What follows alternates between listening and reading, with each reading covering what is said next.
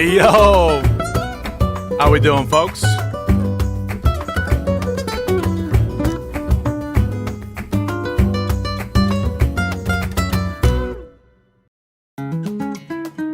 Yo, I saw that story. What's the like original newspaper who covered it, or magazine or whatever?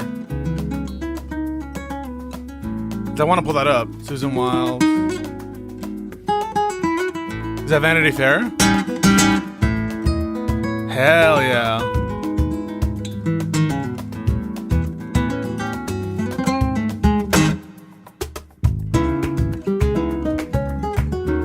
Mr. El Taco. We're gonna talk to Kafka first.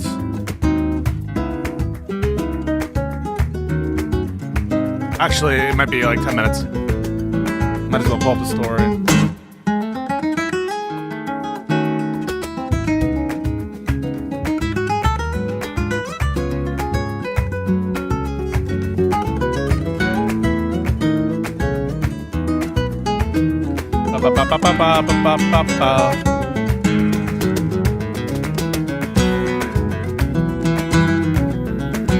What up, Zip?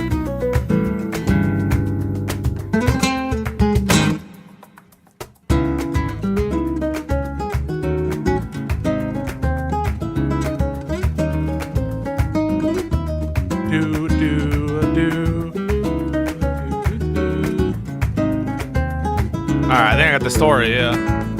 I'm not a robot.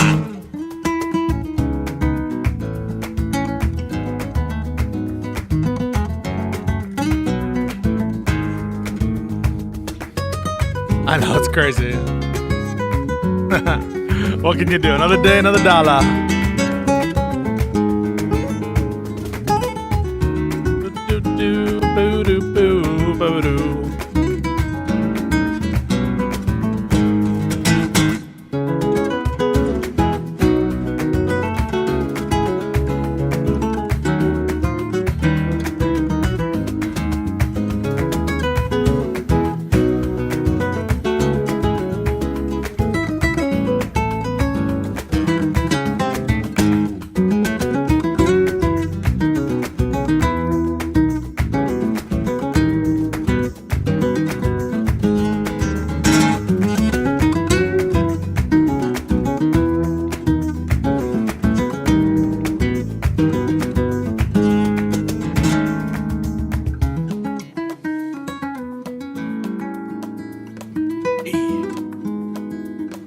Open up streams to talk to viewers? Yeah, bro. All the time.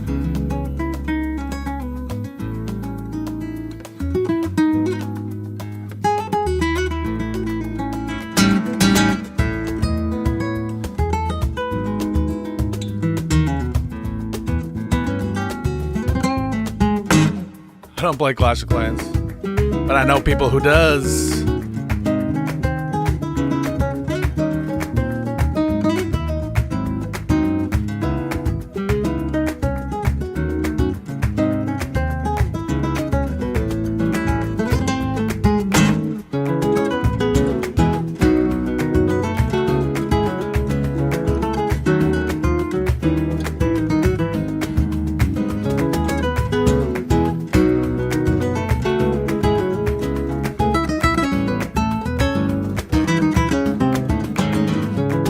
Yo!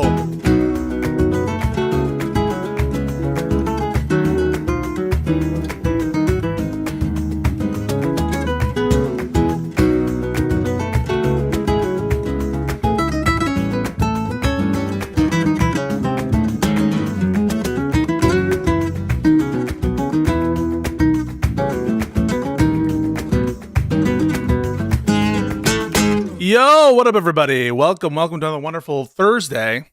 Just kidding. Keeping you on your toes. I would love to be on the Katie Miller podcast myself. We're eagerly awaiting the latest Katie Miller podcast episode. Now, you guys might be aware that Katie Miller... Actually, do you guys know who the fuck this person is? Do you guys know who this is? Look at this. What a great pause, by the way. Cut looking fresh, yo. Cut looking fresh. Yeah, no. We can definitely... We'll talk about the PDS in a bit. We're going to have Kafka on to talk about it for a little. Maybe Zip as well at some point, if he's interested. But certainly... And then there's another guy who wants to talk about Just Be Normal.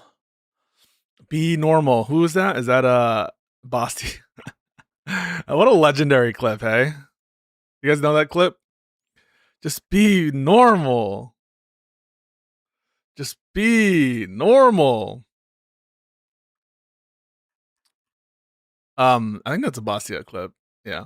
So we'll talk about the derangement syndrome with those folks when it comes up, and then the be normal critique or whatever. You know me, I love addressing the critiques. I love addressing the criticism. That's what I'm all about.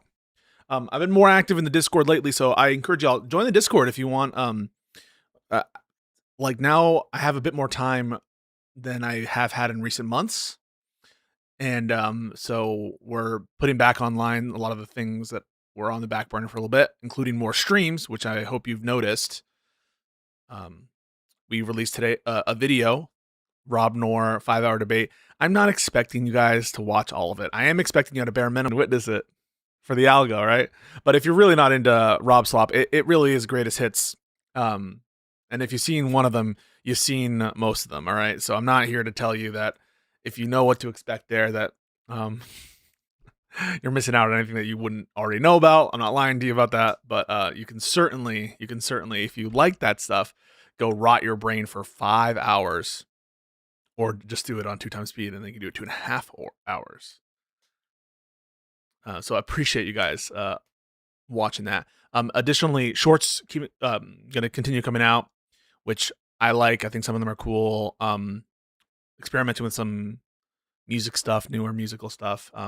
Some recent shit that like definitely should be made into shorts, in my opinion. Like some of the recent stuff that we've been looking at. Maybe I'll do a couple reacts on the on like the Rob Reiner stuff, because that I still can't get over.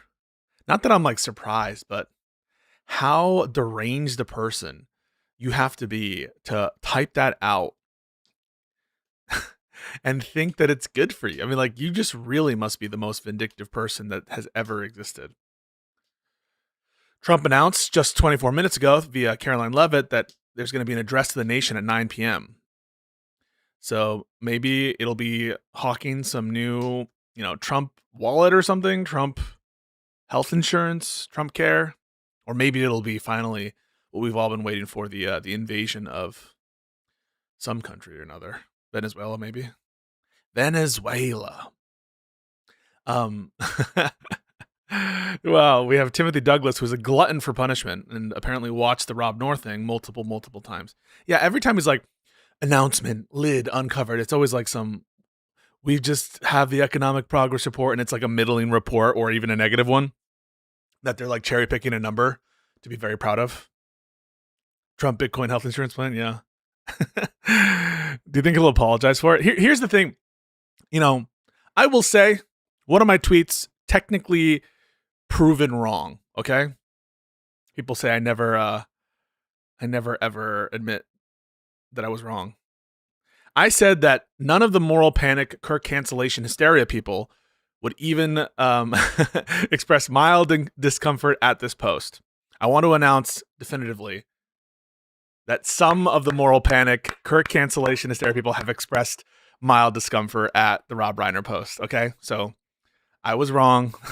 There's at least one who has expressed mild discomfort. So, gotta be fair. Gotta give credit where credit is due. They have expressed some mild discomfort at the Trump post, which is more than I thought they would say. I'm actually like a little bit. The thing I'm more surprised of is not that like Trump would think this or say it. It's more that there actually are at least this is one or two people who are expressing mild discomfort. Now, when I say that they're expressing mild discomfort, that shouldn't stand to reason that you should believe them. I just mean that they're expressing it, okay? The bar wasn't that they sincerely express it. It was just that they express mild discomfort. I'm sure some of the people might, if I'm being extra charitable, some of them might genuinely believe it. I don't know if it includes people like Tim Pool, though. And I could already see him he goes, this was like a bad post or something, or this is unfortunate. The kind of weasel language that you come to expect a little bit from these people. So, yeah, some people express some mild discomfort, I will say. But have any of them called on Trump to apologize? I saw part of an interview between, who's this actor? Holy crap. He's actually a really good actor. We were just talking about him, Josiah and I. James Woods. James Wood or James Woods? I think it's Woods, right? James Woods. James Woods. Anyway, he was very close with Rob Reiner and had like all this positive stuff to say on Fox and like, this is horrible. And he was saying this like very moral, very ethical, very, very ethical statement that he gave. Very good statement from James Woods, who was like an unhinged MAGA guy on Twitter. All right. That's how I originally knew him from being in Hercules. He was Hades. I also knew him from it's in some war movie, and then also Videodrome and a couple others. But he's a good actor. I actually think he's a great actor. But you would think someone like James Woods would call on Trump to apologize. I mean, but there's just like not even an expectation at all that like anyone should ever apologize for anything. For anything. And the kind of condemnations you're seeing is more like this. You tell me if this is inaccurate, okay? I'm not saying this is everybody, but it's more like this is so stupid and it's tactically dumb.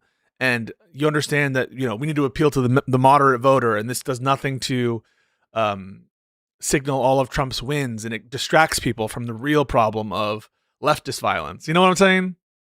It's kind of spoken about in those terms as opposed to undermining the very character of the man who made the statement. You get me? Tell me if you've heard this. I'm okay with you doing the strategic part in conjunction with the other part, where like you say the condemnation and you also say also strategically it doesn't speak to our interests for whatever reasons. And if the ethical question is decided by the strategic question, then you can say both, I suppose. But most people will stop short of saying the only thing that I consider is whether or not it helps my party. A lot said, well, I wouldn't have said that. Yeah. And then you have some of the dying few who are like, he actually was genuinely contrite in this apology and he was lovely. Like there are still some people clinging to the narrative that the Rob Reiner tweet was actually an expression of like an acknowledgement of candid political thought, but also just like a very warm thing because he did say rest in peace. But it seems like that line was a little bit too extreme and too propagandistic, even for some of the usual suspects. I don't know about y'all, but that's my impression. But I do want to, whenever I'm wrong about something, I do like to admit it. And so there have been some of the same people who were trying to cancel like nurses and shit. They expressed discomfort. They expressed mild discomfort. So kudos to the Trump movement. Kudos to the Trump movement.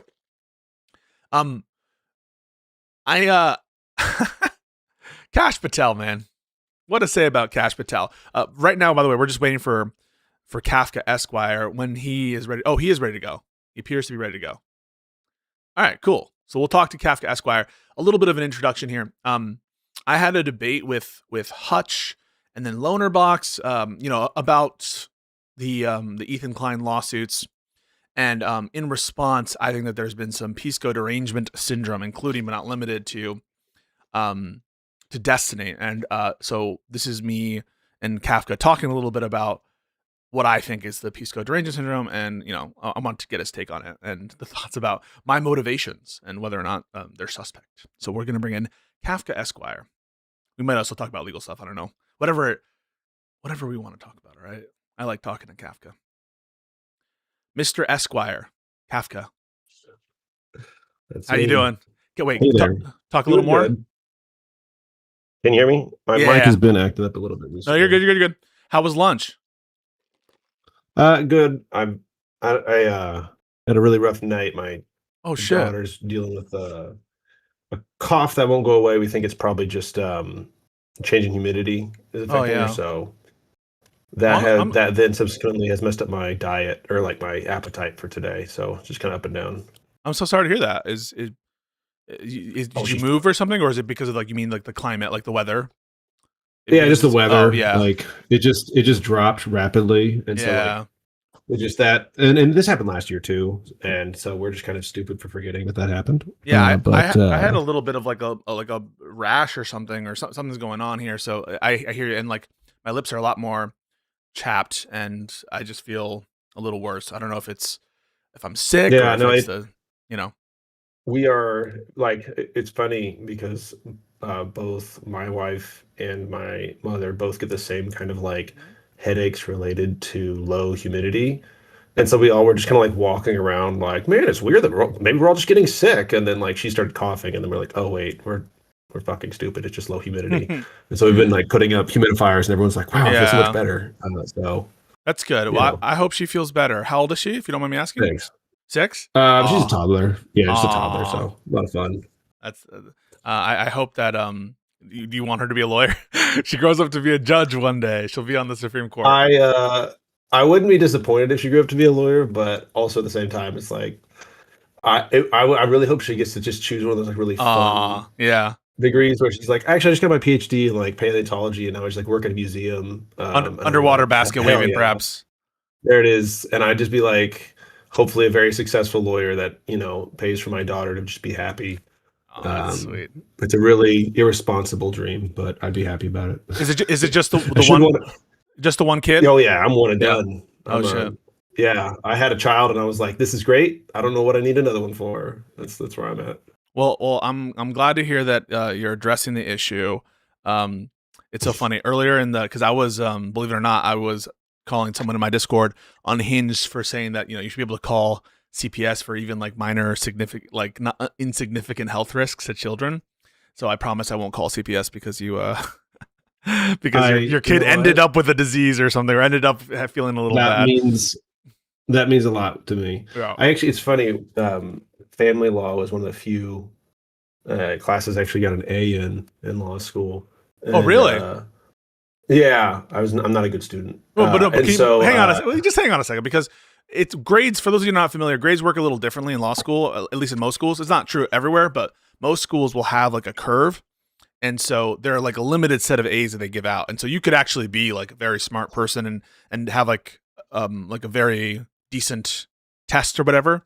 But you're competing against everyone else. And presumably, usually, although don't always take this hard, they're at least minimally competent to like produce something, right? Something that's self-standing. And so it is more difficult to get an A in law school than it is in like regular college. Yeah, no, it definitely is, but like at the same time, like I can freely admit, like, dude, I would just sit in the back of class, open that laptop up, and just fire up some fucking video games. I am a horrible student. I mean, I passed, but like, dude, I just I got an A in myself. Go for it. Yeah. I got an A in Crim. Oh wow! And I forget what other class I got an A in too. I got plenty of A minuses, but I got an A in Crim. I got an A minus in Evidence, I believe.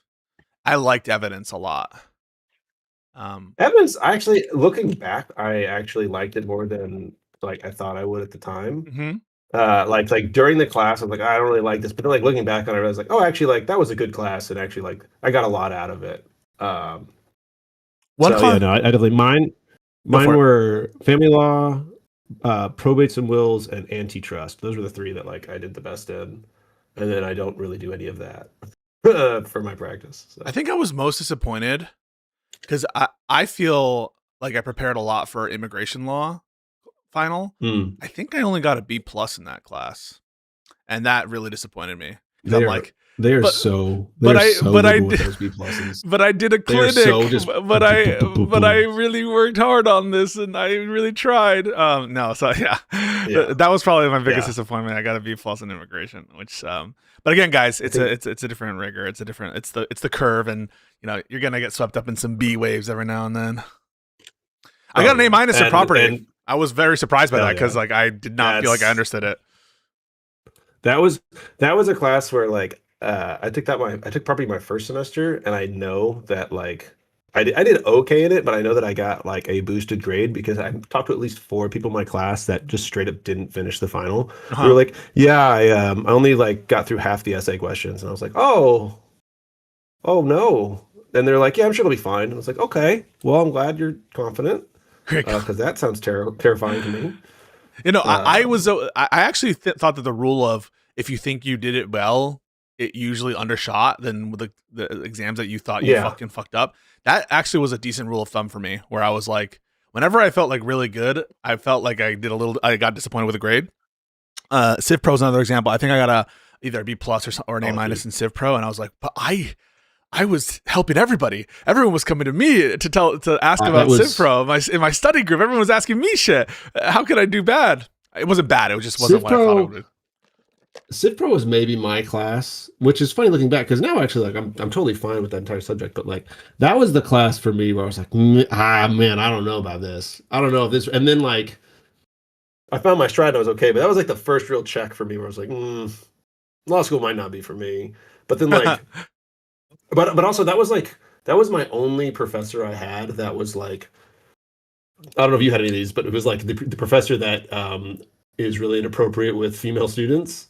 And so he was also didn't have that in other areas. Yeah, and so like all that collected together to be in Civ Pro, which is already a kind of not enjoyable class for a lot of people. Oh, so yeah.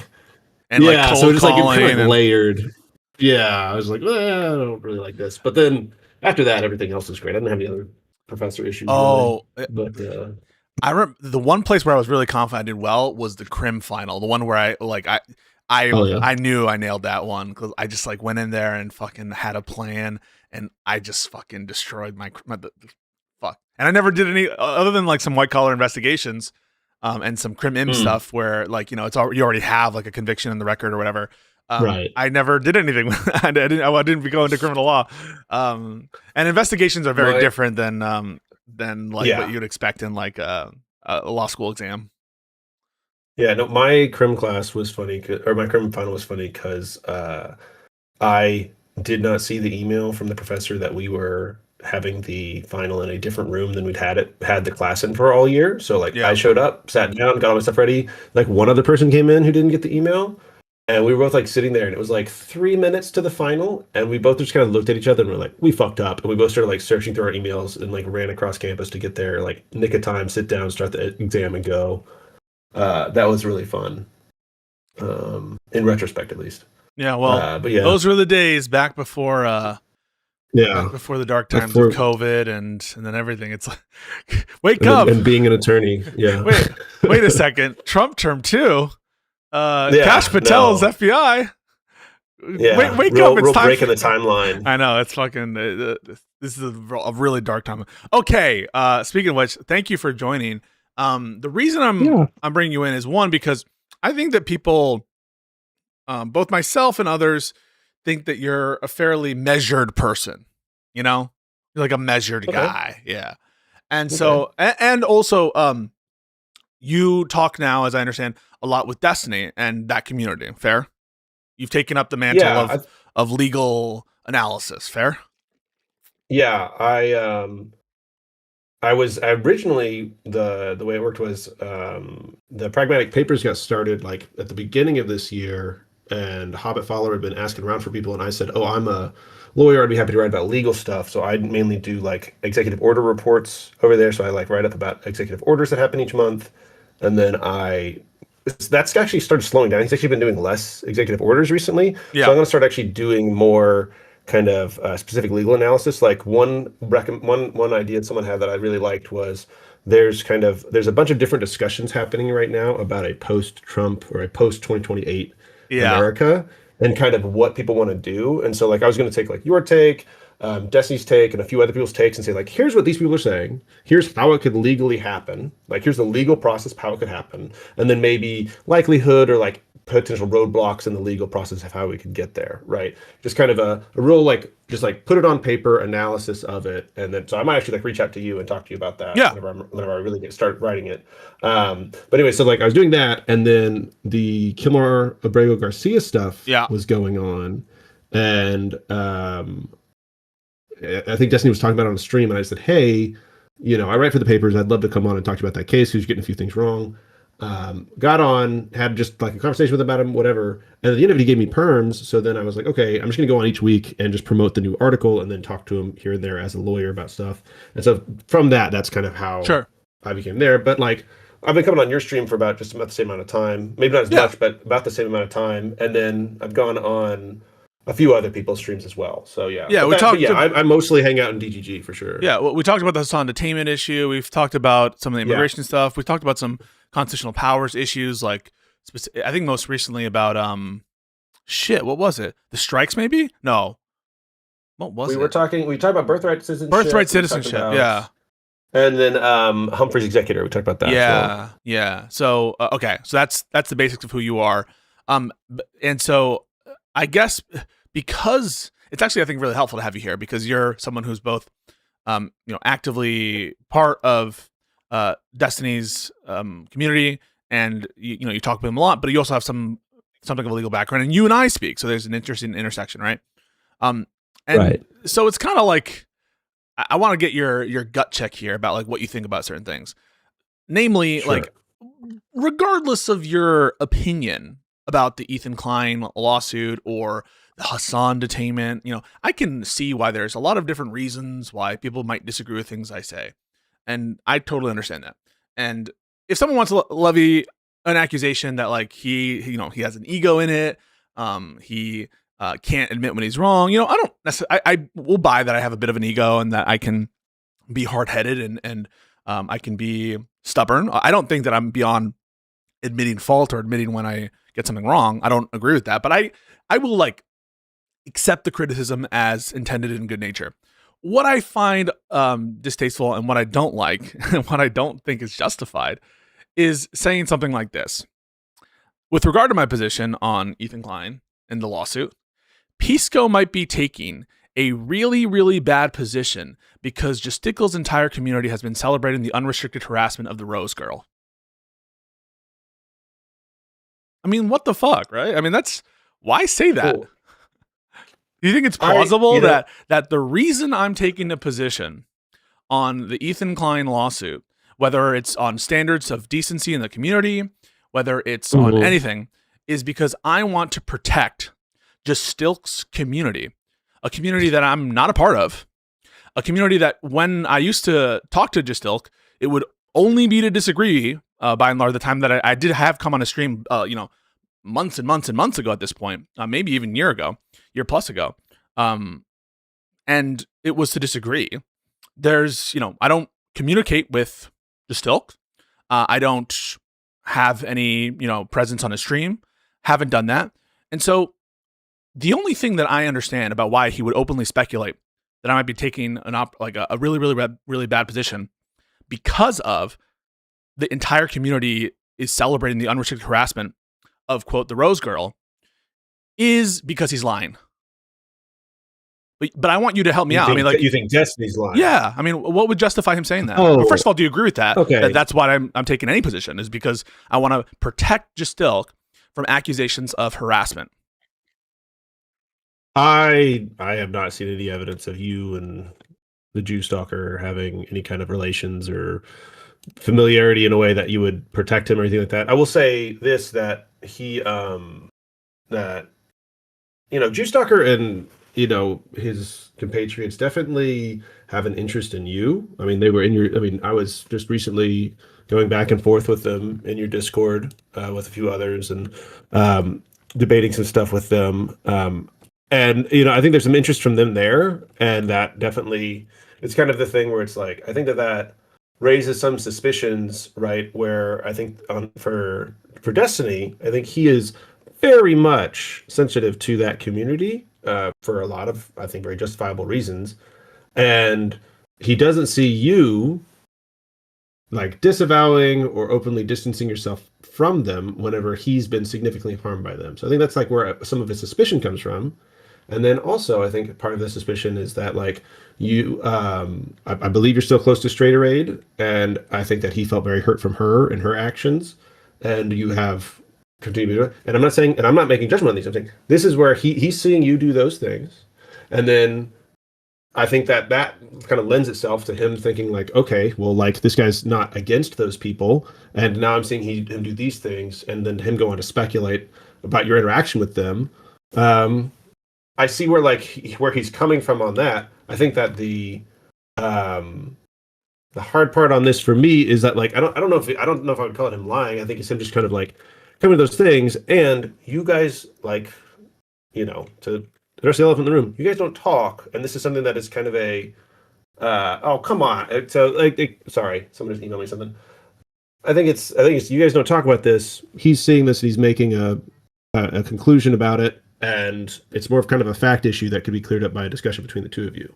I mean, no doubt, I think it could be cleared up by a discussion between us, but wouldn't it be the correct thing to do if this is his mind, like in his mind, rather than, speculate like that, wait to see any evidence of it, because, he has a very influential community, right? I mean, like, you would agree that if someone like who we didn't, or who wasn't a fan, we weren't a fan of, for example, like Hassan was just saying this, I speculate that the reason why Ethan Klein has taken this position for whatever reason is because he hates Palestinians. He has an anti-Muslim bias or some other accusation. Basically, the accusation of me is that I want this woman to be harassed, this girl to be harassed, right? I want this person to be harassed. This person I've never met, this person who's not harmed me, who's not wronged me. I want to protect her, the people who are attacking her, on his view. As I said we discussed earlier in the Discord that I have not seen all of the I've not seen all the discussions around this. I haven't seen Destiny's statements about it, so I'm not here to, like, defend or you know, like comment on that. I'm just saying, like, to me, it does. I can't say that like it makes no sense at all that he's like having questions about your association with those people. Okay, so I just brought in Destiny. Destiny, why did you say that? Yes, you hired me to protect you in these situations. All right, that's why you paid that retainer. Come Okay, on, let me first do of all, my job. Jesus Christ. Okay, my comment was a compliment because there is no world where any of the dog shit arguments that you are wheeling out against Hutch or other people came from your mind. They had to have come from other communities. I cannot believe you have cognitively degraded this much in 1 year. Which argument? So this weird binary obsession you have with culpability, when you know that ethics don't work that way and the law doesn't work that way, why would you pretend that culpability is literally a binary yes or no? So I don't think you understood what I was saying there. And I think that you've misconstrued it. And so it's possible you just don't understand what I'm saying. Sure. So I understand what you're saying. The problem is what you're saying is not a thing that anybody believes. So you spent half the conversation trying to distinguish between responsibilities and obligations and separating those things from the harms that they cause. That was one of the reasons why Hutch had so much problem like understanding what you were saying, because literally nobody talks about obligations or responsibilities separate from the harms they cause. This is why the more responsibility, the more obligation you have, it's usually because as a result of not fulfilling those obligations or responsibilities, more harm will come from not fulfilling those roles or things. And you trying to pretend that like having a responsibility and failing to adhere to that responsibility, you're not culpable for any of the harms that follow. That's an untenable, absurd position. There's no way that you believe that. I can't believe that you believe that. I think the better inference is that you just don't understand what I'm saying, and I can clarify it. So you think, so what I'm understanding you to say is that you think that my position is that when I say something like the word responsibility, that I'm somehow distinguishing it from like ethical responsibility, and that therefore we cannot like put someone morally at fault for things where I'm referring to it as responsibility. But the truth is, you just don't understand what I'm saying. I do think that people can be held responsible for reckless and negligent action. What kind of person do you think I would be to think that they couldn't be? Then how could you possibly argue that you couldn't be held somewhat ethically culpable for the behavior that your community engages in if you are directly contributing to the things that are causing them to engage that way? Right, because you just didn't understand what I meant. Can you stop saying I didn't understand. Yes, so I'll tell you. So you can. So you because nobody you've spoken to, Pisco, you realize nobody you've spoken. I've heard Joanna talk to on stream that nobody understands what you're saying. So don't pretend that everybody's getting it except for me. Nobody understands what you're saying, Pisco. You're having 7-hour conversations with friends on podcasts who don't understand what you're saying. So please stop pretending that. Okay. So let's just like hash it out and make sure that you agree, right? With what I'm saying, and whether or not after I've explained what I've said, whether or not you agree with it. So I understand ethical culpability to be equal to moral fault. Another word for that is responsibility. Okay. And sure. I think that you are only ethically culpable for the ethical wrongs you in fact do. Okay. So you are not ethically culpable for ethical transgressions that you do not, in fact, commit. You agree with that, right? So far? No. There's a transitive thing that happens that you're completely missing. Let's say that somebody creates a trap in the middle of a room, and I tell somebody, knowing there's a trap there, walk to the end of the hallway. Can you just hold on one second? So is my Twitch stream up right now? Just because you're banned, right? I just got to make sure it's offline. Okay. I'm pretty sure they rewrote the rules for Hassan like 12 times, so you're probably so I just undid the Twitch thing. You send somebody to walk down a hallway knowing there's a trap in the middle of the room, and they fall into the trap. Mm-hmm. You're trying to do this weird game of saying, well, you didn't actually place the trap and make them fall into it. So what you would be morally culpable of is giving them bad advice, knowing that they might fall into the trap, but you wouldn't be responsible for them actually falling into the trap itself. So that's your position, yes? So no, it's not my position in the way that you've described it right there. So my position is that one's ethical fault, that their state of mind is integral to the kind of ethical, transgression that we're talking about. So for example, you have an ethical obligation to refrain from intentionally and maliciously causing the death of your child. You'd agree with that, right? Sure. There's no ethical obligation to be free from, ending your child's life in every respect, right? I mean, there could be some situations in which your child is an initial aggressor against you, right? And where you would be justified to end your child's life. In other words, one's moral fault is directly related in our heads and the transgression to a state of mind, right? And when I say you don't have ethical fault for intentionally calling CPS, it means only that you don't have ethical culpability. But you would have an ethical fault for luring other people or encouraging other people or baiting other people into doing it. Yeah, so you would be ethically culpable, as I was trying to lay out to Hutch, for recklessly... No, hold on. To be clear, tell me if I misstate you. Yeah. You very, very cleverly and bizarrely danced around that by saying that the only obligation you had was to make sure that you were behaving in such a way that made it so that you weren't getting banned by Twitch or otherwise coming under harm of the Twitch terms of service, basically. No, I know. Any ethical obligation, you spent like 3 hours arguing this. You can pretend that I didn't understand or Hutch didn't understand or literally nobody understood this. But yeah, I understand. You're maybe a really bad communicator. We can just do it one by one. We can just do it. Well, because I don't know if you're gonna. I don't know if you're gonna rewrite the whole thing. So let's just stick on the examples that you gave. Wait. No, okay? because you just made a claim that I was being shifty and clever. You were. But wait. Yes. Well, I just want to take, because you just said something that, like, I was limiting the amount of exposure in the case of, increasing risk to only, consequences related to Twitch. But that didn't happen, Stephen. That was the first thing I mentioned. And then after that, I said, and so also, if you want, we can find. Well, here, if you want, we can find the exact clip. Yeah. Okay. Hutch said something along the lines of, are you saying it was something like, is there no reason not to, or why shouldn't you moderate your community or something like that? Or what is the purpose of even moderating your community? And your response was something along the lines of like, well, as long as the action isn't too burdensome, you should do whatever you need to in order to basically make it so you don't come under TOS action from the platform. Oh. And then you very cleverly snuck in, now the bad actions down the road might tie into this, but you were doing a huge work there to separate any bad actions that resulted from your lack of moderation. We can find the clip if you want. No. It's not the case. I think it's because you read into, for example, and we can use this one, the Bad Empanada situation when they asked me, do you agree? So this is what Hutch says, right? Hutch says, you agree Bad Empanada is a malicious actor. And I said, I know he has a reputation for being a malicious actor, and I've seen him act in conformity with it. So my answer is yes. And when you heard that, me say that, in real time, just reacting honestly, you took that negatively. You took a negative inference against the way I phrased that. Hold on. Right? Wait. Repeat what you just... So wait, let me just understand. You think that Bad Empanada is somebody that engages in bad behavior? Yes. Okay. I could be wrong and maybe I missed it. I don't know if I heard you say that yesterday. I feel like I heard you say 15 times, I know that Bad Empanada has a reputation for engaging in bad behavior. I feel like I heard you say like 10 or 15 times. I don't know if I ever heard you actually directly state, yes, Bad Empanada engages in behavior like doxing and other things that's made him not welcome on Hassan's stream or whatever else when he's not being a convenient weapon for him. If it's the case that I did do that, if I said in sum and substance, I've heard I know that he has a reputation for malicious action. I've seen him do stuff which I would consider to be malicious, and therefore my answer is yes. If my answer was that, would you owe me an apology? No. No, but you said that the reason that this happened is because I've been talking to Erin, and she's been telling me that there's an equivalence between Bad Empanada and you, and that's why I said that. Under what circumstances would you ever take accountability for the kind of reckless and false statements you're making about me, inclling this Bad Empanada bit?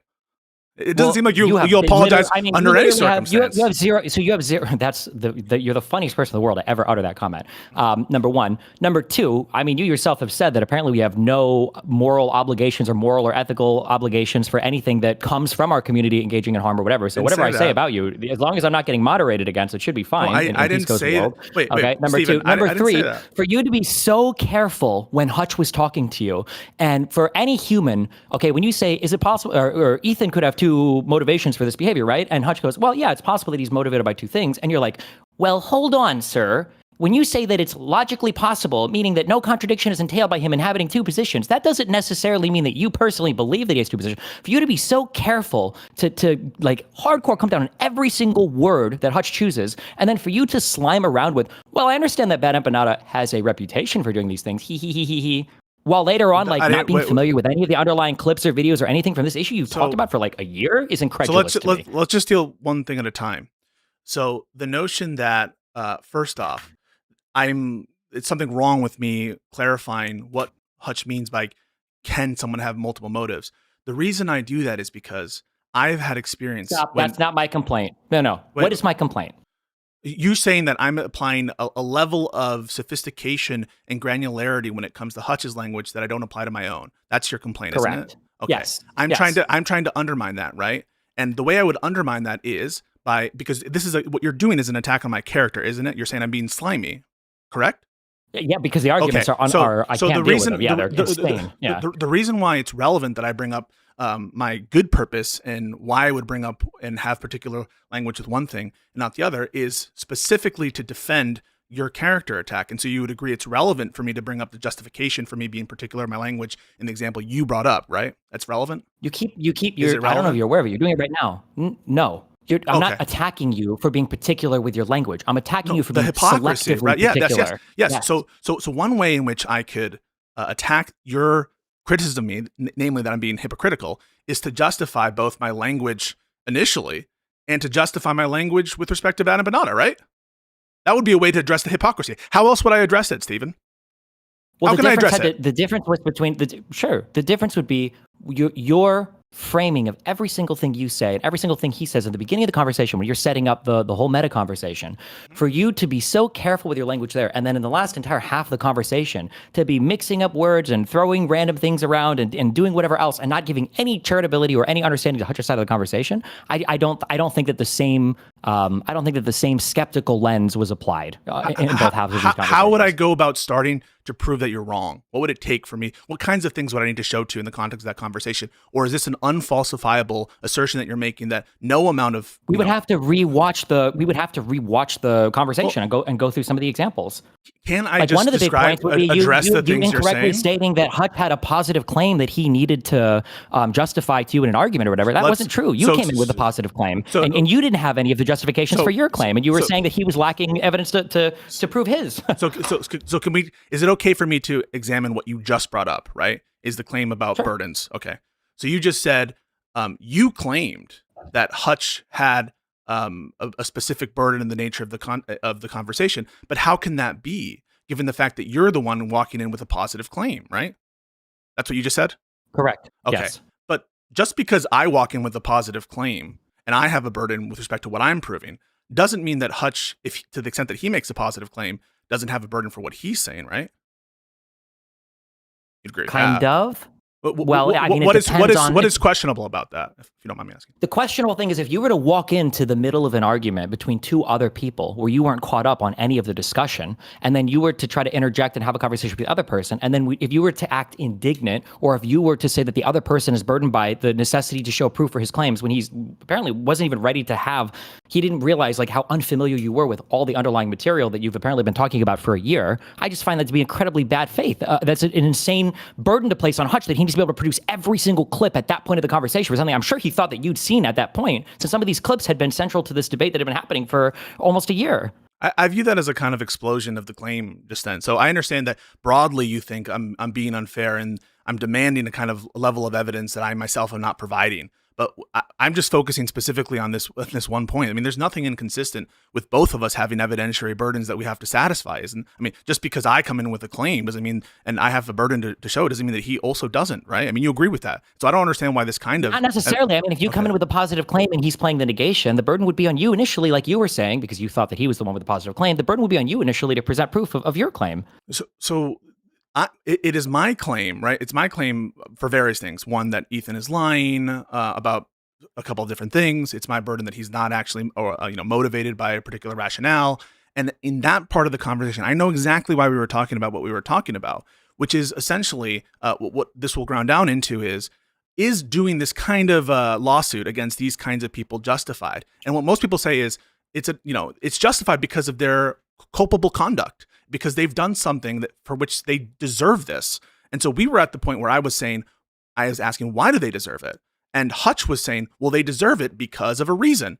And given that it was his claim, right, he is trying to justify in that moment the why it is morally correct to do this lawsuit against them. In that context, I think it makes perfect sense to say that it's his burden to show that claim. And I don't think there's anything wrong. And I want if you guys had met on neutral ground to arrange a conversation or whatever, then sure. But for him having had discussed this for so long, and then for you to come in presenting the claim that you don't believe any of this was justified, and then with basically, from what I saw, no proof of your own, you start demanding him to provide the negation of your completely unsubstantiated view.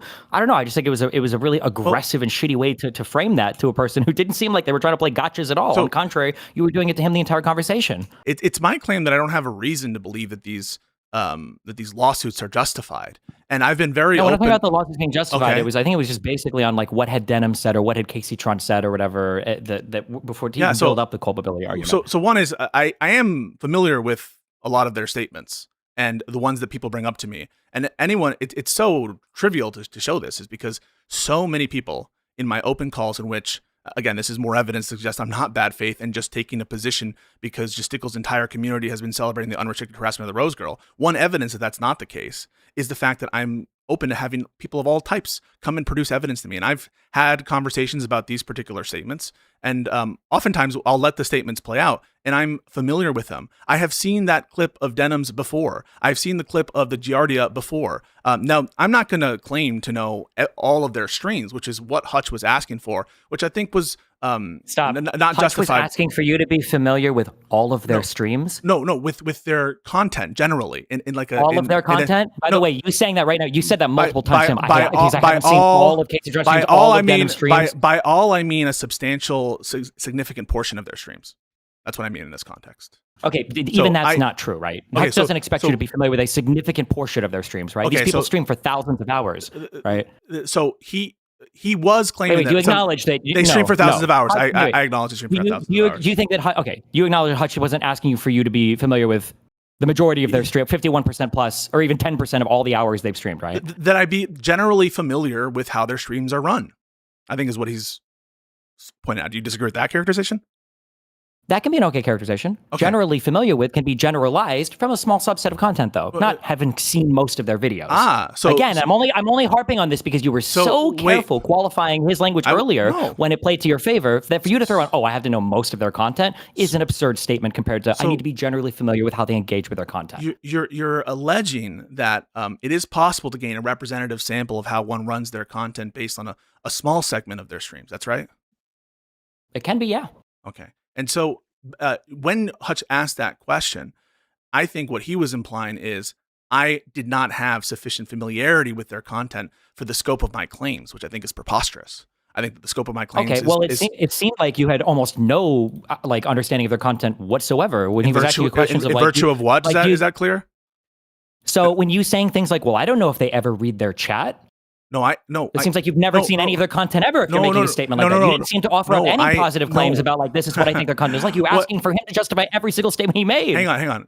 Just slow down, all right? I think that merely showing that something appeared in a stream or in the chat isn't sufficient for us to conclude that there's been a failure to moderate. And you would agree with that. I'm sure that there are times in people's streams in which I would agree with that, but that wasn't the subject matter. That wasn't the subject of the conversation. The subject is if you do a stream that is centered on a topic and messages are showing up that seem to run in parallel with what the video is saying, with what you're implying, with what the rest of your community is saying, that for you to retreat to this thing of isn't it possible that maybe they missed that one message? It's like saying maybe it's possible somebody missed the swastika when they were walking to Hitler's bedroom. It's just such an absurd statement given the context of what was being talked about. It's not like there was a single chat message that went by that Denham's didn't catch. She was watching a hit piece video on Ethan, reading comments literally about calling CPS and everything else, and giggling and laughing along with it and talking about the deadly dangerousness of the disease. I don't think it's absurd at all as you try to characterize just then. And I want to be able to finish this. Okay, out. wait. So I just want to put a pin in this then. Do you think that Denham's was aware that people in her chat, more likely than not, were calling for CPS calls and were saying stuff akin to this? Okay, then why even have the conversation? What have you been talking about for a year if you're not even sure of this? So you had a 7-hour conversation with us yesterday. I don't know why you're talking about this. I just want to be clear. You're certain. What is your level of certainty that she saw the messages that you claim that she saw? 95+%. There could be some brain disease. There could be some other thing going on or whatever, but... Okay, and that's because the chats in fact showed up, right? That's why you believe it? No, there's a ton of stuff we can look at her reaction afterwards to all of the calls and everything else, and the giggling and the celebrating and the joking about it and everything else. But you would agree that's not what is being talked about. What we're talking about here is a failure to moderate, right? And that's not contingent on her reaction to the Bad Empanada video, is it? No, but her reaction to the Bad Empanada video can definitely give us insight into whether or not we feel like she might have seen the message. Sure, for instance, if that CPS call comes out and her reaction, I don't know why you're asking me this, you know the answer to this. If the reaction to that message comes out and she's like, Jesus, guys, what the fuck? Well, this isn't cool in my community. We don't do shit like this. And I was maybe she didn't. So I just want to say, assuming she saw it, right? Assuming she actually saw it. But her reaction to the Bad Empanada video, I just want you to make sure you answer it. Hold on, wait. Is that, is your claim wait. I've let you ask your question, awareness Steve. whatsoever of any of these messages in any of her chat at all? She had no awareness of them at all? You asked that question, and what did I answer? Do you remember what I answered? What did I say? That the reaction to the messages themselves can't prove whether or not she saw the message and failed to moderate? No, you asked the question, do you think that she saw those messages? You asked it. Do you remember what I answered? That you said you don't know? I don't know. But you say you do know, right? I can make a probabilistic guess, and the right? reason, and in virtue of what can you make that probabilistic insight? Because streamers generally watch their chat, because chat will generally respond to messages in stream, because streamers usually have other moderators in their chat. So the only thing that I'm bringing up here, and the reason why I'm bringing that up is because, yes, streamers watch their chat. I watch my chat. Hutch watches my chat.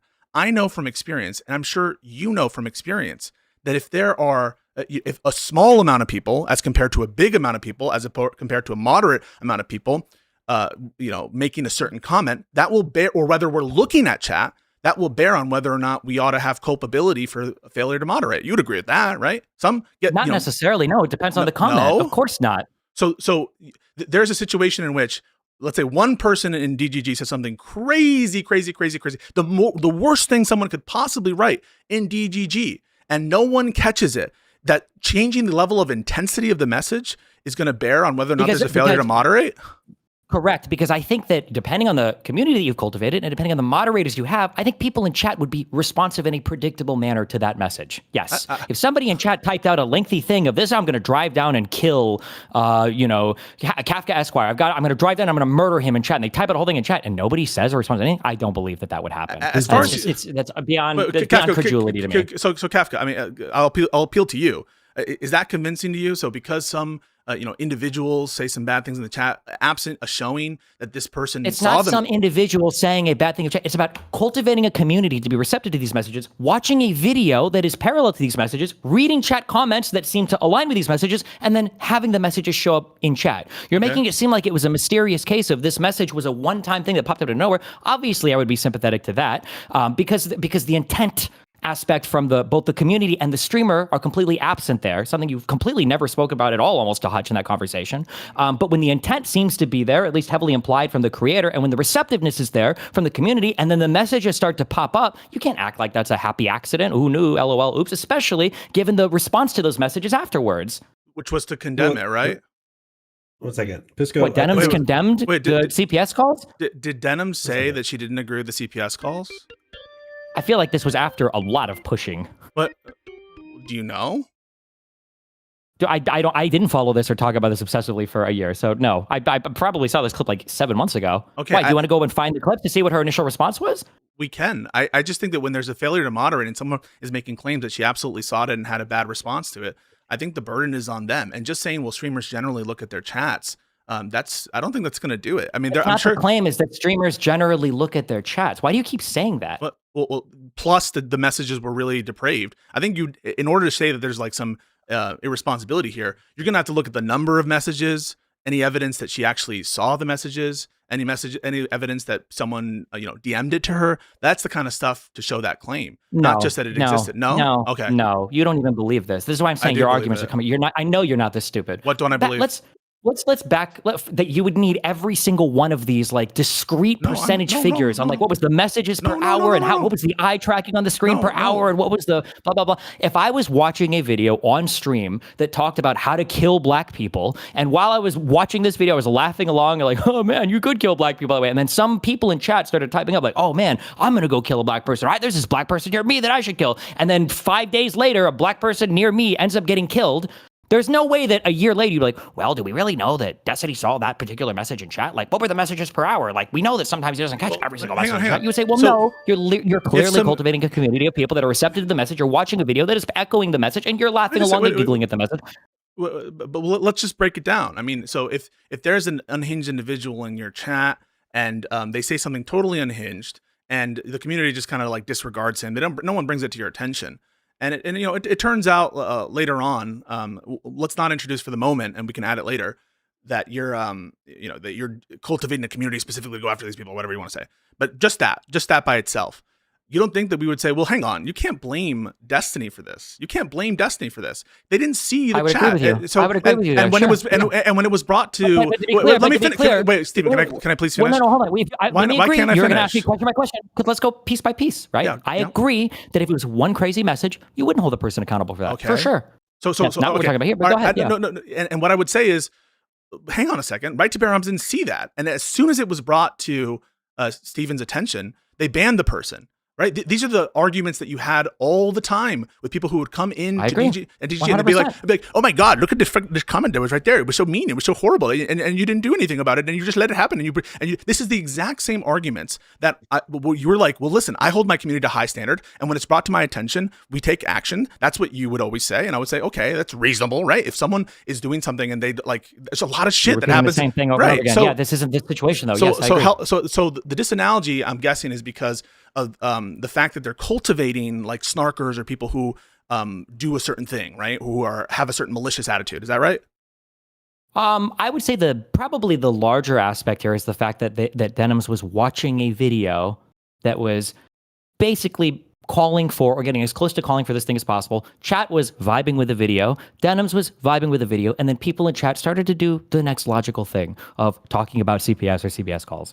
These things are you saying that there's a lack of connection there from A to B to C to D? No, I mean, I don't think there's a lack of connection in the same way I don't think there's a lack of connection between the Republicans when they argue about what you already know what I'm going to say. That there is a clear connection between the people in terms of the same kind of connection, calling people fascists, saying that they're going to destroy the country, and we make this argument for Trump all the time. All the time when we're talking about hold on, calling people fascist. How does that relate to anything that we're talking about here? So let me give you an example, right? So you just said it's not hard to see a Wait, connection. No. Do the example that you just gave. Yes. How is calling people fascist? I'm telling you. You asked how is this analogous, didn't you? Okay. Sure. So when I say when I'm building out what you kind of said, I'm trying to say this is the basics of what Stephen said and how does it apply to the thing I'm about to bring up. And so when you say no, it kind of seems like you think I'm dodging it, but I'm just directly answering it. And so I think it would be a lot easier if you just let me go through it. So you said basically, they don't have to explicitly say just to be clear, you said you had a 5-hour talk with Rob Noor and you had a 6-hour talk with Hutch. I don't think you're in any position to say any conversation led by you is made easy, but go ahead. Well, I mean, I don't know what that shows. You have long conversations with people all the time. How does that show that like a particular thing, like, you had like a 5-hour call with Hutch and you covered basically no ground. I'm just saying it's funny for you to imply that I'm the one that is slowing down the conversation. You yap a ton and it takes you forever to get to the point. I'm not saying I'm not saying that I'm always like the most fucking short time. I'm just like, let me fucking get to it. So you went and said something like, I didn't say that you were always sure. You just mischaracterized what I said, but that's okay. Go ahead. Okay. So you said when you lay it out A to B to C to D, you don't have to explicitly say it for someone to get the picture, right? That's kind of what you were saying just then, that the mere fact that, Denims is laughing along to it, seemingly very receptive to the argument being made by Bad Empanada, that, we don't have to be able to show that she like explicitly said, go do this to have that kind of argument, A to B to C to D, right? That was your framework, kind of. Yeah, I'm trying to talk about how the fashion. I understand you're going to play games around the explicit word, but go ahead. Wait, Kafka, do you think I just want to appeal to, if you're going to keep accusing me of bad faith, Kafka, do you think anything I'm doing right now is improper? Do you think I'm playing weasel games? I'm trying to address what Stephen is saying. I'm listening. Yeah, but like it's tiresome when you're accusing me of bad faith in the middle of these. You're not at the bad faith part yet. Keep going. Maybe you won't be. Maybe I was wrong. Prove me wrong. I want to be wrong. Go ahead. All right. Yeah. So when the Republicans come up and say to you, Stephen, you live in plausible deniability. You call all of our people fascists. You say that they are scum of the earth. You say that they are essentially scum and that you refuse in front of us to condemn violence. And so even you might make some self-serving statements here and there, but you do A to B to C to D. And so why shouldn't we hold you to the bad things that happen afterwards? Talk to me about the disanalogy there. Because one, I don't watch videos of people talking about how to kill conservatives. Number one. Number two, I have no reason to believe that any killer or murderous person has ever come from my community. Number 3, calling somebody a fascist or scum of the earth or whatever, one of the things that I say all the time, and everybody listening to the country knows, you have the right to think that about other people. You don't have the right to kill them for it, okay? Freedom of speech. You can have absolutely abhorrent views in this country, okay? And number 4, you can say that I refuse to condemn violence in particular circumstances. There are hundreds or thousands of clips out there of me saying, literally right after the Charlie Kirk thing, there is a fucking 30-second clip of me saying, the guy that shot him should hang for it. You should never kill people in this country. I have an unambiguous position on political violence. You might think differently because of a clip or two that you've seen, but it is painfully obvious if you spend any time in any parts of my community. But I'm just saying that but the funny thing is that if you change any one of these things around and imply that 1, people wouldn't be far more critical of me, or 2, that I wouldn't change my own behavior. If I had a chat and we were joking constantly about like, man, if I was going to kill like a conservative, I wonder what weapon we would use. I bet you could do it with a single shot rifle. I bet you could do it from the roof. If I were to talk shit like that in my chat and then Charlie Kirk gets assassinated, what do you think my response would be? To giggle and laugh about it? Or do you think that to laugh about the killing? To laugh, to make jokes about the people being killed? Yeah. Would that be your response? I don't know. Would it be? No, if I had a chat room and we were talking about the optimal way to assassinate or murder a conservative and they get killed in that exact manner? Well, hang on. If you're joking specifically about it and then afterwards you make another joke about it? Or not necessarily joking, but like saying like, yeah, I think if you wanted to kill a conservative, this would be the best rifle to use. These would be the best conditions, the best place. And then a week later, a conservative gets murdered using that, like more or less, pretty much what we're talking about in chat. So when the plans are jokes or not jokes, the first set of plans that you're talking about, the first set of I don't know if it would matter if everybody in chat was kind of like, yeah, you could, I think you could, and was like looking up shit, like, oh, from this day, this range, I think, I feel like there are a lot of like edgy jokes that are being made that are made about even killing conservatives that DGG engages in, and I think that they're all taken in that sense, and I don't think that people think that they're serious. But basically, what I'm suggesting is, wait, can I finish? There's 2 things. Well, you didn't even answer my question, but no, because what was the question? You said that there's what question do you think jokes. I didn't finish? I just want to address what did I not answer? Do you not think that I would like severely change my behavior or make a statement, or would there be massive? Yeah, you would condemn that, right? You would no. No. You would condemn it. No, I would change my behavior. You would stop calling Charlie Kirk a fascist? No.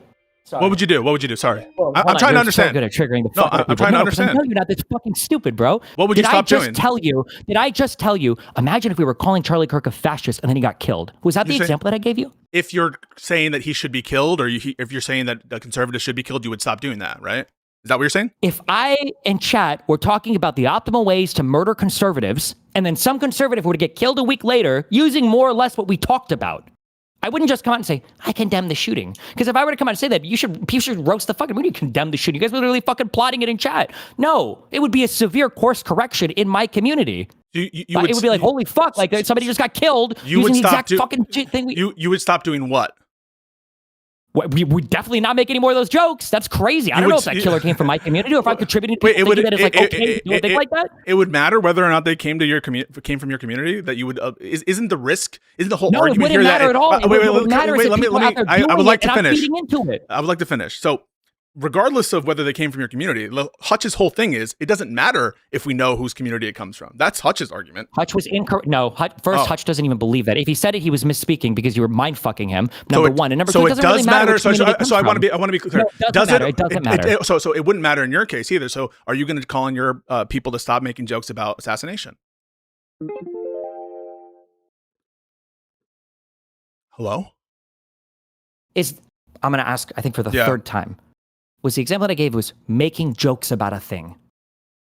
Yeah, so that's what I'm understanding. Maybe if I'm not hearing well, maybe I have a block in my head. Okay. Let's say in chat, we're discussing between 3 different rifles that we think could kill somebody in a single shot, the appropriate distance by which to shoot at them, and how much training would be required before we could take the shot and kill them, and then how we would escape.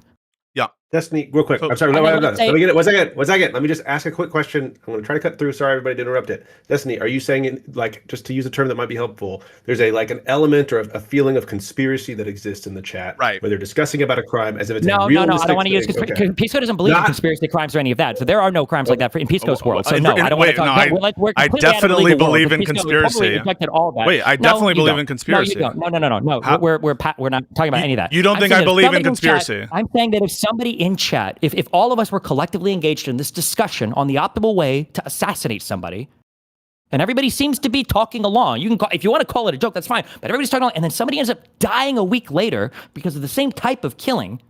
So it's a situation in which they're talking in an ambiguously serious sense. It's not so serious that anyone can say that it's like genuine plans, right? And but it's because you didn't want to accept what Kafka was saying there about conspiracy. But it's not so obviously joking that it couldn't be fairly characterizable as a joke. Is that right? It's ambiguous. Sure. Okay. And so what you're suggesting is those kinds of comments, not fully jokes, but not fully explicit planning, serious planning, wouldn't you change your behavior in the community going forward? That's your question? Yeah, I think that you would change your behavior going forward. I think the problem there is the disanalogy is with what you're talking about. With the what kind is the disanalogy? Yeah, so the disanalogy is in the context in which Denims was watching that clip, it's not talking about government action. It's not her agreeing to do anything in kind of like the preparatory. Wait. Can I finish what I'm saying before you like spaz out? Yeah. Okay. Sorry, go ahead. Like you agree. She's not like agreeing to contemplated government action, right? She's not agreeing about the best way to do the infringement on Ethan, right? She's not talking about the best way to plan a bad or malicious act against Ethan. You agree with everything I just laid out so far? Not really. Which part of what I just said did you not agree with about characterizing Denims? It's the thing. It is the thing that is logically entailed by or would follow. I'm sorry. Oh, careful. Not logically follow. It is the thing that would consequentially follow from the behavior they're describing. If I were to make a plan to get a bullet right in front of somebody's head as quickly as possible from 100 yards away, that would be a plan to kill somebody, even if that's not the actual last thing that I'm planning. Yeah. Right? To say that, Hutch asked this question, I'm curious, do you still stand by this? If you genuinely believe that somebody's kids are being sick, are sick because of severe neglect from the parents, such that they're crawling around in dog shit, do you not think that that is an adequate grounds by which to notify CPS? So I don't think you understood what I was saying there. I think that can you then answer that question and elucidate? I will. Would that be adequate grounds to call CPS? I think it would be adequate grounds for a person who believes that negligence is materially harming a child and that's happening. I think I'm justifying that would be justified. What I was saying there, which I think that you did not understand, is that is not itself a justification. By which I mean, someone could get from that reasonably or unreasonably a particular justification. And they could argue that it's justified, but it's not itself a justification. So the analogy that I want to do to demonstrate the difference between how is it not itself a justification? So a justification, I understand that to be, and maybe this is just my failure to communicate, is saying something like this: you should do this because X, Y, Z. This, in other words, it's someone making an argument to a particular conclusion or prescription. It's someone adopting a certain reasons, right? In virtue of what is this okay? In virtue of this justification. Sure. So you should call CPS if you think that somebody's children are being neglected to the point they're getting sick. What I mean to say, what you didn't understand there is I was making a distinction between reasons that someone might have that apprehension versus they themselves doing it, right? And so the example I provide is, you agree, wouldn't you, that a lot of people, maybe even millions of people, right, upon hearing the fact, and I believe that you think these are all facts, that Trump is a fascist, that he's trying to destroy this country, that he is materially hurting and the cause of misery and death across the entire world, and that he could absolutely be the cause for the destruction of our society as we know that. Do you think that that is a justification to enact violence against Trump? No, right? Even though those are all true things, and even though there are millions of people who could come to that conclusion. But the difference is, right. The difference is that you don't know what I'm going to say. Well, you just agreed that it wouldn't. That you're acknowledging a difference between reasons. Yeah. Because the difference is because before I said this is the thing that is consequently entailed by, the reason is because there are a plethora of ways to address a difference, even a severe difference in political opinion. Mm-hmm. There are very, very, very few ways to address severe child neglect. Yeah, if you want to make this analogous, then you have to say, you need to give me, what are the other things that people could have done with that information?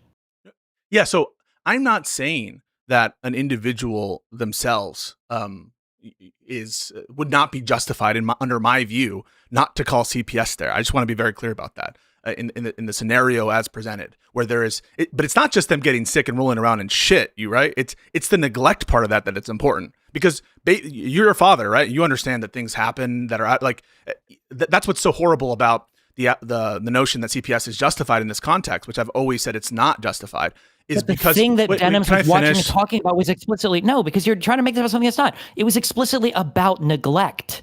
So I agree that. Wait, do you agree? Hold on, let's do very basics. Do you agree that the video was about neglect? Denims was watching a video about neglect, among other things, but which neglect is a central part of it. Yes, it's not only about neglect. You'd agree that. Do you have a problem with me qualifying that?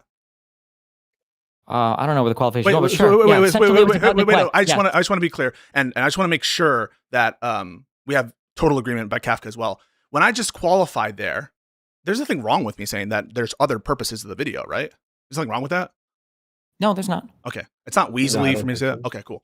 So it's about neglect, right? So if you are telling your audience and you're watching something, especially, well, maybe even, well, not even especially, actually, this would be an element of the wrong. It's a necessary part of it. If it was built on a lie, okay? So you have a thing built on, according to Ethan at least, a lie, that somebody is neglecting their child. And it's at such a severe point that the children are now becoming sick multiple times. Yeah.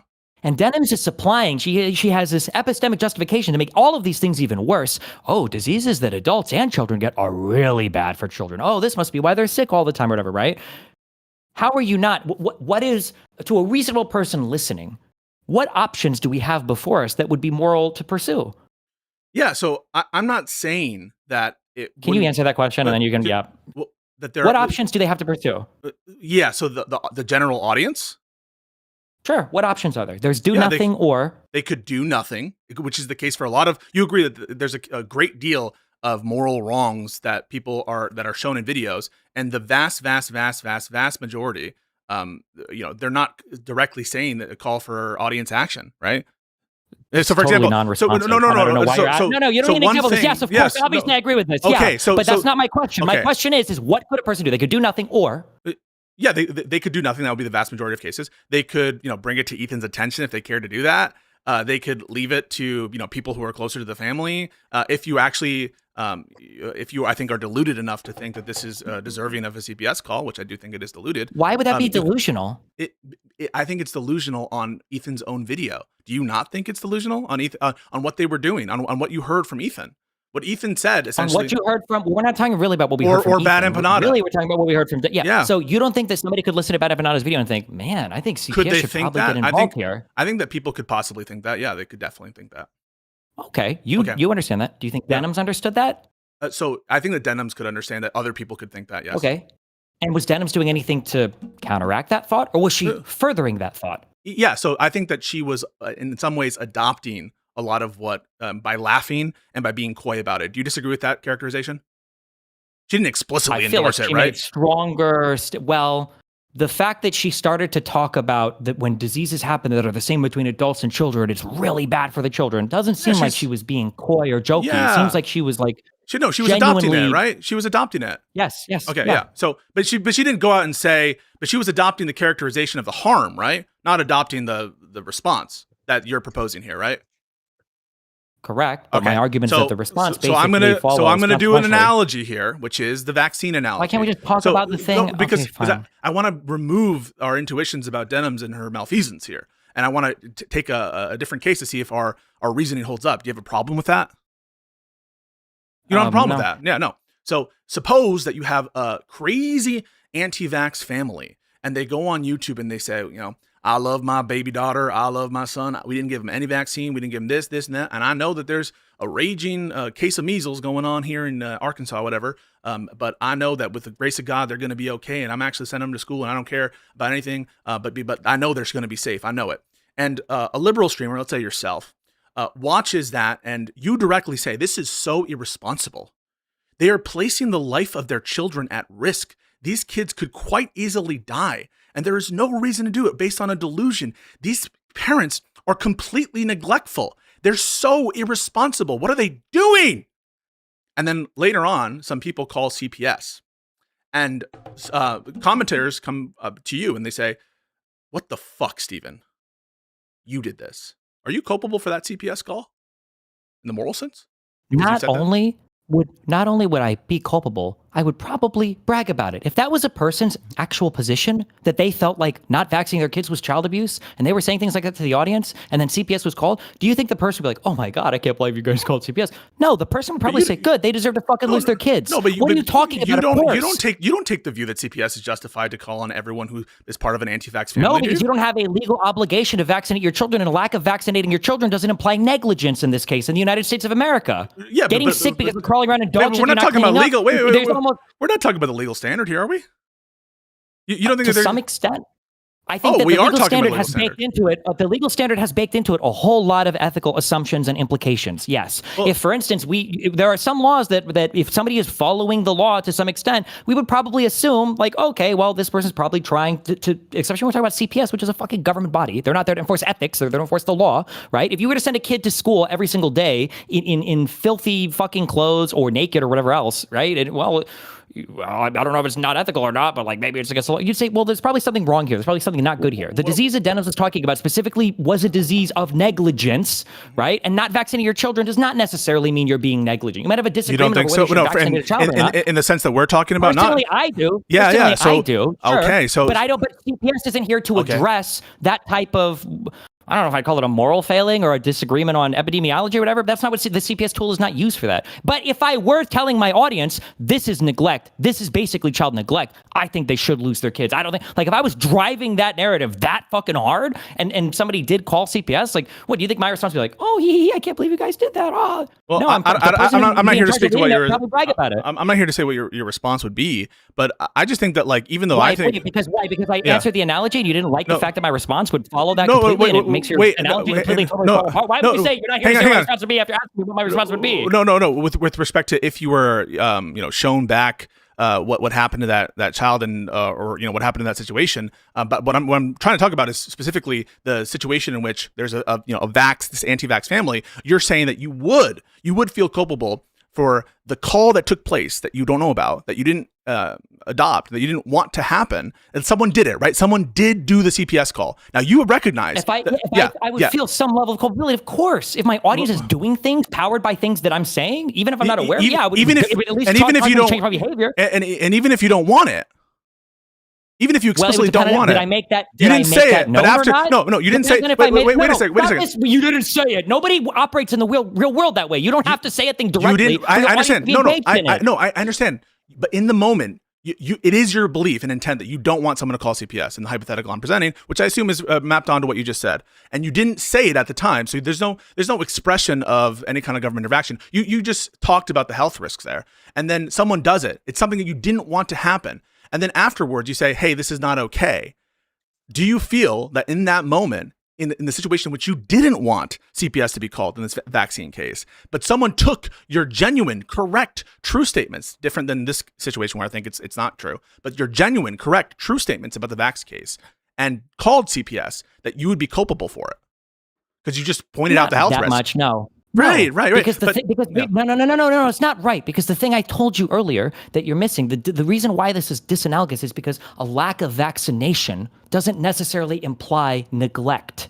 No, we might have epidemiological differences. I know we disagree. We disagree on that. I know we disagree on that. But someone hears you say that. They don't have the kind of view that you do. Someone from your audience hears you say that. They don't put two and two together. That the vaccine position doesn't raise a cognizable claim for the CPS stuff or whatever. There's going to be some level of knowing or some level of intentionality or some level where we're going to say, well, could a person have known that? If I'm talking to my channel, like, I saw this dude outside yesterday who looked just like fucking Agent Smith, I swear to God. And then somebody walks out and starts murdering people. He's like, fuck, I think I do live in the Matrix. Am I culpable for that? Probably not. Right, I don't think that there are many people that think that anti-vaxxing is a legitimate reason to call child protective services. If we were to poll the entire U.S., my guess is that number would come up at less than 10%. But for the amount of people, if you were to poll them, if children are getting sick because they're crawling around in dog shit all day, do you think that CPS should be notified? That number would probably be over 50, 60, 70%. Do you acknowledge the difference between those two things? I acknowledge that you probably find a bigger percentage of people who would say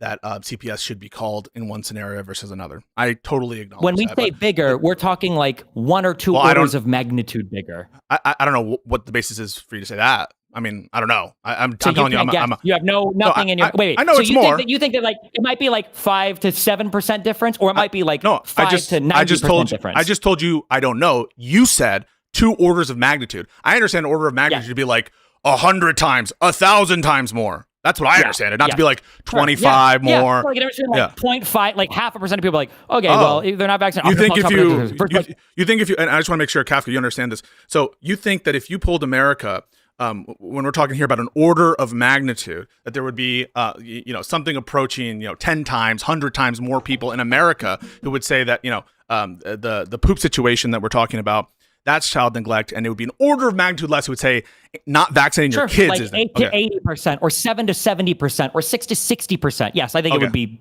about that significant, not more. I don't have that intuition. I think that if you ask like every Democrat, or I don't know, like 80% of Democrats, they'd probably say that it's neglect to not give your kids vaccinations. I do agree, like I said before, that I think it would be more for the. Are we talking about neglect? I thought that's what you were just talking about, neglect, right? We're talking about neglect rising to the level of having to notify CPS. Not neglect as in like you've been neglectful. You're using this in a very casual sense now. Okay, well, the thing that I said earlier. You're accusing me of deceit this whole time. I'm totally. Wait. No, hang on a second. You just tried to focus on whether or not the order of no. Okay, there's no war games. If somebody sees that children are crawling around in shit, versus somebody else says that family doesn't get their COVID shots. Do you think that there would be a significantly larger percentage of people that would think, okay. Yeah. Okay. I just said I don't have the intuition for the orders of magnitude. I'm just saying. Yeah. Okay. And it would be a fair assumption that most people would probably know that, right? That like if I tell somebody that these kids are crawling around in shit all day. I think that would be most people's intuitions. Yeah. Okay. So if Denims is watching that, we know that that's going to be most people's intuitions. We look at the chat typing stuff about CBS, and then we see a response to the call. Why would we not think that that's what she wanted to happen all along? So let me ask you a question.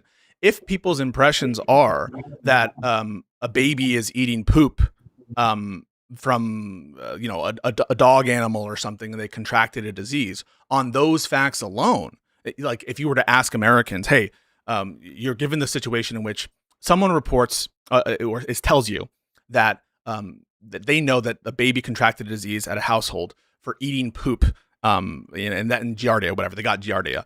How many Americans do you think are going to say CPS is justified on those facts? It's probably going to be some amount, even though we all agree it's not justified on those facts. You understand? Yeah, but we're not talking about like a one time, this happened one time and somebody got sick now. Yeah. We're talking about somebody saying, hey, if you want, we could flip it. Let's say that a kid shows up one time at school and his clothes are a little bit dirty. And then somebody calls CPS and the police show up and, they find out this kid is being severely neglected or whatever else. People would probably look at the person that calls CPS like, oh, whatever, I guess you got lucky. I guess, good catch or whatever, that would be it. Let's say that a kid shows up and he's been sick, all year long, and you find out, the kid is like, oh, well, the dogs poop everywhere in the house and we get sick all the time. Let's say that you call CPS then. What would people's response be? They'd say, yeah, you should have. Good job. Nice. Yeah, They'd give you credit for it. They'd say, good job. You should have called CPS. You did the right thing. Good. Congratulations. Yes. I understand. Right. So I understand that people would see a difference between those two scenarios. What I'm trying to tell you is the fact that someone would think that what Ethan was doing is neglectful doesn't per se make them unreasonable. And I want you to acknowledge that. Even though they're wrong, you and I both agree they're dead wrong. But the fact that someone thinks that it's neglectful, that opinion doesn't mean that they're in bad faith, right? They're just not thinking clearly, right? Doesn't mean that they're bad faith.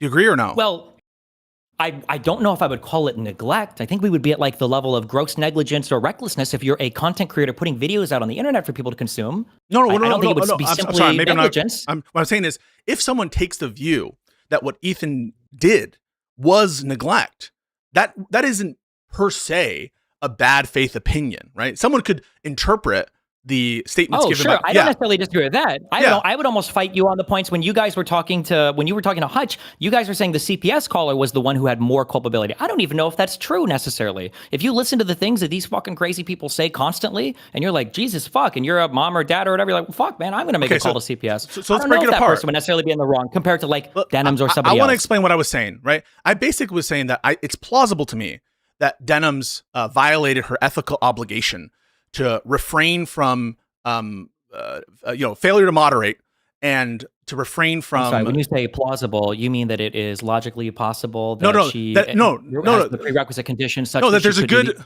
that there's a good chance. There's a good but by plausible here, I mean to say it's a case that I think merits looking at, and on balance, I think is reasonable. That she didn't push back enough on what Bad Empanada was doing. I conceded that during the discussion, but I missed it. That she wait, why are we phrasing it as she didn't push back enough? Why? What's the problem with phrasing it? Wait. What's the problem with phrasing it that way? Making it sound like, because if a person murders somebody and the other person was holding them down the entire time, you wouldn't say, well, the guy holding them down wasn't pushing back enough on his friend murdering the guy. She was assisting here with the claims of negligence. She wasn't just like neutrally watching. All I'm trying to distinguish. Okay, you are so paranoid. The only distinction I'm trying to make here. Wait, let me state it. No. The reason why I'm fighting on this characterization is because when you start with the thing, if she didn't push back enough, it sounds like we're starting at zero and we're arguing to how much should she have pushed back. But I'm not starting at she just did nothing. I'm starting at she was culpable in for even watching, right? For even watching it, right? That's what you're trying to say. Or for what? Watching. No, that's not what I'm trying to say. For even, she wasn't just watching it. She was watching it and agreeing with it and supporting it and laughing along with it. Her whole chat was going along with it. So first of all, I think that we should calm down for a second, all right? And just let's chill, all right? So what I'm saying there is trying to distinguish. Maybe I should include also the kind of adoption or the implicit adoption that we're talking about here, where she's nodding along and being like, oh, that's crazy, Chad. Yeah, it's very dangerous, okay? So, but all I was trying to distinguish when I said failure to push back is the situation in which one is merely watching it and then critiquing it, right? That's all I'm trying to do. And when I say you're paranoid, what I'm saying is you think that what I'm doing here is some kind of coverted attempt to help Denims. That's really what you thought I just did there, right? You thought that, right? Okay. So all I'm trying to do, I'm telling you in real time, I'm trying to distinguish a situation in which somebody is just watching what they're like a Bad Empanada video for the purpose of breaking it down and for the purpose of criticizing it, and someone who is not doing that, someone who is not pushing back. If you would want to do that, notice now in order to make that work, you're using someone, you're using general nouns or pronouns or whatever, right? Someone, denims. About denims, then we wouldn't. If you want to talk in more generalities, we can talk in more generalities. Do you know what it feels like to me? It feels like when the lefties are like, you didn't say it's genocide hard enough. You like they're reading into like the fact that, you know, my language here, where I'm trying to be precise as possible. I'm trying to address everything you're saying. They're saying because you're not. The reason why I'm acting like this is because people, when I look at people like Hutch and Josiah talk to you, these are like the most almost naive levels of good faith. And you get into the most like debate perverted mindset possible, where you're crucifying these motherfuckers on the most technical. It absolutely is. No. The ends of these conversations are fucking crazy. And these people's minds are getting fucking destroyed as you're trying to run circles in the most perverted manner possible, such that you're making statements as crazy as Hutch is asking, like, if somebody thinks that like your children are being threatened or they're going to die or whatever, is that a good reason to call CPS? And you're like, well, no, not necessarily. Because they're going to be blah, blah, blah. So like, Jesus Christ, like, it's insane. When you say it like that, we definitely can. When you say it like that, it sounds like you're not understanding, or you don't believe me when I said this difference between, someone to clarify, no one is understanding besides. Okay. So do you understand the difference between stating facts from which one could justify an action and stating a justification for an action? You understand those are different things? Fair? And I was referring to one versus the other. But you shouldn't be. Okay, in a very strict syntactic But do you believe sense, me? yes. Do you believe me when I said that I was referring to justification as opposed to the set of facts that from which one could reasonably justify? Do you believe me right now that I'm autistic enough to make that distinction? Really, no. You really don't believe that? So. No. So what was I doing there?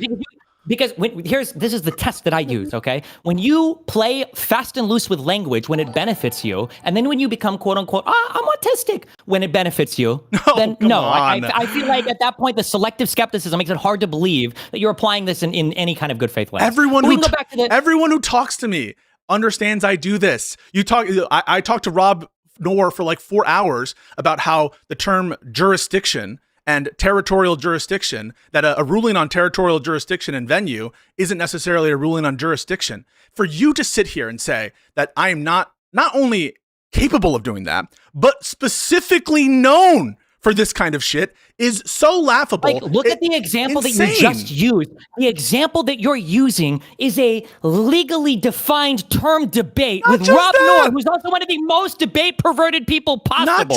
Why would you use that comparison? Wait, you can say not just that, but that's the example that you went to. Why would you go to that example? You're demonstrating exactly what I'm saying. No, everyone knows that I have a character for being particular about my words, trying to clarify in like the most specific way possible, and that sometimes, I'll be, clear about the mens rea of knowing versus. That's what I do. Why did it take you like 3 hours to get to understand that what Hutch was talking about was degrees of culpability. When he said it like 4 times, you keep trying to make it a binary thing of like you're either culpable or you're not culpable. So I don't think that you're understanding. I obviously agree in things such as Does that work? Does it work in most conversations where you go, I don't think you're understanding? No, I really don't. Wait, no, I'm about to specify. I'm about to specify. I don't think you understand. Do you think I don't think you understand what you're saying half the time. Do you think that I truly don't understand a notion of partial responsibility, that I don't understand joint and several liability, that these concepts are foreign to me? Is that what you think? No, that I don't, which is why at the beginning of this conversation, I said, you must have bitten this argument from somebody else. Because I wanted to tear my out, when you started talking about proximate cause or but for things, and you're like, well, you can see that, at the end of the chain, that once the chain of causality is broken, what a bullshit thing to ever say about anything. Even in the legal world, you don't say that. Wait a second. So, I mean, I'm just going to take an example. Someone who, I'm not going to use that example. We should just do the Denham thing. Let's just do the Denham thing. Wait. I just want to be clear. I understand partial responsibility. I totally do. In fact, I was the one who introduced the notion when I said, "Do you believe that Denham's has significant responsibility for the call for the malicious call?" And I introduced, what about 5%? So it's clear, even in just taking that conversation without this pretend story about me stealing some kind of information or whatever, it's clear that I understand the notion of partial responsibility. No one can watch that video in which we're talking about percentages, in which I'm trying to hold Hutch to, some level of significance. He says, "What do you mean by significant?" Here I mean 5%. And that someone could come away reasonably thinking, I don't understand. I don't think so. No, wait, why? I don't think so. I think anybody that would watch that would go, why is it taking this Pisco guy so long to just talk about gradients of culpability here? Because that's what I was screaming for like 2 hours. How are they talking about this for so long? To not go into scales of culpability here. It's insane to me. But you agree, I in that conversation demonstrate that I recognize that concept. I'm using it. Fair? Once you've been pushed into having to address it directly, which makes you feel bad faith. So no. Yes. So this is what I'm trying. Maybe I can clarify this. Maybe this will be helpful.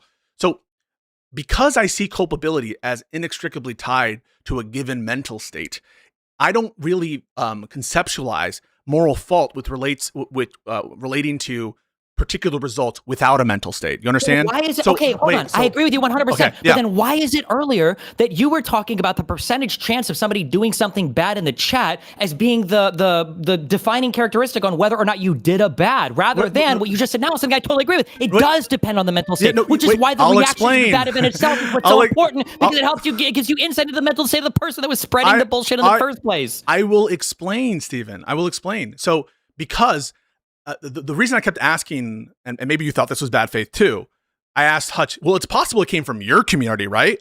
And he was like, yes. And everyone gets exasperated, like, oh, come on, Pisco. You're trying to say it's the exact same thing when Hutch watches a video and just totally missing the point. And maybe, listen, guys, that could absolutely be my own communication deficiencies. I am totally willing to accept that. But the difference is we ascribe culpability when it comes to non-intentional states. I'm here using the model penal code. And I understand that's a legal concept, but I believe it will also apply to our ethical concepts. And I don't think you'll fight me on it. This notion of recklessness and negligence, right? You don't call someone negligent just because they introduce a trivial risk, right? You don't call someone culpable for being negligent or reckless because they are sending their kid over to do grocery shopping, right? Because we consider that a low amount of risk. And so you just asked me, let me finish my idea? No, you don't agree with, hold on, no, because you don't agree with what you just said. Okay, yeah, I do. Go. It has nothing to do with the percentage chance of risk. It has to do with the intentionality and the responsibility that you have in terms of sending somebody into a certain direction. Wait, no. The percentage chance of risk is not relevant here. It does, yeah, it is. I'll tell you what. And I do believe this, and I hope that we can agree on that. Sure. Give me an example. Sure. So someone is reckless when they consciously disregard not any risk, right? A substantial and unjustifiable risk, right? You don't call someone reckless. Correct. So the state of mind is intrinsically linked to a certain quantum of degree of risk, okay? So no one would say, for example... No. No. Yes, Hold it is. on. Yes. No, it's absolutely not. It's not. What did you say? The key word there is known or justifiable. You have to have a mind state about the risk. If a father tells a child, can you go to the store and pick up something, and there are murderers in the store, they're killing everybody, and the dad doesn't know, and there's a 100% chance that the child dies when he walks in there, that's not negligence. That's not, well, maybe negligence, they didn't have the news. That would almost be intentional. That would be like intentional, right? Not if they didn't know, though. Not if they didn't know. Oh, no, yeah. Even if it was 100% chance of death, if they didn't know, it's the known part is what talks about negligence or the responsibilities and obligations you have. Right. But the knowledge pertains to a certain level of risk, right? The knowledge itself, the mental state of the apprehension is based on a certain significance of the risk. I'll give you an example, right? So that we can just agree on this. If someone sends them to the supermarket not knowing that there are murderers all over there, like the one you just gave, they are not consciously disregarding a substantial and unjustifiable risk. You would agree with that, right? Correct. So you're not and however, if they know that there's just on what we just said there, this is why the chat groaned, because funnily enough, I actually think Hutch's, for whatever bullshit, Hutch's intuitions, I think, were spot on in all of this. And I think a lot of the groaning you were get was intuiting a lot of good stuff as well. What you just said is the knowledge of the risk. When you say, well, when Denims is engaged in some behavior, watching a video, and then somebody calls CPS, and it feels like the intent of her, the entire community of the video she's watching, is to push that type of behavior. And then you say to Hutch, well, isn't there a chance that somebody from your community could engage in that behavior? Do you really think that when Hutch is reviewing a thing critically, do you think that if you would have put a gun to his head and say, Hutch, I want you to answer this right the fuck now, do you think that you're helping or hurting this situation? My guess is Hutch is probably like, I think I'm helping. I'm trying to spotlight a thing that I think is important. And, there might be a crazy person that takes the wrong way, but for the most part, I'm doing things to reduce the amount of harm here. I just want to be clear. That would definitely be true of the reckless mindset. But there's also this other level. And again, this is a legal concept, but I think it also fits in our intuitions, is negligence. And negligence isn't just when you consciously disregard a substantial and justifiable risk. Negligence is when you should, wait, let me just finish. Where you should, I agree. Hutch is not negligent. Okay.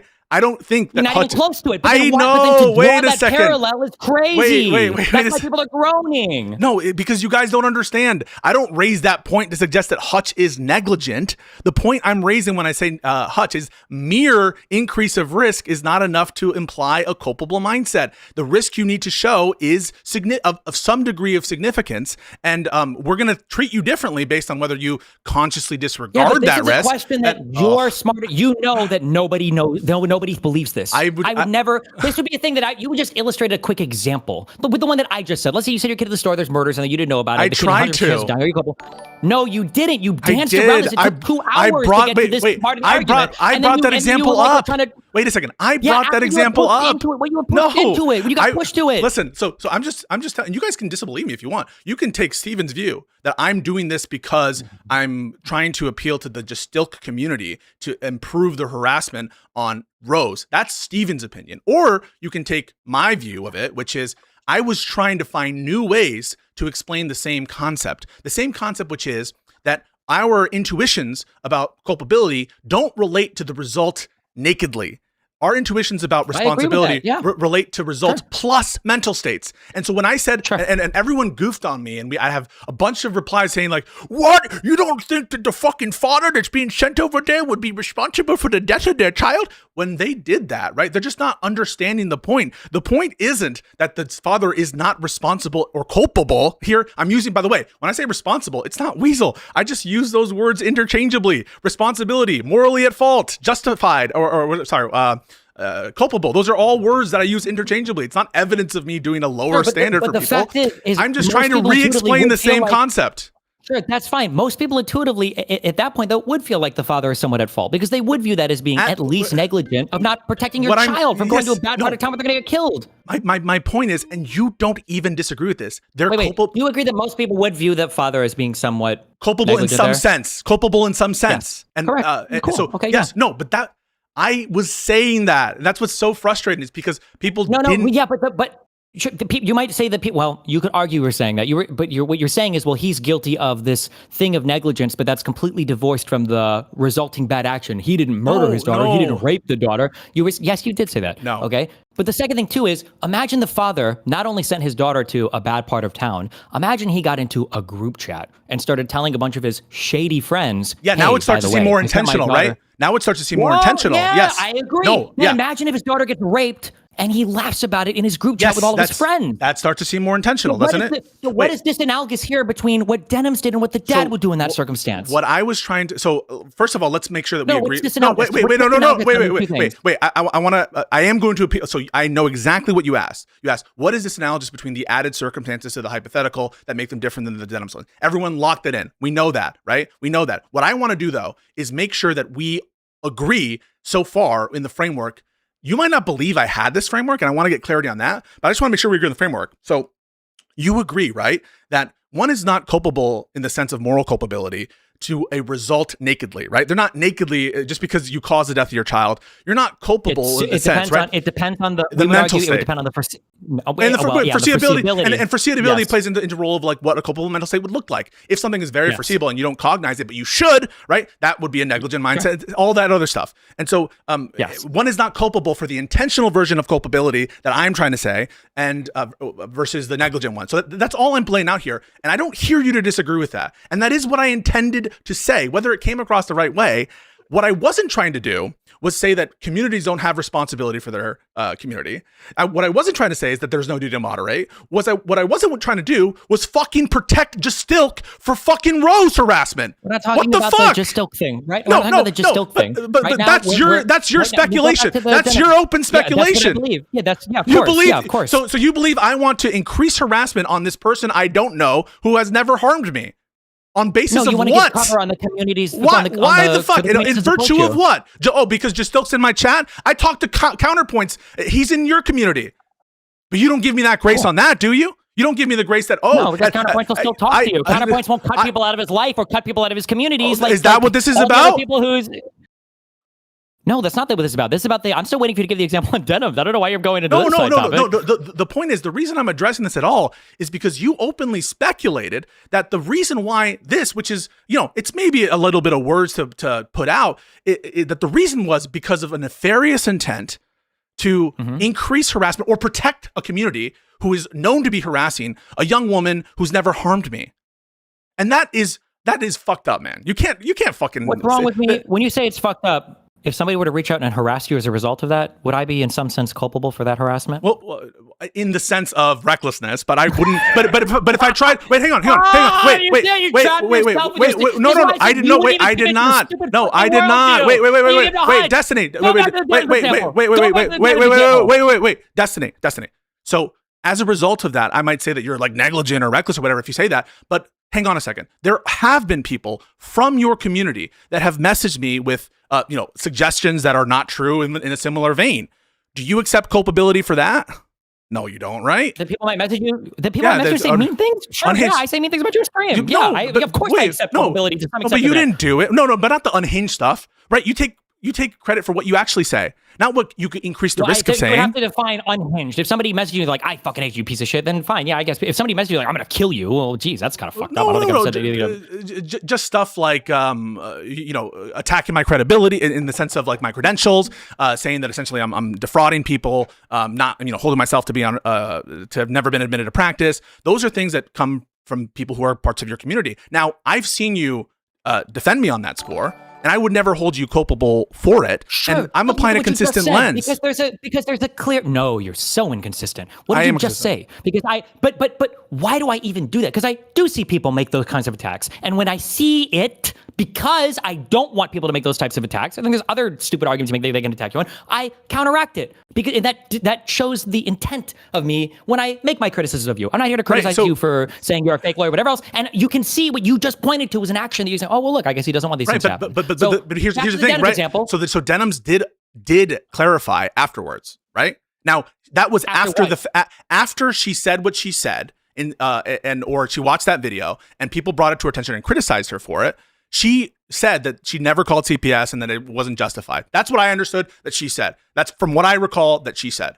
And so I'm asking, on what terms are those different? Wait. Was this after she saw that CPS was called, or was this after a significant public backlash? I mean, I'm not sure those are coinciding, right? Like maybe the backlash is when she sees it. Maybe the backlash is when she sees it. No. I said I'm not sure about the. I'm not sure. Then tell me how you can determine that she's being sincere. well, hang on a second. But then what else? You're saying that she's doomed to be insincere because if it happens to be that she sees it when it coincides when it's a public thing, therefore she can never be sincere about the apology, or you will never take that presumption. Your statement about statements made as a result of mediation or settlements. Didn't you say Casey Tron's whole statement must be insincere because it came at the end of a settlement or mediation? The reason why Casey Tron's statement is insincere is because it's obviously insincere. It's obviously insincere given everything we know about Casey Tron's character, given what she was apologizing for. Do you actually dispute that? Do you think that she was being genuine there? That she apologizes to Ethan's employees, she apologizes to Asmongold? If we're going to say that necessarily every statement made at the end of mediation is insincere, then there's no possibility that you can say that, well, Denham's statement at the end of massive public backlash, that's sincere. No, that's ridiculous. What I mean to say is, like, it's in the nature of what Casey Tron is saying, that it strains credulity, given our priors about the what Casey Tron stands for, given our priors about what someone could reasonably expect an apology for, that she actually meant aspects of her apology there. That's what I think is. I think you agree with that. And what is in the nature of Denham's and the snarker communities and all the people surrounding her? Right? Where is the evidence of her advocating that similar type situations? What do you mean? Evidence of her advocating for similar types of situations? Where's the course of conduct of Denham's that would justify us taking this kind of negative inference on her apology that we would think, or it's not apology, her stating that was never intended, that she doesn't think it's justified. Where is the order? Show me the piece of paper where Hitler wrote that we need to kill all the Jews. No, I didn't say that. You're making it sound ridiculous when you're like, I'm because asking you for an are being explicit ridiculous. thing. What are you talking about? What are the kinds of things that shows that she has a history of this stuff, where she actually wants these kinds of reports to be filed? She actually wants you to go out and because talk to she's people watching IRL. the videos on stream. She's laughing along with it. She's giggling after CPS gets called, and her chatters are all having a fucking goof about it. Yeah, but that's merging with the thing itself. That's merging with the conduct itself. You're saying the conduct is so obvious that she's calling for CPS there, or that that she should know that that's a call for CPS. That is itself the evidence also that she's being insincere regarding her statement that it's not. Did you see any of the Discord chat leaks of the Tyler Robinson's Discord group? I saw some of them. From what I saw, I would be shocked if that group was a radical, crazy group, because it seemed like when he dropped the message in there, people were like, wait, really? Holy shit. Oh my God, this is terrible or whatever. That was all I saw. I don't know if there was more released, but from that Discord group, that's all I saw. If I would have seen him say that same message, if you would have seen him drop that same message and everybody's like, oh my God, bro, headshot, good job, fucking A++, dude, I'm dropping on Tomato Town next, right? What would you think? Would you think that there was a much higher chance that... Yeah, we'd apply more culpability. Yeah. Where did they celebrate the CPS? Is that okay? Hold on. You asked me that question. Yeah. If we watch some clips and I demonstrate that, is your opinion, what percentage is your opinion going to shift on this subject? That if they celebrate CPS actively after the fact, that will definitely color my opinion. And so like give you an example of what it would be, and then I'll tell you how I think it would affect my opinion. That's me being good faith, right? Agreed? I'm giving you an advance what my reaction will be before I see it, right? Yeah. Okay. So give me the example of thing, and I'll tell you how I think it'll affect my opinion. Okay. That's good faith, right? I'll be back in 5 minutes. Yeah. Okay. Cool.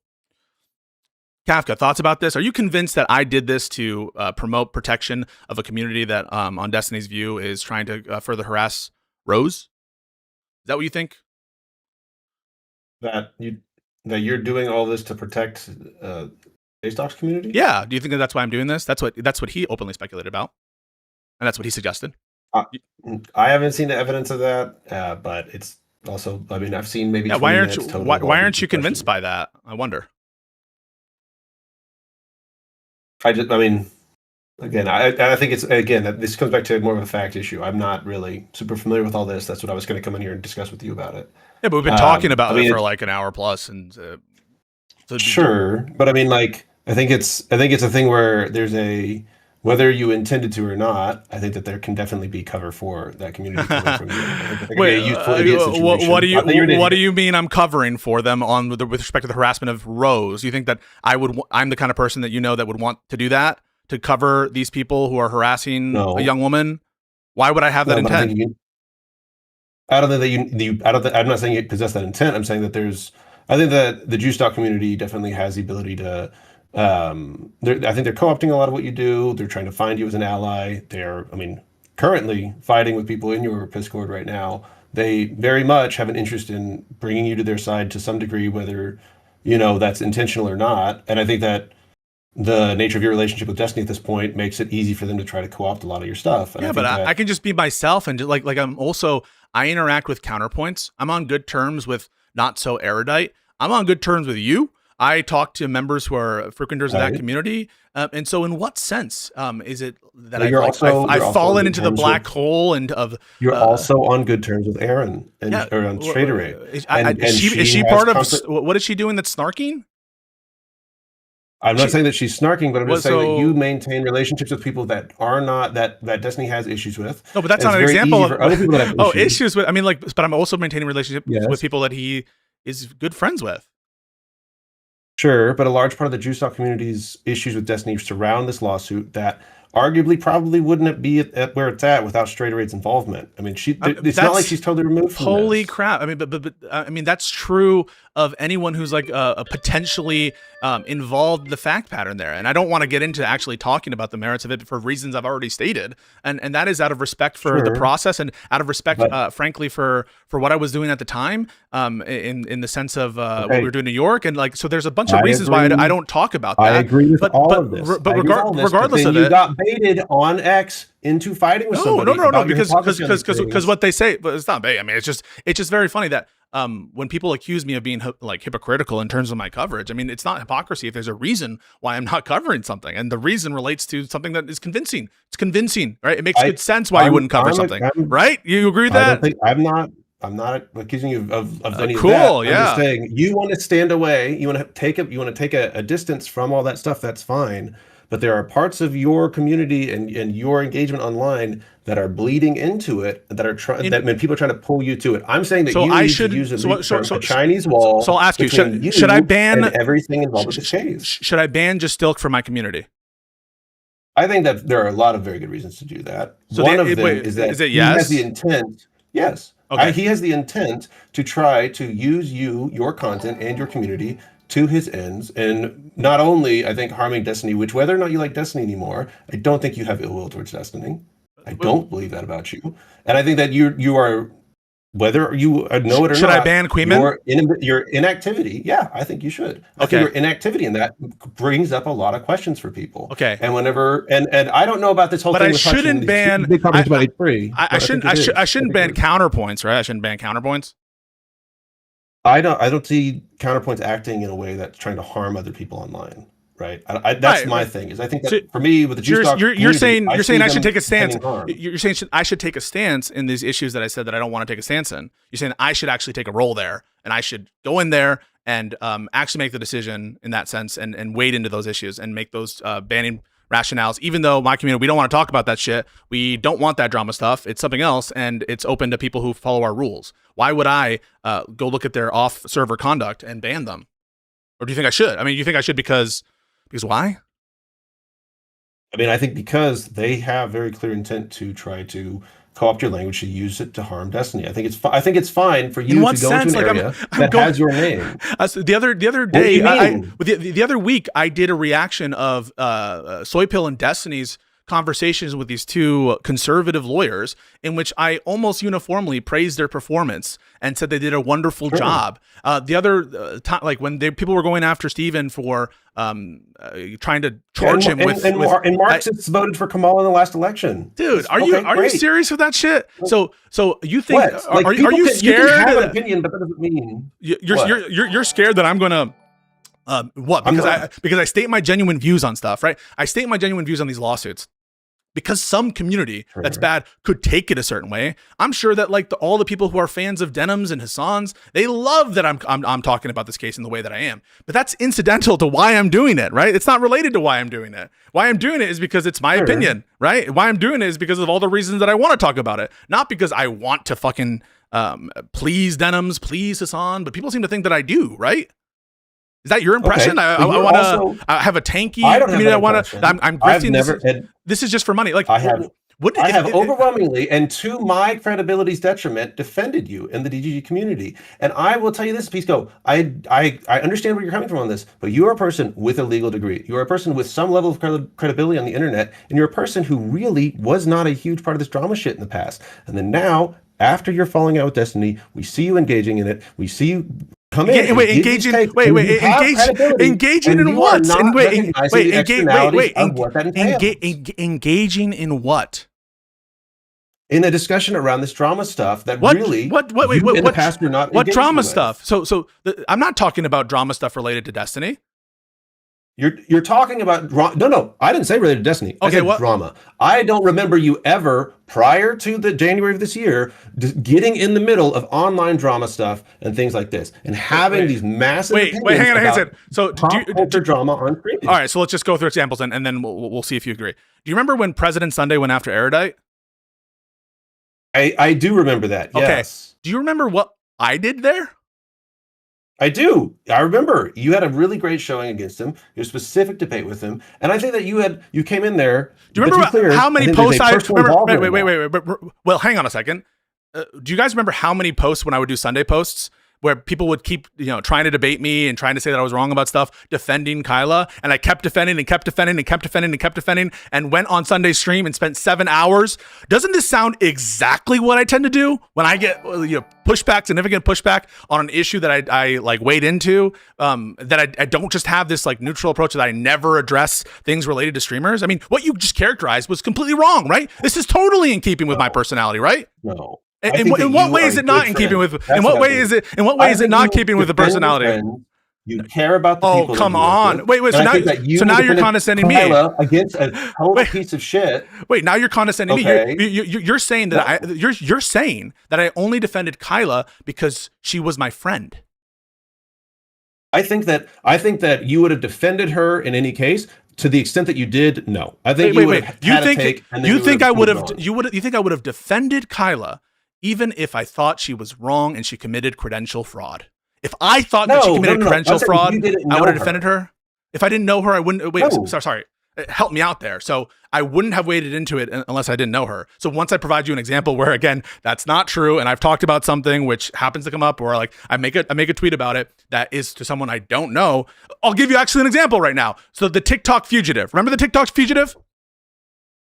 I don't. I'm sorry. Okay. So in case you don't remember, there was this TikTok fugitive guy, and I happened to Steven, I think, had him on stream or something, and we talked about whatever. And I went again. That's another area where it's not strictly speaking the things that you're representing. It's a constitutional issue, political issue. It's more about this guy's like interactions with the legal system and whether or not the original jurisdictions had the power to make the determinations as to his kids or whatever. And now he's hiding in one of those islands. That was another example. I'm just providing you. I don't know this guy personally.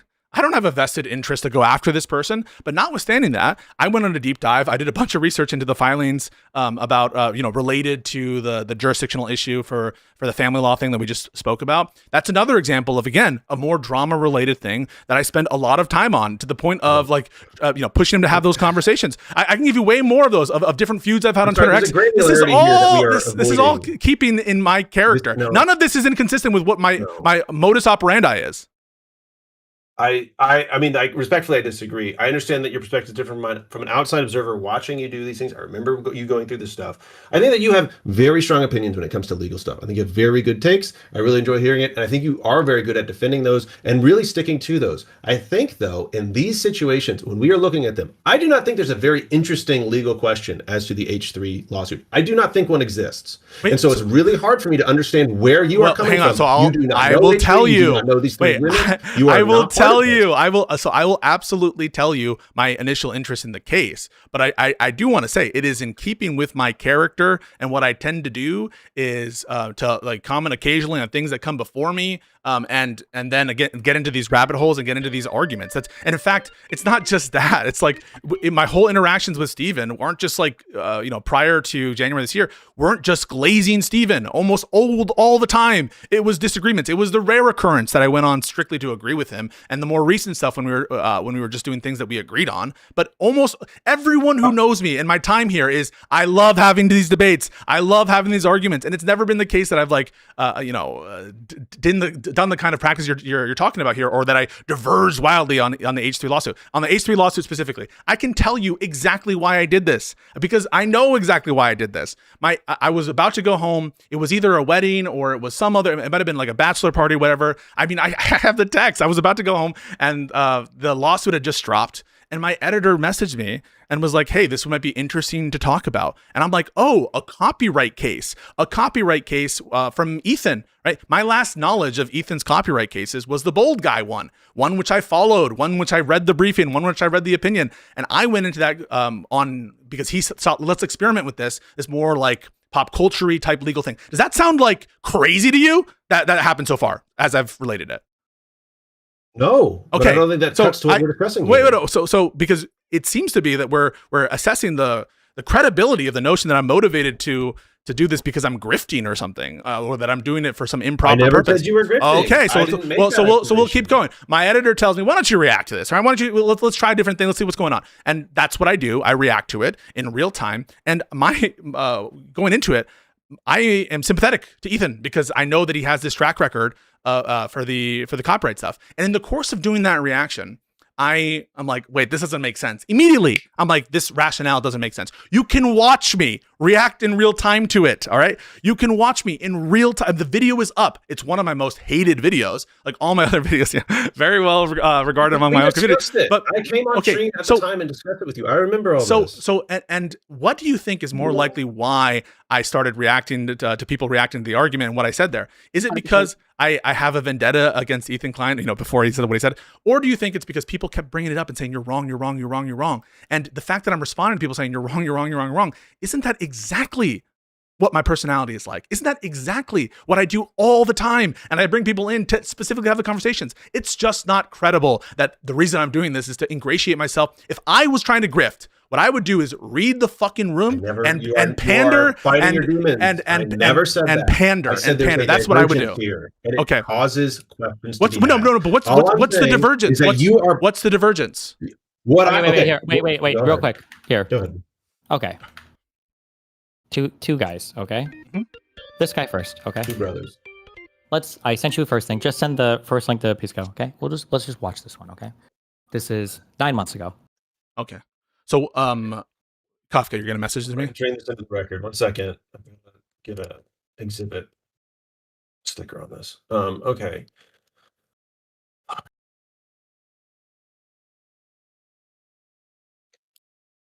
Okay, I just sent it to Pisco. Okay.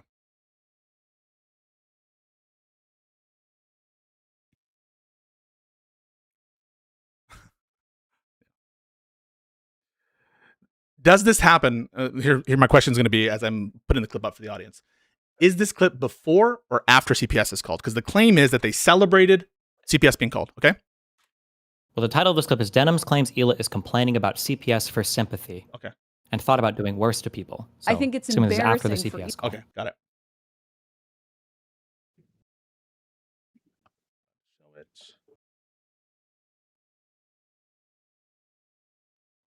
Hila here to be like, this is, I think it's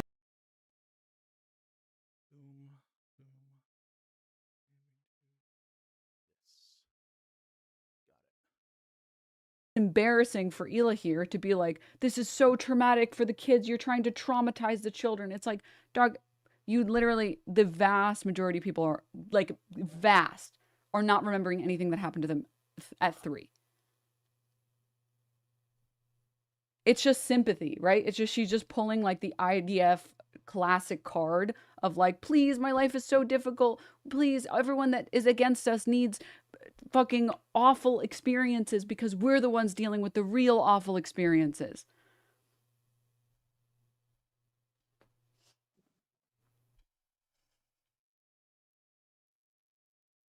Hila did worse to Palestinian kids in the IDF. I mean, I'm sure she's thought about doing terrible things to people when she was in the IDF. I can't comment on what she. Okay. I think that is her downplaying the significance of CPS call. Okay. I don't think that's her celebrating the CPS call. Wait.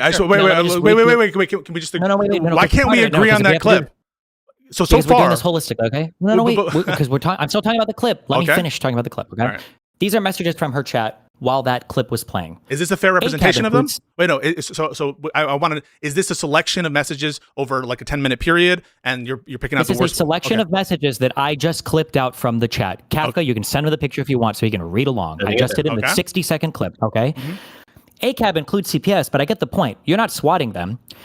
if you even have a family YouTube channel, you got to have CPS come and make sure they're safe. It's just a conversation with a social worker. It's crazy that the Zionism supporters don't appreciate having random searches of their homes, being falsely accused, being questioned, etc. Okay. CPS are not cops. They are not brutalizing children. They are literally just asking people questions. Like, there are so many cases of people with like 7 adopted children just kept in the worst conditions, and CPS doesn't give a shit.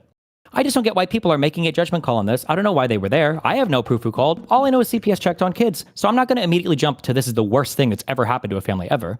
Their kids were on the show. I personally think that any house that has a child that gets Giardia should get a quick visit, if not from CPS, then from some health inspector. If the Giardia were a concern, it's up to the doctor, not people online. I work at a school, and when you have to call CPS, doesn't always mean that those children are being taken away or taken out of the home. CPS can also offer other services and other help to assist the parents. It has to be a case of abuse, like severe abuse, to have the child removed from the home. I think the real point is that CPS got called because of what they said on their show. Hila also raided homes, so if they have nothing to hide, it wouldn't be a problem, right? You're making some assumptions. Sometimes the abuse might be a step-parent, and the child might be safer with other bio-parents. It's very situational, but maybe CPS where you are is worse than here. CPS also doesn't just take kids away. They can order that they clean their house, order parenting classes, and if the situation is really bad, they'll put the kids where they fit, blah, blah, blah. There's like 10 more. Yeah. When you are watching the chat, when you're listening to her response for this, I think it's downplaying the significance of CPS call. Agreed? and yeah, I'm kind of, sort of, giving cover for it.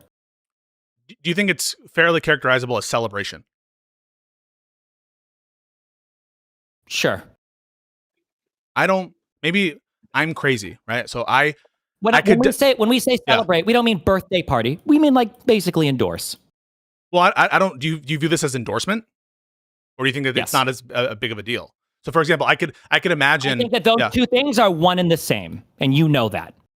I do not think that downplaying and saying it's not as big of a deal is the same as saying that it's a good that it happened. Do you think that those are the same thing? Okay, let me clarify. That it was an acceptable outcome of events. Again, I think that that's, again, reintroducing the same problem. I agree that this is downplaying. I disagree with a lot of the shit that you just pointed out. A wife goes to a friend with 2 black guys and says that her husband beats the shit out of her, and the friend says, well, you are kind of annoying sometimes. Yeah, I mean, it's not really, he didn't kill you. Would you say that is kind of like that is cover to, or that is downplaying? That is potentially saying that it's not a big deal that it happened. It's saying that it's more acceptable. I will definitely grant that, but I'm not. What I understand the claim to be is that they celebrated it. That is to say, they said that this was a good thing that happened.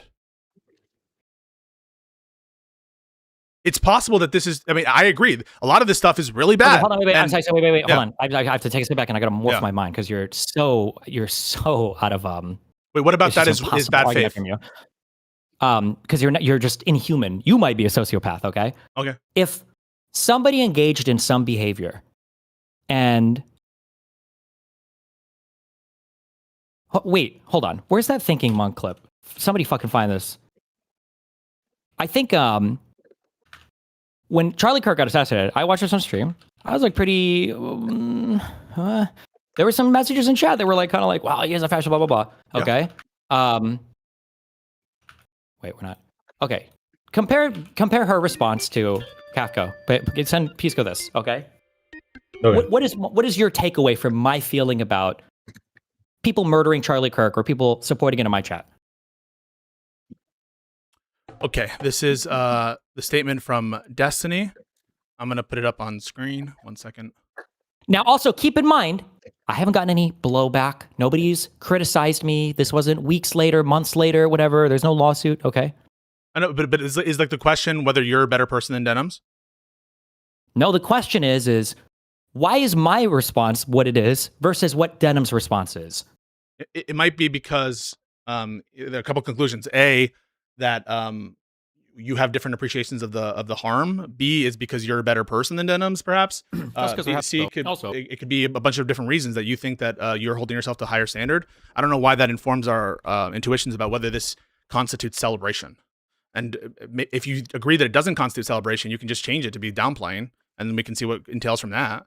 I just don't understand why we have to buy into the celebration if you don't think it's justified. Hold on. Wait. Kafka, pass this one along. Do you want me to put this video up? I was about to play it. No, you don't have to. I am a better person here. We're fine. We all got that. Here, send this one here. And give me your takeaway from this. And these will be the only 2 we do for now. I'm sure I can find 100 of these, but this is 2 months after the last clip. So this is 2 months after. So this is after the CPS call has been placed, right? The last one was after the CPS call was placed. Right. Yeah, this one is also that, right? Well, it's 2 months after the last one, and time only moves in one direction, so I would assume so. Yes, it's after the. CPS I don't know why are you being such like?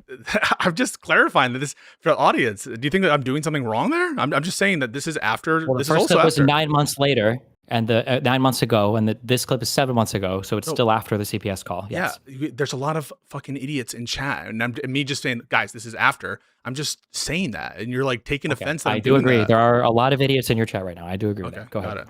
Wanted to show this to you guys. Hello, is this Child Protective Services? Yes, thank you. I'd like to report a case of endemic dog shit infestation in a house. This house, as far as I know, it contains children, and it also contains 2 Zionists. And as we all know, Zionists are baby killers, so I think this is a very dangerous situation for the children, given the dog shit and the Zionists. Oh, you'll send over a SWAT team immediately? SEAL Team 6? Oh man, those are the guys who killed Osama bin Laden. Yeah, I really think this is important enough of a case that you should send those guys over there. Keep those kids safe. Honestly, great service. 10 out of 10. Highly recommended. Thanks. Anyway, let me know how it goes. How dare you make jokes about CPS? How dare you make jokes about SEAL Team 6? How dare you make jokes about Zionism? How dare you make jokes about dog shit? Honestly, I condemn. Okay. What is our conclusion from how this? How would you describe Bad Empanada's behavior? What is he doing?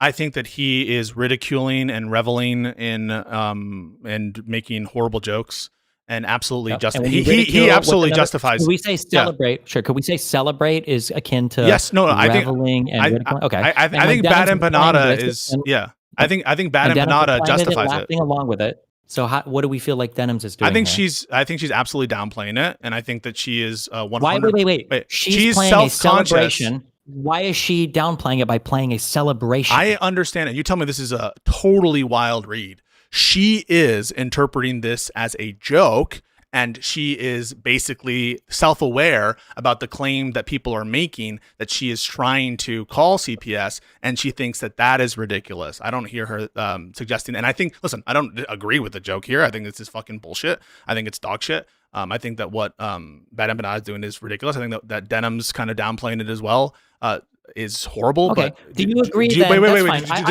just want to make sure what I just said. That's not unreasonable. What I just said, right? She's self-aware about this whole thing, and she's calling attention to it. It could that could be a reasonable thing. You agree that she should have like some kind of like state mandated caretaker, probably should lose the right to vote, shouldn't be allowed to live or exist on her own. If she's this at the very least, should never be in a public speaking position if she is this unaware of her impact on, because this is somebody who could encourage rape, murder, whatever, if she's this fucking retarded. Can you agree with that? No, if you're going to tell me that she's watching somebody who's clearly celebrating, you said it yourself, very obviously reveling in the misery that's been caused and joking about the CPS call and everything else, and she's sitting here watching it and giggling along in conjunction with, I showed you all those messages in her chat just from a 60-second clip, and you very cleverly, I know because you've heard people make the claim that Ethan did this, said that this came from a 10-minute compilation somewhere else, but that just came from a same thing. Hang on a second. Wait a second. I'm not gonna. I just want to pause. I just want to pause. Whenever you do one of those comments, I think that we should address it. So you just said the fact that I bring up the 10-minute thing and the different window there, that was somehow wrong to do. Why is that wrong to do for me to bring that up? I know where you got the criticism from, because I saw that same criticism come from the snarker communities. Yeah, like in my Discord, is that something that's wrong? That a lot of them are in the Discord now. Yeah. No, okay, but if that's the case, why would it be wrong that factual information, to the extent that it's brought to my attention in my Discord, that I click on it and review it? What's wrong with that? When did I say there was anything wrong? No, with that? I'm asking because the implication you agree to You're someone who's not a You're social. implying that I said there was something wrong with that. Just because I told you where it came from. Where's that implication coming from? Because you say, and I know where you got that every 10 minutes, and you're going to claim that you didn't make a snide what's comment wrong there. with me factually presenting a statement that I knew where you got it from? No, because you understand. You see how implication is so important to you? Yeah, I do understand, Pisco. Yeah, but you see how implication is so important to you now, but it's not when other people are doing it? Do you see the difference? You're acting like I'm blind to it. It doesn't feel good. No, you're acting like everybody else is blinded. You're acting like nobody's going to do what's going on, and only you can see all of it. But you're very very intuitive. You very much understand when other people are making implications, but you pretend they don't exist anywhere else. It's very frustrating to deal with. So chill. So you take what Denim just did there. Is that an endorsement for further CPS calls? I would say, given the behavior of her chat, the communities around her, and the person she's watching and supports, yes. That, right, what we just saw there when she's like making light of CPS. So you would take that as, so not only was she previously doing it, she is currently, or to whatever extent this, to date of this thing, actively encouraging and intentionally, maliciously more CPS calls. I don't know if I would pile on so many adjectives there to try to give you an easier argument, but I would say that you're encouraging the behavior. Yes. Intentionally. I don't think somebody's tickling her, if that's what you're asking. No, intentionally. I don't know what level of intent you need. Like, she can see the fucking future? No, because I don't know if you want to. The reason I bring this up, the chance that somebody in the audience. The reason I bring this up, if somebody does a bad, here, let me make a basic statement. Yeah. If somebody does a bad and you laugh and giggle at it and say, "Oh, yeah, you got him," are you encouraging future behavior like that? Yes or no? Wait, encouraging by which you mean intentionally? I'm going to restate it and say the exact same thing again. If Intentionally? somebody does a bad and you giggle along and you laugh at it, are you encouraging that type of behavior again? Yes or no? You don't know what it means to encourage behavior. I want you to say that. I want you to say, I don't know what you mean when you, no. I don't know what you mean. I don't know what you mean when you say encouragement. I don't know what you mean. Okay, then answer to the best of your abilities. No, if what you mean by encourage, wait. If what you mean by encourage, the English language, I'm asking you to answer how you would answer. If somebody were to ask you, are you encouraging a bad? So I understand. With it when it happens. I understand. I'm not asking you to understand. I'm asking you encourage it. Yes or no? Is that encouraging the behavior? I understand encouragement. When someone asks me if someone is encouraging, I don't know. This is not responsive to what I'm saying at all. I'm I can answering. go get a drink if you need some time to this to figure it out. We can take a 5-minute break and then you can come back and figure out how you're going to answer the question. If what you mean by encourage is intentionally encourage, I think the answer is no. It's not necessitated that one who giggles along to some reprehensible statements is intentionally encouraging the underlying acts. No, I don't think that that's entailed. No, if that's your question. If somebody does a bad and you laugh and giggle along, are you encouraging that behavior? If what you mean by encourage is intentional encouragement, if that's what you mean. I mean it in the plain understanding of the sense of the word. Yeah, but someone could understand encourage to just mean be causally linked to some other harm. And they could just be like, no, well, is it No, nobody. I challenge you. Submit to me who understands encouragement means that you have to conspire with them to do the future bad act. Show me one person or one example where somebody believes that. So I didn't say conspire, right? So conspire is something different. No, but as you said have be causally linked. What do you mean causally linked? So by causally linked, Kafka, do you understand what I'm saying? So I can explain. I think you're missing each other on this. Yeah. No, we're not.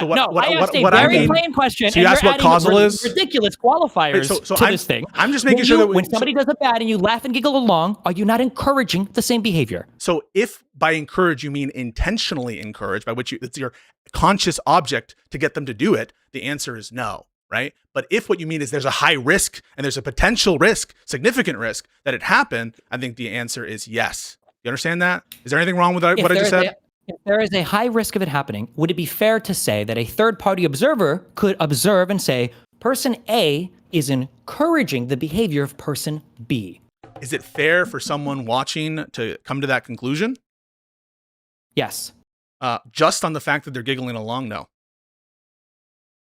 Even though you just said that you might even unintentionally be furthering that behavior. It wouldn't be fair for a third party to observe the situation and go, they would have to differentiate between the intentional and unintentional encouragement? You're just asking the same thing, which is to say, is it enough to know that someone giggles along with someone saying something, that they're intentionally trying to further that thing?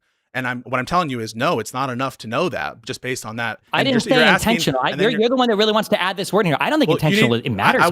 But wait, why can't? Why is it wrong? Why is it? Wait. I just want to be clear. Why is it wrong for me to suss out what you mean? I'm just trying to make sure that we understand each other. And you're somehow suggesting that's a wrong thing for me to be like, well, I can answer your question depending on the mental state that you're trying to imply. You want to keep things ambiguous and vague. And no, I'm trying to adjectives that are totally beyond the point. Like it's like, oh my God, like my husband punched me yesterday. And somebody's like, did he punch you violently, aggressively? Like what the fuck? The quality is meaningless. It could be true for one and not the other. It could be true for one and not the other.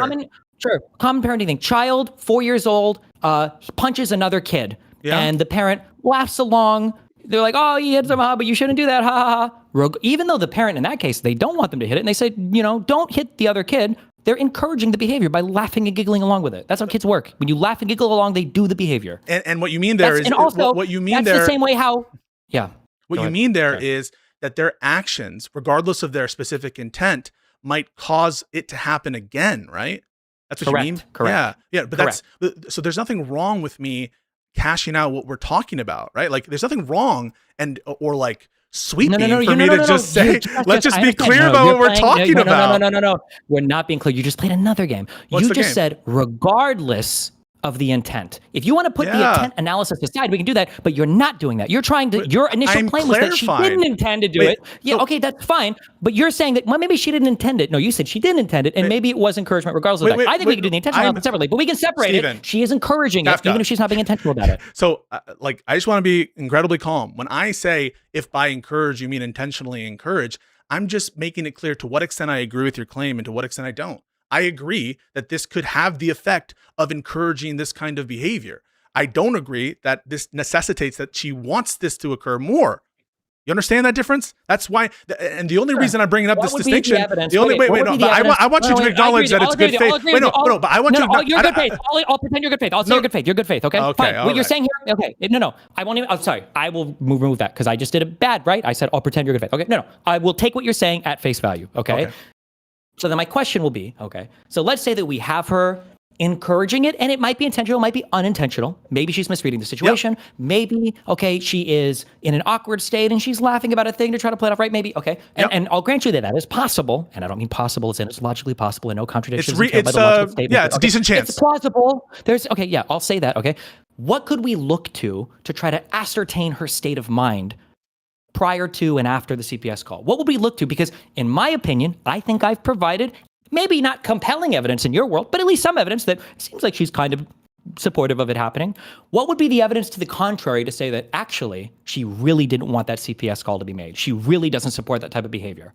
I think that you could, if she were a better person perhaps, or if she were, trying to give off that impression, I think that she would be condemning it in a more serious tone. She wouldn't be this flippant. I basically think that what you've put here shows that she thinks it's kind of no big deal. It's not really a big deal. That to the extent that it's a big deal, it's okay to joke about it. It's okay to continue to put the bad empanada stuff, even though he justifies it. And so she basically is, I think, with what she's doing here and not being clear about where she stands on the CPS call and it being bad, I think she is being reckless. I do think that. And that's culpable. That's a level of culpability. The thing is, I agree. Because past negligence, you read the reckless. But hang on a second. But hang on a second. I always, you understand? I always granted this, right? You can watch. You ever got through the conversation with Hutch? You said she was not culpable for the behavior. She said there was almost no level of culpability. Or if she was culpable, she was only culpable insofar as she didn't monitor her audience to avoid action on Twitch. There's a video of me going through this and declaring in which sense I think that they're culpable and which sense they think that they're not. So when you say this is the first time that you've ever come to the determination that these people have acted in some culpable sense is just wrong. And in fact, I said so on the very video that you reviewed. And so when you're saying that we just came to this realization, it just is not true. There are not only one example of me saying this. Then I'm so curious then. Then what was then I missed it then. I didn't understand anything. What is your huge disagreement then with Hutch? If Hutch was saying that she has some culpability for this call, the CPS call, and you're saying, I agree, there is some culpability there. What was the big disagreement? Yes. So the big disagreement is people are trying to conflate one's responsibility with respect to their intentional and malicious mindsets with those who are merely reckless. And you would agree that we put so much more negative implication on someone who is intentional and malicious. You know this, Stephen. You know this, right? An actor who is intentional and malicious. I'm appealing to Kafka here. Kafka, is the reckless standard closer to maliciousness or to totally neutral? I don't even know. I could have maybe a bad little reading. My understanding is you have nothing, no intent at all. You're not even manslaughter. There's nothing. Then you have things like negligence. I don't know if gross negligence is the next category, but once you start to hit reckless, I think you're a lot closer to like intentional. Like reckless is a standard of like, you should have known better. Yeah. She should know better. Yeah. So for you to say that people are making this grave error of conflating recklessness but that's- she was doing this intentionally, maliciously. You understand I that? don't think that's Wait, no. These two things are very close to each other. So I'll just give you an example, right? So someone is driving down a street, incredibly recklessly driving, all right? And they hit and unfortunately kill a pedestrian. Someone else is taking a car and intentionally, as part of a terrorist act. Oh, look, let's remove that out of it. We'll just keep it so that no one can add anything. All right. Someone is driving and they try to kill that very same pedestrian with their car on purpose. As between those two, don't you put so much more culpability on the person who is trying to kill the person as compared to the person who should have known better? Absolutely. Yeah. So that's my point. That was my point. All right. And what you took from that was wait. Let me finish. What you took from that was the reason I'm setting forth this standard is to protect J-Stalk. Okay.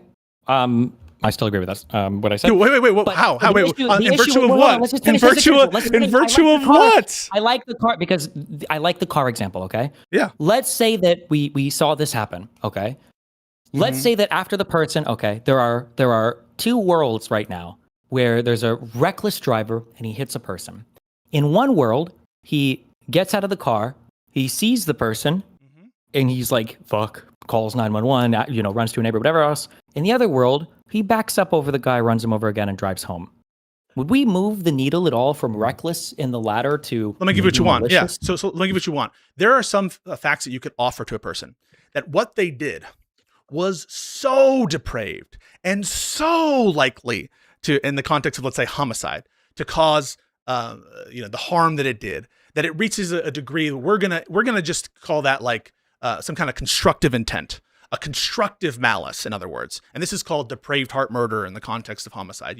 You're spraying the fucking assault rifle in the parking lot. Now, no one can prove that you intended to kill the 4 people that got shot in the head. And actually, when we go to look at it, right, it turns out, we have a mind reader and we know that you actually didn't want to kill anybody. But your conduct was so depraved, was so reckless, was so likely to cause the result that it did, that we are going to sort of have that kind of constructive malice, constructive intent. I'm not above that, but that's why we were arguing on the quantum of evidence that this is like all else equal, that those kinds of comments, no, because then you have to actually make the empirical case that these kinds of comments have the tendency, like all else equal. If you had seen this clip and, at the time you saw it, would you be able to predict? Would you be able to predict right now? So like let's say that I know this might be difficult. When you say would you be able to predict, you're talking degrees of probability that people will follow what happens. I know right now that things related to the phone are a big bad in terms of people like swatting people, for instance, right? Now, if I start trying to talk on stream about, I think this guy might be killing his girlfriend, and you guys know, or doxing people, right? Show up for this, or base, true, or you guys know that some things, right? Could you say that, like, well, this is almost like a depraved heart version of this type of thing? If you're a streamer, you know these things are happening. You're watching a CPS video on stream. You're watching all this, and then when we review the response to that, and it's one of giggly, laughing, playing memes and jokes about it. Yeah. What are you supposed to think? So are you trying? How could it not be? So I'll ask you: Are you trying to hurt esports Batman? Emotionally and psychologically, yes. No, in the way that you just suggested. I have to think back to how much gear he actually lost in Rust to actually know the answer. No, come on. I mean, let's be serious. Tell me no. This is a stupid pivot. No, I'm not here for you to defend Justicle's community. I don't know why you're trying to defend Justicle's community right after telling me that you're not trying to cover Justicle's community. That's very funny. It's very obvious. Listen, I'm asking the standard. I'm asking the standard. We can do this next if you want. I'm asking the standard. If you want, we can do this.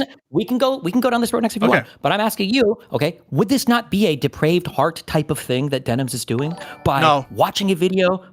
No. Because I'll tell you why. It's not fair to know that Denims is probably thinking somebody could fucking call CPS on some shit like this, right? I'm gonna play this. My audience is prime for it. You don't think so? I'll tell you why. Because if you were to ask and take a poll of people at the time that this statement was made of her just like laughing along, whatever, and you were to say like, what are the odds, right? What are the odds that someone actually calls? Odds? Because that's absolutely relevant to the question of whether we're going to say there's some kind of constructive malice or constructive intent given the relative odds. So I would imagine you would say in response, wait, can I just finish the thought? I would imagine that you would say with respect to doxing that you think because it takes you for someone. You're going to say that if the odds are incredibly low, and she's going to say the odds are incredibly low, then her saying the thing can't possibly be constructive malice because she never thought that there were high odds for this to begin with. So it's foolish to say that her saying a particular thing meant that she intended for it to happen. Yeah, I don't think but that's not the comparison. The comparison we need is a relative one. So for instance, she might think that the odds of it are low, but the question isn't, do you think the odds are low? It's not an absolute risk comparison. It's a relative risk ratio. You would say, are the odds going to be higher or lower after you do this video? Oh, no, I don't agree with that. No, then you're just totally wrong. No, I don't agree with that. I think that when we're trying to intuit like a state of intentionality, that it's your conscious object to do something. I don't think that you merely look at relative risk. I think you absolutely do look at absolute risk. I think that is the case. And I think that you would proffer this. The risk of them having something happening. You're not trying to make it over 50%. So I understand, right? Like that you would probably proffer this in defense of your conduct. You think, right? Like it wouldn't be justified to cause physical harm to some of the people who have antagonized you, right? Wouldn't be justified to do that. I don't have to think about who we're talking about. No, but let's be honest. Like there are people for whom you think it's justified to dox them. That's not a position that you shy away from, right? Generally speaking, yeah. And if someone came to you and said, "Oh, it turns out that one of these people gets hurt by someone bad because they've been going after you. They're trying to defeat, the next liberal Joe Rogan or whatever." I think that you would say, "I couldn't have predicted."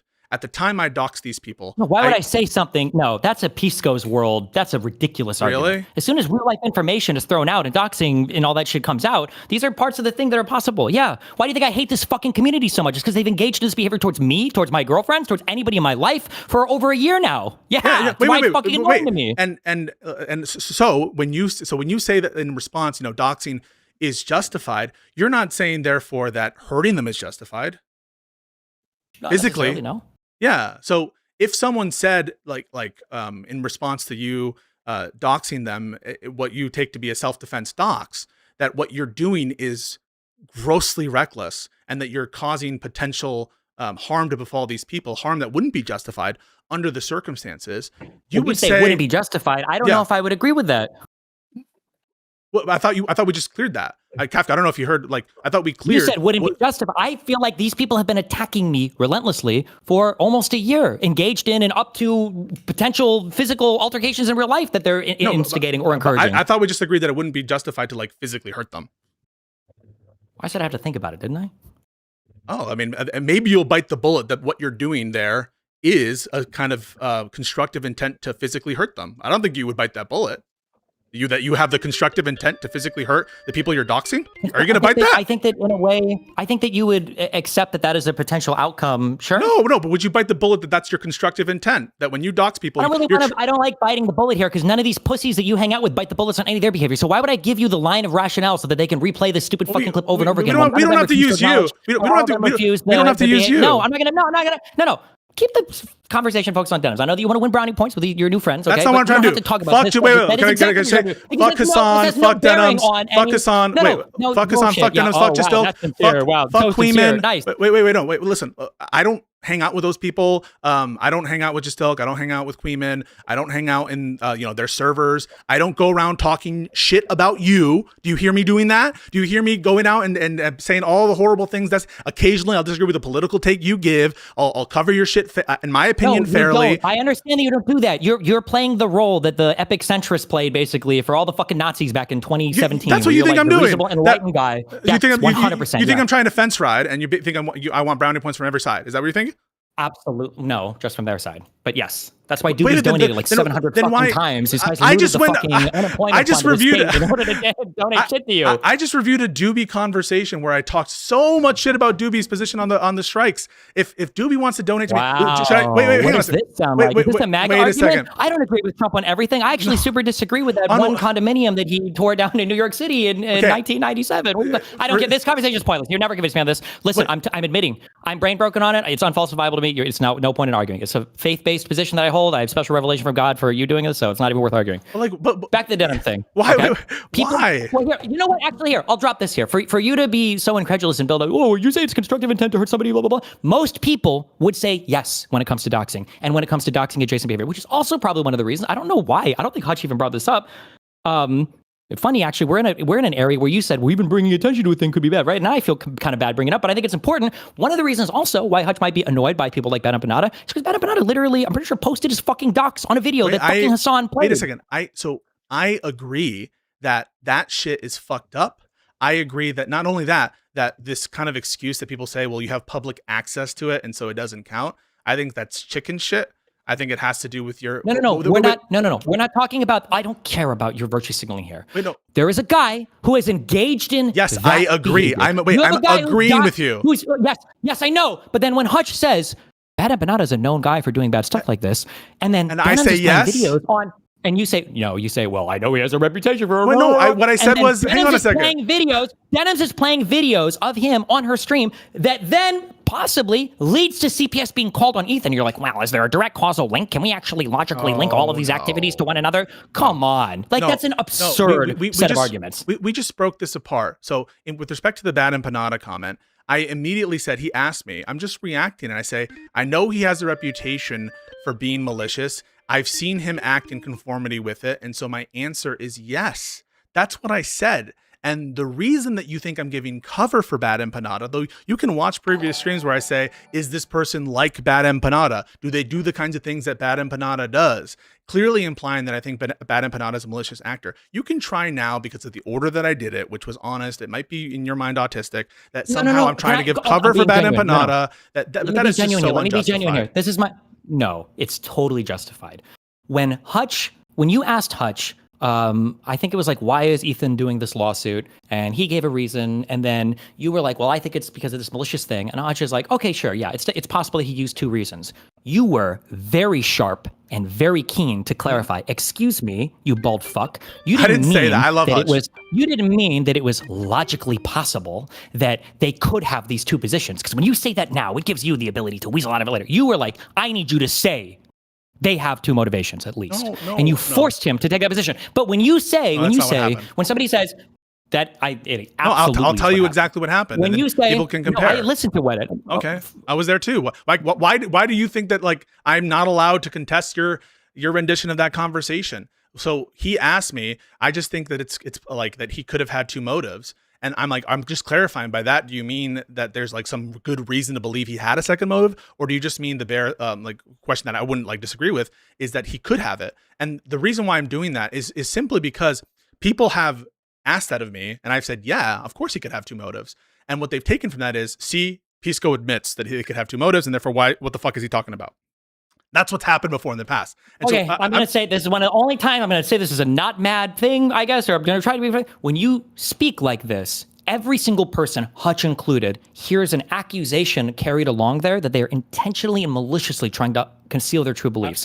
Especially when you started that conversation off by saying, I want to make sure that we both agree that this is an important conversation to have because I don't want to run through all the points. Why do you think I did that? So what's informing my conduct in the conversation is what I've had to deal with, which are like, I think very obnoxious situations. Wait, hold on. I don't disagree with anything you're going to say. I'm just saying that to say all of that and then to get to Bad Empanada, I was like, you think the Bad Empanada is like a bad guy, right? And you're like, well, I understand that he has the reputation of being a bad guy, and I have seen him do some bad things. You understand that you've hedged yourself in that case. You're Fort Knox. You've hedged against everything there. The reason I hedged and qualified in the sense of I didn't immediately say unambiguously yes is I was racking my brain to see if there were moments in time that I'm specifically recalling such that if someone wanted to challenge me in that moment, can I actually like produce these examples of the accusations that I'm coming up with? Not all of us are so flippant and reckless as you to make these accusations off the cuff of certain individuals without having the evidence prepared, like the accusation that you said that I actually want to protect a community that's harassing a young woman. I mean, I'm thinking out loud. I'm just honestly telling you what human beings just don't have a clip reservoir ready to produce immediately. But do you think I don't act like this? You said that they harassed me? but Steven, I've acted like this as long as you've known me, right? People have always said, why can't he just get it out? Why is he so wordy? This is not something that is out of character or out of step for me. This is how I engage. And now, are there ways that I can improve? For sure. What is unjustified is to say, oh, he's just grifting to make money from fucking Doobie. He wants to protect his community. What the fuck? I put together in my head how unbelievably and insanely aggressive you are with somebody who is relentlessly golden retriever levels of good faith and charitability to you, and you're trying to crucify him in the last, like, 2 hours of the This is conversation. condescending to Hutch, man. It's not condescending. I have a lot of respect for people like Hutch and Josiah. As in, when I say this, what I mean is, like, I think Hutch views you. He respects you. He views you as a friend. He respects you intellectually. He has all these things in his mind for you, and he's trying his best to get Hutch out is his my point of boy. view. Yeah, and you're trying to run these ridiculous Did I do this with you? Wait, did I do this with you back in the day? I like that. We enjoy this. This is fun for us. But it's different. Like with you and Rob Noor. Do you have the same conversation with your mom that you do with Rob Noor? You should ask my mom, man.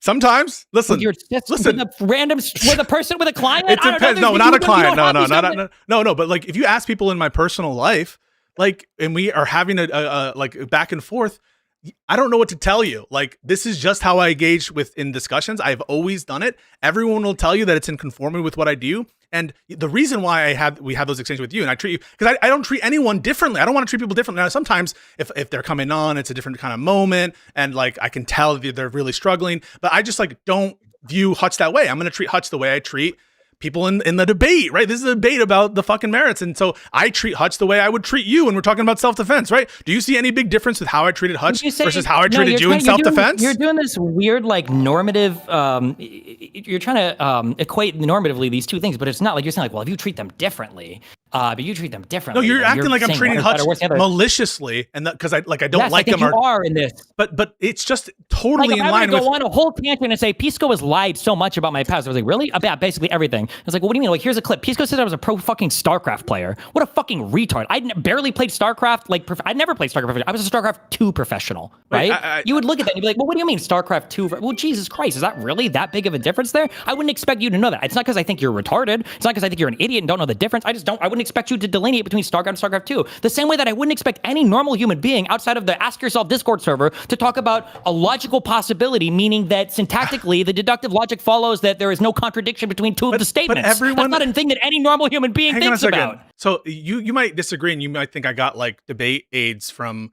Avi and Isaac recently, and I have talked to them recently in like the last year, right? And we've had these different conversations where, in many ways, you know, I credit a lot of what they've said to, like, I understand people are going to take the different view. This is stupid and should never do it. But it's really helped me think about like where the disagreements are. I like when I think back to the socialism conversations that we had with Counterpoints, with you, with Econoboy and all these other people. It really makes me think that there's a lot of semantic lack of understanding, and that really opened my eyes. And people can see the conversations I had with Isaac. They can see where you know, I'm being introduced to a lot of these different ways to analyze conversations by Avi, who I just had a conversation with. And there's just like a very clear way, like why this is now coming up and why I'm more thoughtful about the terms people are using. It's because of that. It's not because I hate Hutch.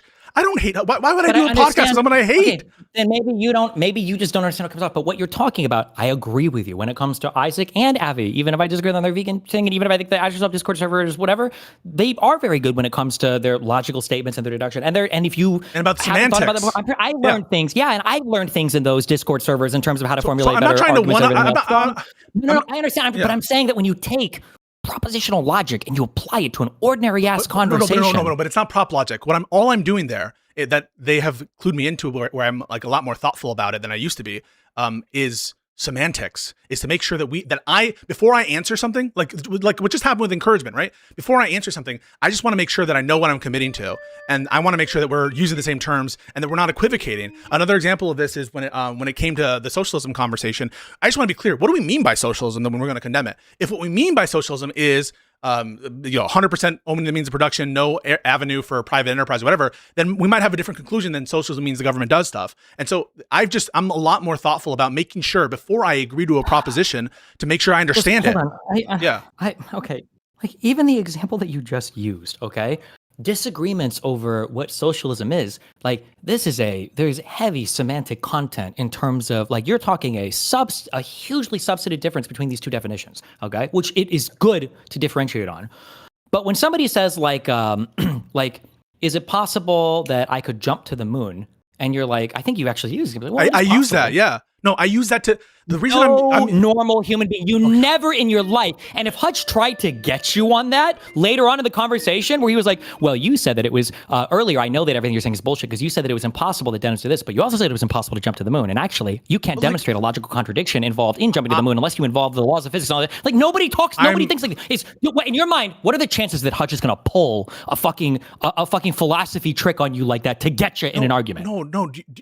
I suspect that what Hutch means is it's a decent chance. That's what I suspect. All right. Then just say that. Wait, no, but when you say possible, you mean plausible, right? Yeah, and then you move on, and you're done. You don't have to spend 20 minutes explaining possible realities and all possible universes and like just say that. Move on. But when I say why I'm doing it, because like it becomes like a hang up in the conversation. The reason I do it is just to show people like I'm not trying to fuck with you at all. I just want to make sure that when the audience sees this clip, they're not going to be able to cut out me saying, yeah, he could have had two different motives. And then people say, look, he said that. Like the only reason I'm doing it is not because I don't suspect Hutch means plausible, that he doesn't mean this. And when I say that, like I'm just trying to take this moment to get people to appreciate why I'm doing it in good faith. But you turn it into, I've heard the term that you used, slimy, that I'm getting these opinions from other people, that I'm trying to like basically pull the wool over Hutch's eyes because I guess I don't know why. Like I want him to suffer. I want Hutch to suffer. How is that in line with the rest of my the rest of the stuff I do?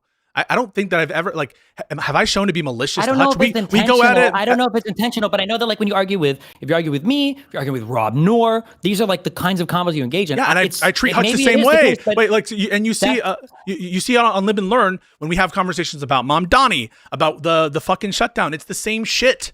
And in those moments, like, yeah, I treat him the way I would treat other interlocutors in that moment. And sometimes Hutch is, I love him. He's my boy. Sometimes I think he's sometimes unwilling to answer a question, and I have to push and push a little bit. Not unlike you, and not unlike maybe sometimes me, right? I think I try to answer questions, but we all have our moments. So all I'm just trying to say is I'm not treating him any materially worse. And why would I do that? What's the incentive that I have to just shit on him? Like, why? What is the possible justification that I would to do that? Hutch wanted to have the conversation, so did I. I thought it's useful.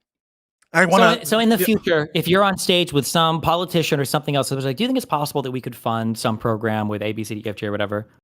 You're just going to say yes or no? Well, I think it's likely. Are you going to say, well, when you say possible, do you mean does it entail logically a contradiction or not? I think there's respond that way listen, on stage. Listen, I think there is a more clean way you can say it. I don't know about possible. I do mean likely or something like that. Maybe there's a faster way to say it, but that is an advice like maybe I'll accept in terms of like saying it in a less annoying fashion. But the thing is, it doesn't show I'm malicious. It doesn't show that I'm trying to. It might not show it, but it feels that way. It feels that way when you fucking say it, dude. It feels that way when you basically say that everything I'm doing in that context is to try to fucking like mind fuck Hutch. It seems condescending to Hutch.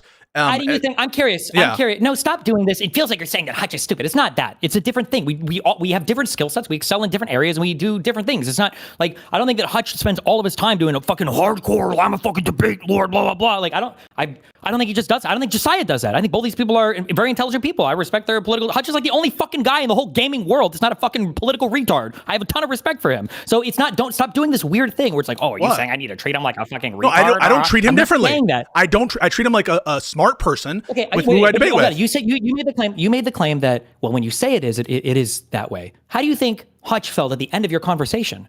I think he felt great. I think he felt fine. Why would he feel bad? Really?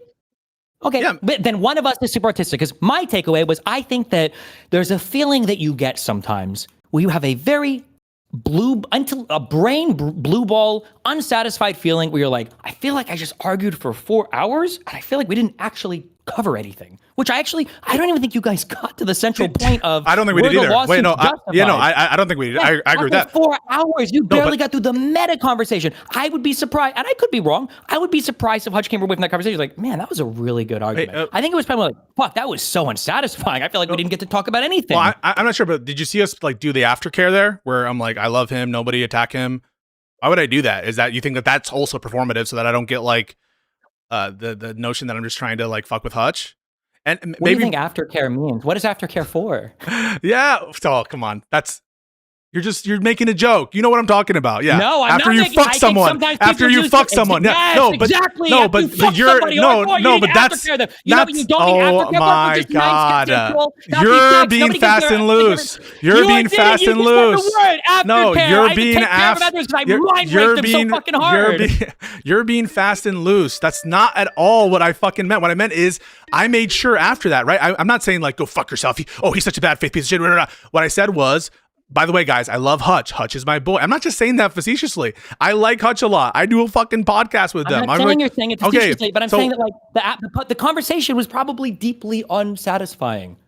Well, there are aspects about it that were unsatisfying to me too, but that I don't think the whole thing was unsatisfying. Okay. Nothing of substance was spoken about. It was like a debate with Rob Noor, Andrew Wilson, where it's like, I don't even know what the fuck I just debated for 4 hours. The way I can tell you my impression. Said, like, 3 hours in, Hutch was like, I think I'm tired of this combo. And you're like, are you? You know what you serious? did? You know what you did? Tired? No, I can just tell you my impression if you want to hear it. That? Do you think Hutch was actually like sleepy? I don't know. I mean, like I think he was probably like frustrated with the conversation. I don't think that he's. Yes, but I don't think. Frustrated.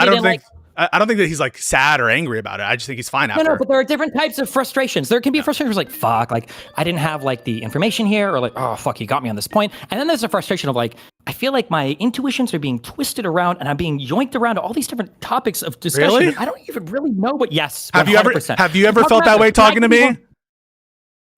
Sometimes, yeah, but not. So just because that's a feeling that exists doesn't. Usually though, because both of no. Because usually both of us, generally speaking, well, no, I have felt that way after the fucking rage combo that we had, the time before last or whatever. But like generally speaking, we're both collaboratively trying to build towards some end, and you're not usually trying to like sneak away from things. Like I feel like actually you kind of have in this conversation, which we'll go back to. But I do feel that way when I debate with Andrew Wilson or when I watch every Jordan Peterson debate. Well, no, these are never debates that feel good because they're constantly trying to form away. Hopefully that people can understand a difference between me and Andrew Wilson. The difference is, and I hope that people remember my conduct when it was reacting to the insurrection debate that you had with Andrew Wilson, when I felt that people that, for example, this is exactly where I defended you, right? Do you remember when he said something like, it's not my burden to show whatever. Remember when he said that? And everyone and their uncle was saying, oh, he's right. You know, he doesn't have the burden. That's correct. He doesn't have the burden. But then partway through the conversation, he makes a claim like, I think that the definition you provided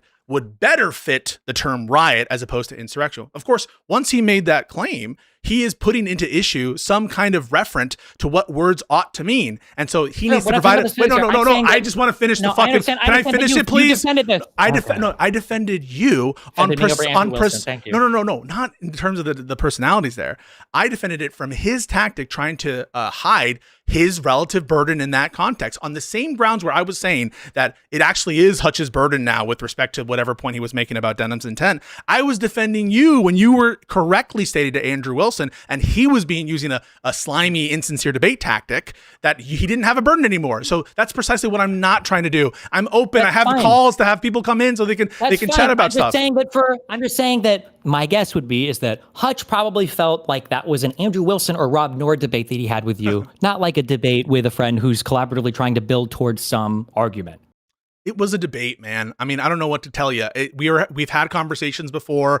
I think that the fact that I started from the perspective of like, well, can we just agree that this matters? It's trying to build some set of like understanding and girding principles where we can walk away from it having at least some better sense of a position. And maybe that kind of style works better with Avi and these other types of people. I don't have any problems with those people. Maybe it's because, they're also autists, whatever. But it is not an indication. But what you just said was fine. When you said maybe that style works better with those other people, that's what I'm saying. I think it does. Not because Hutch is stupid and not because somebody is able or not able, but just because of how different people do. Okay, so then why don't you give me the benefit of the doubt there instead of fucking accusing me of trying to grift to tankies? I mean, that's basically because you're doing this because it's the difference between negligence and recklessness. You should know better. If this was a private conversation, I would have a difference of opinion about it. This was a with respect to tankies. Wait, with respect to tankies, in what Yeah. sense am I trying to grift from? Like grifting is something you do, I think, right? Unless you think that there's unintentional grifting. I feel like grifting is an accusation of intent. You're doing something insincere to make money, and you've accused me. How many individual donations has Doobie sent in this stream? That's what I'm accusing you of. How many people in your chat right now or in your Discord are also in Justicle's Discord, are also in Doobie's Discord, are also that's the exit. But that's not even really should they be banned? Should they be banned? Should they be banned? At least that, yeah. So they But that's not relevant to this. Wait, no, but no. So, it's not about should they be banned. You're doing it right now with the binary. Oh, wait. So should they be banned? Right? Imagine what I do you have want like me a to fucking do? Nazi in my. Imagine I have nothing. You can't do anything. There's nothing you can do. No. Tell me what. Tell me what I ought do. No. I'm telling you that there's either ban or murder. No, Otherwise, I'm not saying. I'm being serious. Wait, I'm being serious. What ought I do with respect to dubious donations? Should I not accept them and give it back? I'm asking what the moral duty that. How would I comply? It's not about accepting or denying the donation. It's the question of like, why are all of these people super supportive? That's the question. Presumably because I don't even care. That's not even that important. That's not even the central part. I think I laid this criticism out like at the beginning of the thing, and I spent 5 hours listening to this. That's not my central thing. I'm not saying like, oh, it's because he's brain broken on this. So can we be? So you don't think that I'm grifting for tankies, do you? Kind of. Yeah. Why? On virtue of what? You think I'm a tanky supporter? Because you're one of the smartest people I've ever had the pleasure of talking to online. And some of the things that you were saying to Hutch yesterday were so unfathomably unbelievable that I cannot believe that they originated from the same mind as the person I spoke with and was friends with for 2 years. That's just impossible for me to believe. That Hutch can ask you a question as plainly as if somebody says that some children are maybe dying in a house. Do you think that justifies a CPS call? And you're like, well, does it logically mean that causally it's linked and you have to necessarily imply that every single person in the audience is going to be calling CPS and it would be a justification for them calling? Like, that's impossible to me. That a human being can't say like, yeah, of course. Sure, of course. Yes, Hutch. That would be reasonable for you to call CPS at that point. I guess I'm shocked because I feel like I've always interacted this way. I feel like it's consistent with my personality, and people, for better or worse, it's been divisive. It's been divisive. There are people who have always hated my contributions, who have always called me a pedant, who have always said that like the contributions I have are, it's always like, well, technically, you know, and they put the fucking, everyone put it in chat right now. The glasses guy with the little fucking finger up. That has always been my reputation, for better or worse. I don't always agree that that is, in fact, the case. I don't agree with that shit. Sure, but that's my. I agree. But the difference is that when people were complaining about you there, they were complaining about the style, but not the substance, right? Pisco might be right here, but God, he's so fucking annoying to listen. Oh, he might be right, but he's so fucking annoying. The main complaint right now, though, is on the substance. That it feels like you're running cover for all of these people by employing the most insane arguments, the most Majin Buu tatted Vegeta fighter in the history of all of argumentation. Just give me a second. That if we go back to the Sorry, I just need to do something real quick. Hang on. You guys cannot actually. 1 second. Chat. Okay, we got it. No more chat. YouTube chat. Sorry, you're done. Go ahead. Sorry, you're saying. What? Okay, I don't care about YouTube chat. Okay. No, they were doing TOS stuff. Based. What's the point? Like, no, what? Like, what? Hold like, on, wait. I'm curious. Going back to everything that we said before. Okay.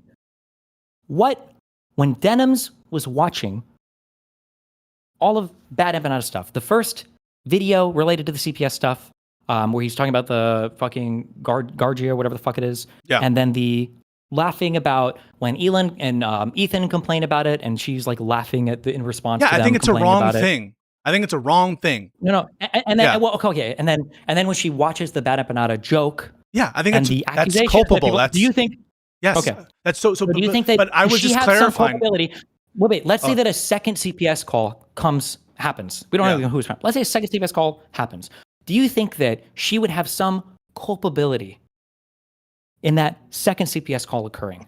That she'd be partially responsible for it happening. So I understand culpability to refer to a moral fault, right? So it's some kind of like moral. Yes. So the answer is yes with respect to recklessness. Yes with respect to negligence. Not yes with respect to intentional malicious phone call. Wait, why is there a moral fault related to recklessness? Yeah, because so that kind of conduct contains a substantial and unjustifiable risk. Correct. So it's tied exactly to the harms that could result. But that doesn't mean that we have the same moral intuitions with respect to someone. And we went through the fucking car example to show that it's, and that's what I mean, right? Like, we absolutely have the same moral intuitions. If somebody drives drunk and they get home, the person doesn't say, you drove drunk home? And the guy's like, yeah, but I didn't hit anybody. They say, you could have killed somebody. You wouldn't say, excuse me, I didn't kill anybody. And even if I did, that's a separate action than just driving drunk. So these two things are not logically entailed by one another. Okay, so I agree that we would, just because you didn't cause the death of another person, and just because you didn't actually have the results of such that you could be like charged for, I don't know, drunk manslaughter or whatever the fuck that is. I mean, there are some situations in which, I mean, the kind of conduct at issue with drunk driving is so reckless at this point, and everyone knows it. So we understand that. So I'm not trying to say that the bad act only occurs when the kind of result elements. I'm very intention pilled. What I will treat very differently someone whose conscious object is to produce a bad result, as opposed to someone who is acting really, really recklessly or even negligently, and bad stuff happens to happen, or it just happens, right? Absolutely agree with that, no doubt about it. All I'm trying to say is there's a huge significant difference between those two things, and you have to really be honest with yourself. At the time that Denims watched that video, wait, hold on. Wait, real quick, because we might agree on everything, okay? But because I just want to disagree with one thing. You said, it goes back to the question I asked Kafka to moderate earlier. You say there is a huge difference between these two things. I personally, I don't see, there is some, but I don't see as much daylight between depraved heart and first degree. I don't see that's not what I'm saying. No. Depraved heart. Like, between recklessness. That's an area where recklessness, it's so reckless. The risk is so great that it's going to be some kind of constructive intent. So we're going to treat it actually the same. I don't think, isn't depraved heart used as a second degree murder justification generally? No, but like essentially you're fulfilling the malice aspect of murder. The thing that makes it the worst is you're so reckless that we're going to treat you like you basically try to kill him. Yes.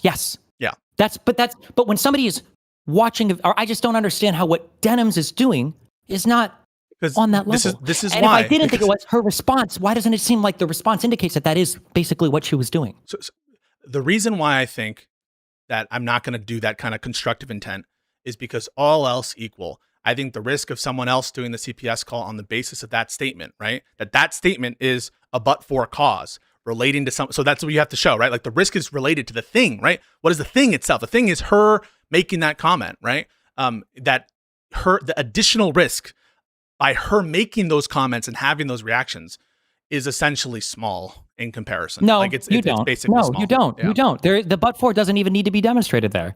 If you go out and you drunk drive, and somebody goes out, somebody else goes out, and they hit somebody, right? Perfect. So that's an action that, in its tendency, has an incredibly high risk to do the thing, right? We're so lucky that it didn't happen. It really doesn't, right? Wait, it doesn't. Drunk driving? I'm sure. Yeah, probably. My guess is going to be less than 1% of drunk drivers actually get into an accident. Unfortunately, in the U.S., a lot of people drunk drive. Okay, maybe I'd agree with that. But what I'm saying is, at least at a bare minimum, right? I think that you've shown like a much higher tendency when it comes to drunk driving and some kind of related offense, some kind of accident, yes, that kind of shit. I agree with you. Right.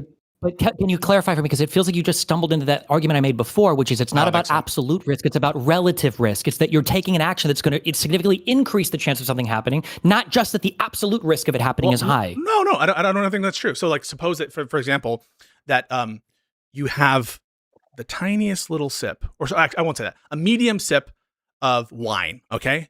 You have now just significantly increased the risk of a crash, right? But you're just sober, right? You are sober. And so, yeah, it's a significant increase in risk, but by all accounts, it's not significant enough such that you are in any danger whatsoever of crashing more than like, I don't know, you being tired on a particular day or you having like a bad fight with a partner on a given day. In that context, notwithstanding, wait, I just want you to grant it, right? So in that context, the reason why I won't grant it is because I think there might be a hypothetical where I would, but because I don't know if having a single sip of wine does anything mentally. Your body might just process. But assume, right, that you've taken a sip of alcohol such that it has significantly increased the risk, similar to the risk of distraction from a fight, similar to the risk of having 2 hours less sleep than you would have, right? But you're still good to drive under every normal standard. In that context, right, notwithstanding the increase in relative risk, you are not reckless, right? You're not negligent. Agreed? I disagree. You think you're recklessly driving if you have like 2 hours sleep deprivation equivalent. As somebody who fucking drove tired way too much in my casino job? Yeah, 2 hour. And I'm pretty sure there's literally a 2 hour. A 2 hour sleep deficit. You're a little tired, but you're good to drive. And compared to an old fart who is even on his best day. Oh, well, no. Well, you know what I'm saying? Maybe not, but at that point, it'd probably be because we'd be looking at like things related to, it wouldn't be intent. There's another word you would look here for, but like, what is, like, for instance, you don't need Like we would view somebody who drank a little bit of alcohol differently than somebody who maybe took an anti-allergy medication versus somebody who maybe just didn't get quite enough sleep. But we could look to the purpose of not having a lot of sleep, right? So for instance, let's say somebody only got like 2 hours of sleep and they went driving the next day and it was because they were up all night taking care of their kid who was crying versus somebody who only got 2 hours of sleep because they were grinding the end of the Arc Raider season. Do you think that we would hold one of these people more culpable if an accident happened the next day? I think all else, legally, but no. Yes, I think as between those two cases, we would hold the person who has the kind of the trivial reason for staying up a little more, like we would treat them a little differently, all else equal. For sure. What we wouldn't Just do like though, to tie it into the example for like Hutch, right? Like if Hutch watched the video to debunk it about a bad thing, and somebody in the audience might have done it because, well, hold on, we would treat that a lot differently than somebody watching the video and giggling and laughing along with it. Right. No, I agree with that. But the question isn't, as between those two cases, which one would we see is more culpable between two people who are relatively not culpable, right? The question is, would that situation, that is where you have a minor sleep deficit, but not nearly the, to the extent to which it would impair your driving to some kind of normal standard of driving that we would all accept, in that situation, notwithstanding the increase in relative risk, you would say that person, they're not being reckless, they're not being negligent. They're able to drive, and they've, you can even make it more crazy, right? Like you have a NASCAR driver who under optimal circumstances would never, ever, ever drive bad at all. And this person has like a big swing of alcohol, but he's not over the legal limit. And he's impaired like 30% of his driving skill, but his normal rate of driving is just so far above everyone else. And you've brought him down. In these cases, you'd probably, to borrow a word from Avi and Isaac, there'd probably be like a threshold that you would argue for here. That threshold is absolute risk. You need to have a threshold of absolute risk, just decreasing the relative risk. If you're an alien being who's optimal. Well, no, the threshold. I think the threshold will be relevant when we're talking about like unintentionality. But for intentionality, I think the threshold would basically completely disappear. So, for instance, if I was cooking, let's say, so I'm back in the kitchen, I bring a steak out from the freezer and I leave it on the counter for fucking 12 hours before I throw it on the grill and I serve it, and somebody gets food poisoning or whatever, right? And let's say that it's really bad or whatever, that's not good. Versus if I take a steak out, I do everything I'm supposed to with it, but then I like put like a little bit of dirt from the floor on it, or I step on it with my shoe or whatever. And like there's no, then we would treat someone who intended it differently. Yes. That was my whole fucking point in the fucking stream that you soyed out about and said I was a grifter. That was my whole fucking point. You just restated it. What was your whole point? My whole point is we treat so differently the intentional fucking acts of someone than the acts that, even if they impose an unjustifiable risk and they're culpable for that, we treat them so differently. That was my point. Yes, of course. But the question is whether or not Denims should have known that this behavior was going to result from this, which any reasonable person, of course you would know this, obviously. And you can tell that by reading into how they react to the situation. I mean, I don't know that you can, does Denim strike you as a person who is like conscious of, does she strike you as a bright person who is going to be able to know all the entailments of the kind of risky behavior she does? I'm not sure, but maybe she is. Shit. No, you're right. Denims doesn't know every single possible thing that could result from every single possible behavior you do. What I mean to say, you raped me. Hang on. Oh my God. That's not what I said. Every single thing holy shit. Let me rephrase this in a more reasonable human way. No, your statement was ridiculous. No, it's not. Does Denims know that if she watches a video saying that Ethan's children are potentially dying from diseases of negligence, is she aware that someone is going to call CPS? Is the question, right? Do you think that she knows that that's like on the table, that she could be pushing people in that direction? I don't know. Do you know it's on the table that when you dox people, they might get fucking killed and hurt? Killed and hurt? Possible. I think it's very low. But is it on the table in the same way? Is it on the table in the same way? No, I would say in a way, but the intent, I'm doing this as a response. God damn it. What? Look. Okay, are we talking about recklessness or negligence? Because it's not a question of if she knows, it's a question of if she should know. All right? Recklessness is about if you should know that what you were doing is wrong and it happened. That's it. We don't need to show that she knew it or that she had knowledge of it. True. Is this something that a person Wait, should she have known that if you do stuff like that? Well, this is what I was hinting at earlier when I said we should agree then that she should have a full-time caretaker and shouldn't be allowed to stream anymore. Because if you don't have certain levels of agency, then you don't get certain rights and responsibilities, right? Or privileges. So should Denims have known that this is a possibility? That it's a possibility, that is to say, it's likely that as a result of her watching this video, someone will, do the actual CPS call. Yeah, or that she's at least increasing significantly the odds that somebody will do this. I think that she should know that she's, given the size of her stream, that she is significantly increasing the risk. The problem is, I do think it's a small risk, and unfortunately, you're gonna. It might be a small risk, yeah. just like stepping on a steak would be before serving it to a customer. Wait, stepping on. But it's a small risk of something that it's not gonna. They're not gonna notice. Probably not, right? Well, hang on a second. But this is a malicious. It's wait, not no, a good thing. so let's do it. Let's use that example. Step on a steak, right? I agree, not good, right? The person, so it's a prank, and they're stepping on the steak because they're like rude to the service or whatever. Step on the steak, they get a parasite and die. Okay, holy fuck! And all of the fucking servers are looking around themselves, and they're like, "What the fuck?" And the guy who did the stepping raises his hand weakly, and he's like, "Hi." And then the question is, in that moment, you agree, low risk of really, really, really, really bad event. It happened. All right. Mm-hmm. How do you assess that person?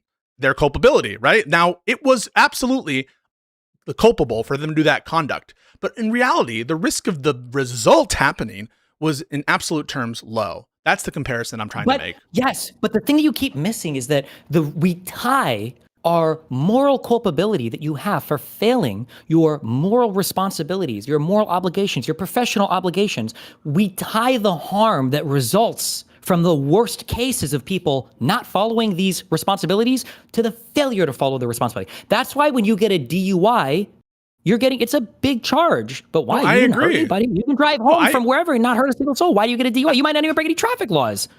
I totally agree that we should be like that. There are certain reckless conduct that are felonies, right? Manslaughter is not like a minor thing.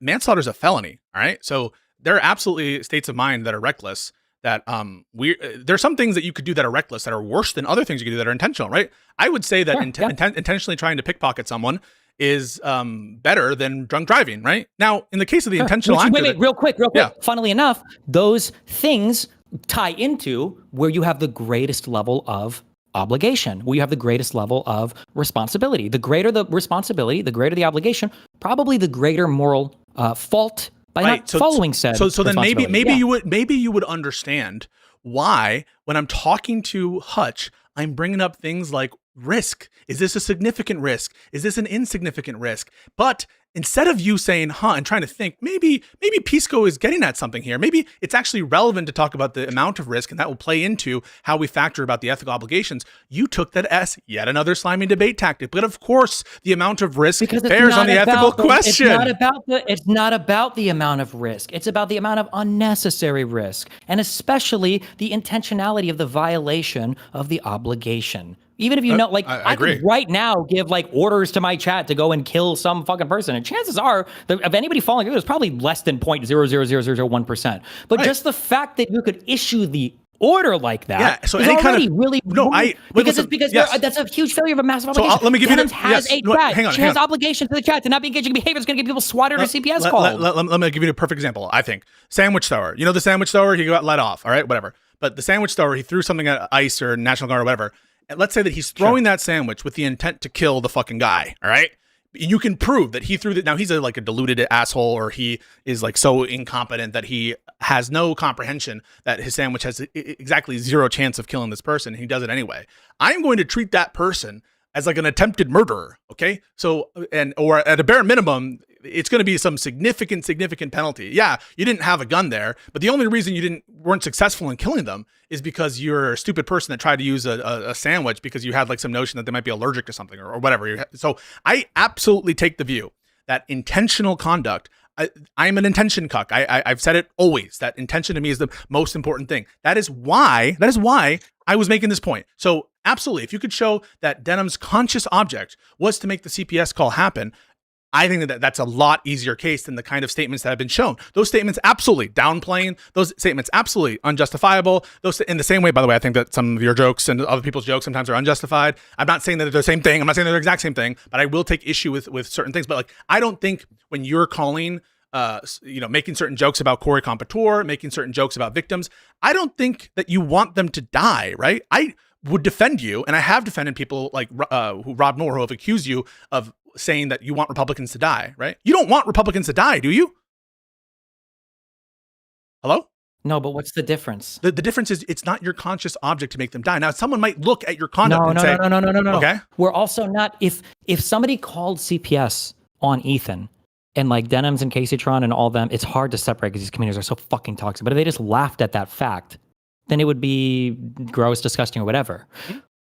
But let's say that again, to make the reason why your analogies are so mindfucky, the dad and the daughter one was a good example too, is because you're erasing the part where they are watching something that is driving the behavior. If I was watching video after video, if I was talking about like, this is one of the reasons why I don't do, even though I like guns, I don't tell people, guys, we need to get armed, we need to start training. I think somebody donated asked me 2 weeks ago, like, should we start arming and training? It's like, that increases the risk of a whole bunch of bad shit. I usually don't push, I don't think I ever push people in this direction.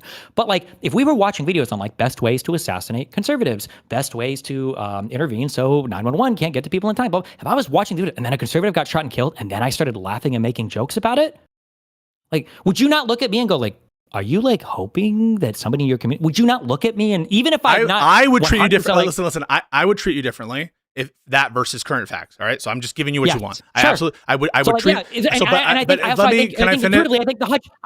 but I think Hutch would also do differently as well, right? So Hutch is somebody who's very critical of my jokes and all this bullshit because he's a soy fuck liberal, whatever. That's fine. Okay. He's critical. But I think, I could be wrong, but I think that Hutch would have a much more negative view of me if I was in my chat saying like, okay, guys, how are we getting the next conservative? Like, let's theory craft. Like, what are the best guns, the best loadouts? Like, how do we not go? Like, it would be way worse. But the thing is, like, I agree that to the extent that there's no facetiousness there, because there's edgy jokes and there's kind of like ambiguous things, right? And we want to avoid the situation where it's just like obvious conspiracy or obvious attempt, right? And so we're putting out that one. So you're giving a kind of example where it's on the margin and it's unclear whether it's a joke, right? Because if it's very clearly a joke, then even the pre-joke conduct, you're not gonna say that there's like major culpability there, right? In the sense of moral fault. Maybe it's reckless to do those jokes, but I mean, you'd be on no different terms than what the Republicans are accusing you of. Now, I disagree with their assessments of. No, I disagree. I would say there is major moral fault. Yes.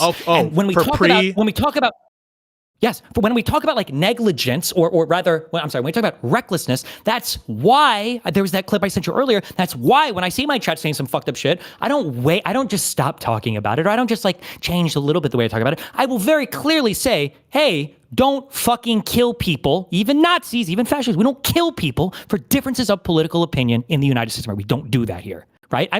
There's no fucking guesswork there, unless you've just seen a clip of me. There's no guesswork. No, I mean, like, I understand that there are distinctions between different kinds of conduct that could be at issue, and the examples that you're providing, again, these are distinctions that I think do matter in terms of how we assess the relative risk of them. The only thing I'm saying is that someone pointing to an increase in risk and awareness of risk, right? You would grant that, like, you calling these people fascists, you calling these people, fucking crazy people who want to take over the country, that does increase the risk, right? It's mitigated by some of the things that you're saying, right? But it can increase the risk. I accept all the increase of risk as long as my analysis is accurate and my positions have been made clear. If it's the case that, for example, you made everything you said, but you didn't have the condemnations of violence, let's say, and someone ends up, killing someone else, you're going to perhaps take culpability for failure to moderate.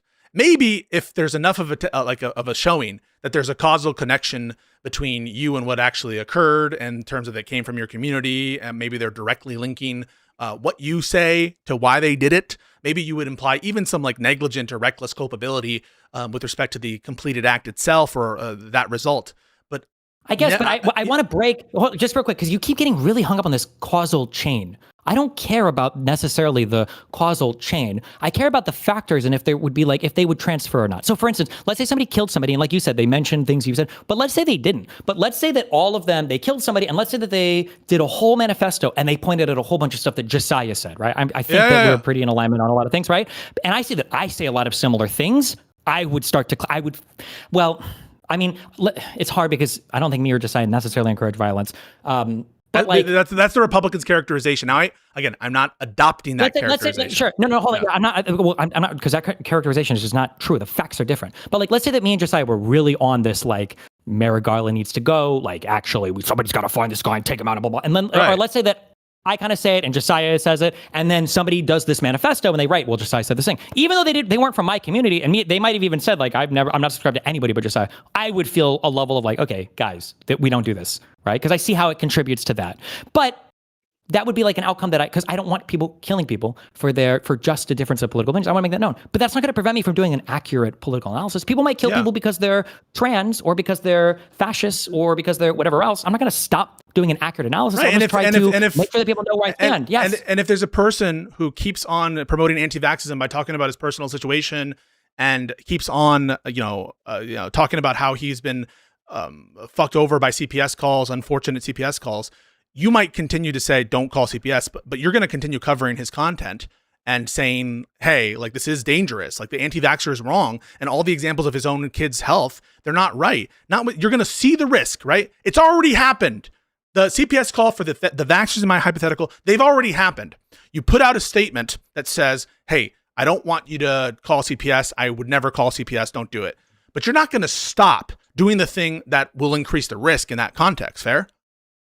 That you're going to keep calling out the anti-vaxxer, even though they have the CPS call, and it already happened. It's been demonstrated, and it's hard because it's going to vary from example to example. But like there are worlds where I will moderate unfortunately. Really? There's no way. There's no way. No. Don't buy this. Absolutely is. No, I absolutely do. Especially because my community is 90-10 men, and a lot of the communities for politicals are 90-10 men. There are a lot of criticisms that I don't necessarily lean into as hard on when it comes to certain dating things or women things or whatever the fuck, because I know that the community will take it a certain way. Or back in the gaming days, I think there was a lot of really cringe, like booby streamer, whatever bullshit. But like, if I make any of these comments known publicly, there's 90 million fucking incels in my comments that are like alongside me. And no matter how much I hedge, and no matter how much I try to like cut that shit out, they're always going to show up and weaponize those arguments. So at some point, I'm like, fuck it, I don't think I will. Unfortunately, I think even in that sense, but I would say that maybe that's going too far. I just, for whatever reason, I don't necessarily need to do that. But you acknowledge we're like levels and levels and levels away from Denham's behavior. Well, I mean, like, I don't know, man. I think that it's not a big risk. These kinds of like reactions to all else equal, they don't seem very risky. And you can show me evidence of. It's not about risk; it's about intent. Is there a single time? I'm just curious, and maybe there's clips. Is there a single time where Denham says, "Seriously, guys, the CPS stuff, we don't do this. This is not cool here." That's what I thought. That's what I remember seeing. So I'm just saying, I remember seeing something like that. I just don't, and this isn't me being weaselly. I don't have instant recall of the condemnation that was there. I thought I remember seeing that. I will say earlier you were saying things like, "Well, you need to be able to justify your assertions," blah blah. But I'm going to push you for a clip right now. But my assertion isn't that I know her conduct to be a thing or not. I'm just saying what I've been seeing so far doesn't justify the lawsuits. And that's a separate. We haven't even reached that. But all I'm trying to say is, regardless of your thoughts about this, and you seem to take a view which, I mean, I guess is like more protective of more responsible for your community. And in some ways, I think that's in line with stuff you said before. In some ways, I think people could argue that it's maybe inconsistent, but I'm not going to get into that right now. Regardless of your thoughts about who's right here, do you actually get the culpability in the way that, Steven says, or in the way I say? This is an honest disagreement. It's not that I want to promote Hassan. It's not that I want to fucking support snarkers. It's not that I want to support just still community. There were statements that you said yesterday.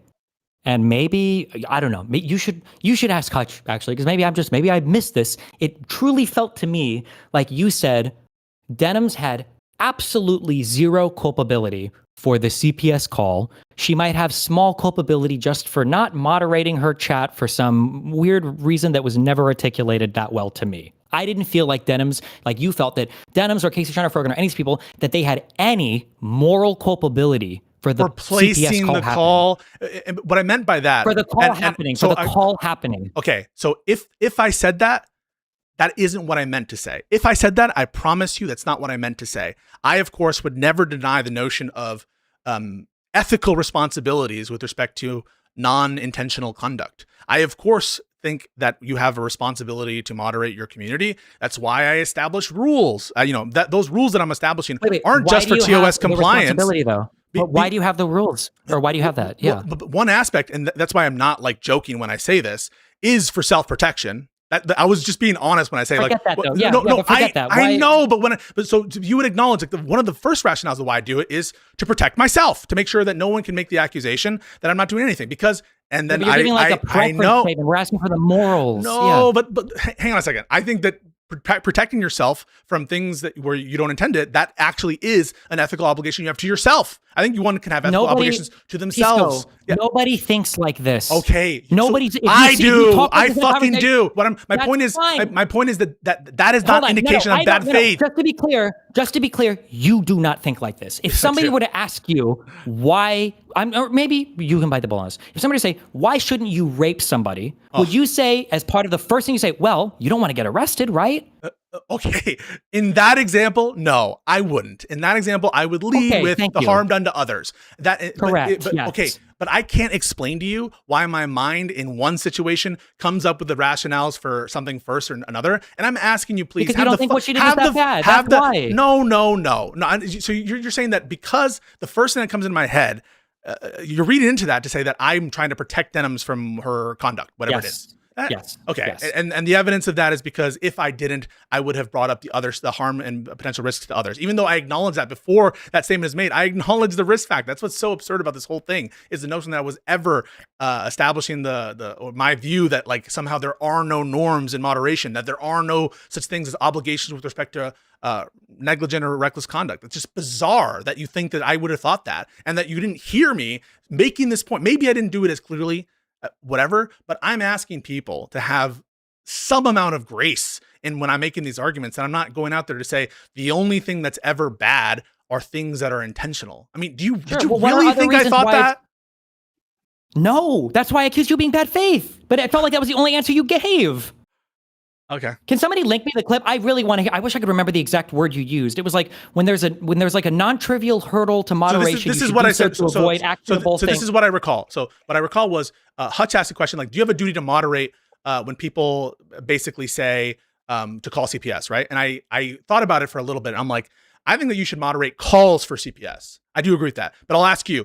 Do you think you should moderate when someone... No, hold on. I just want to be clear. We can say this, but I just want to be clear. That's not what I was referring to. You gave an answer that was the most syntactically crafty answer I've ever heard to avoid committing yourself to any sort of moral obligation. That was essentially just saying that, like, as long as it's not a big deal or not too difficult, you should moderate bad shit so that you don't get banned. That was the substance of your answer. If somebody finds a clip of it later, but we can move on to the next thing. Go ahead. Okay. I mean, like, what I'm trying to do is essentially these accusations are made that I'm adopting arguments that I don't really believe, that I'm being influenced into becoming, one thing or the other, that I'm specifically with bad intent trying to do one thing. And listen, y'all can have the opinion that you want. What I want to say, though, is it's totally unjustified. I have been a lib capitalist through and through. I'm on a show called... No, because you say that I'm appealing to tanky audiences. That's what you say to your audience. So where's the responsibility for that? Where's the responsibility for that?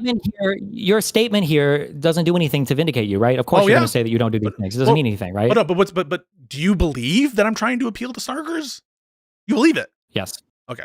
And that's based on your divine revelation. Well, it's based on the unfathomable logic that you employed in your conversation.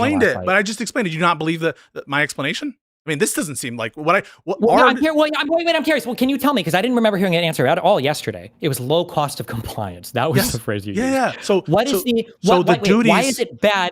Yeah. Why do you have a duty to moderate your chat? So a duty of reasonable care, which is what negligence is sort of pinned to.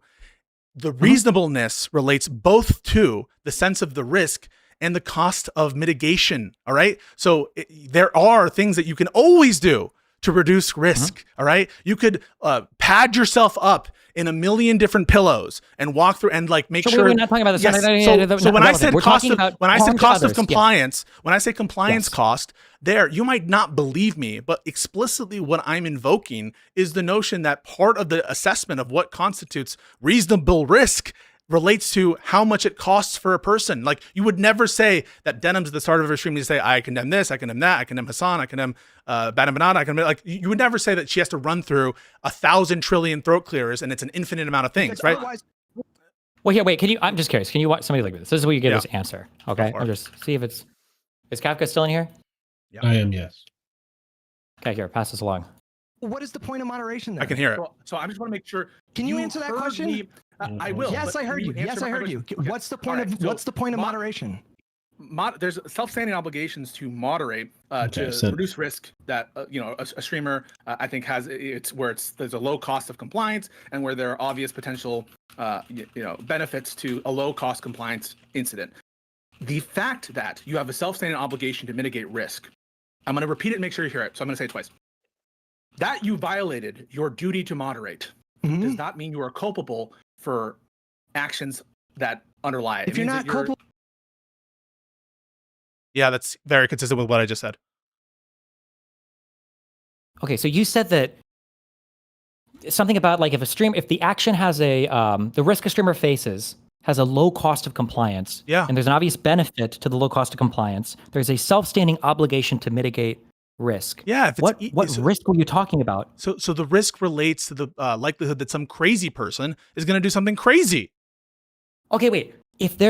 Why would you have an obligation to mitigate that risk, but then not be culpable for the actions that happen if you fail to moderate that risk? If there's no culpability, because afterwards you said you're not culpable for any of the actions that underlie the risk. It depends what you mean by culpable. So when I use culpable in that sense, it relates to an ethical violation, not to the result independent of itself. If you say it is an ethical violation, though, right? If you fail to moderate the risk, then you have an obligation to moderate, and then a bad thing happens.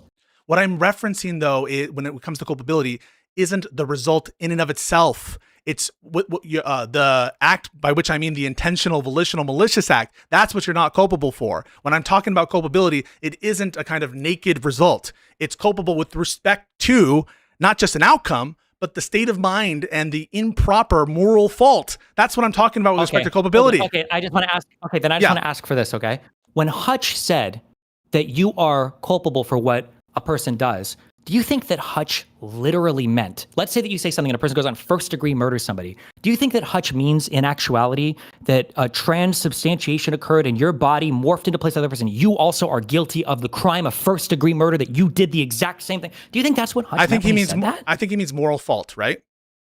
Correct. Okay. That is proportional to the potential bad outcome that you have an obligation to prevent the risk of. Hang on. Moral fault with respect to a moral obligation, correct? Yes, but the moral obligation is tied to the potential risk. Sure, no. But it doesn't exist independent of the mindset. That's what I'm saying. The moral obligation exists not just in the result, but in the actual. It must, by necessity, include the state of mind. Otherwise, it might not even be a moral obligation, right? You don't have a moral obligation independent of the state of mind, right? So that's what I meant. That's what I meant. You said it might, but you said it might exist out there somewhere. I'm glad you clarified. You said it might exist out there somewhere. But can you honestly recall off the top of your head, I'm not going to push you for clips like you did, Hutch, okay? Like you did for me earlier. Can you honestly recall a time where Denims was sincerely and deliberately talking to her chat and intentionally saying, like, guys, we don't engage in this type of behavior. Like, we're not doing this here.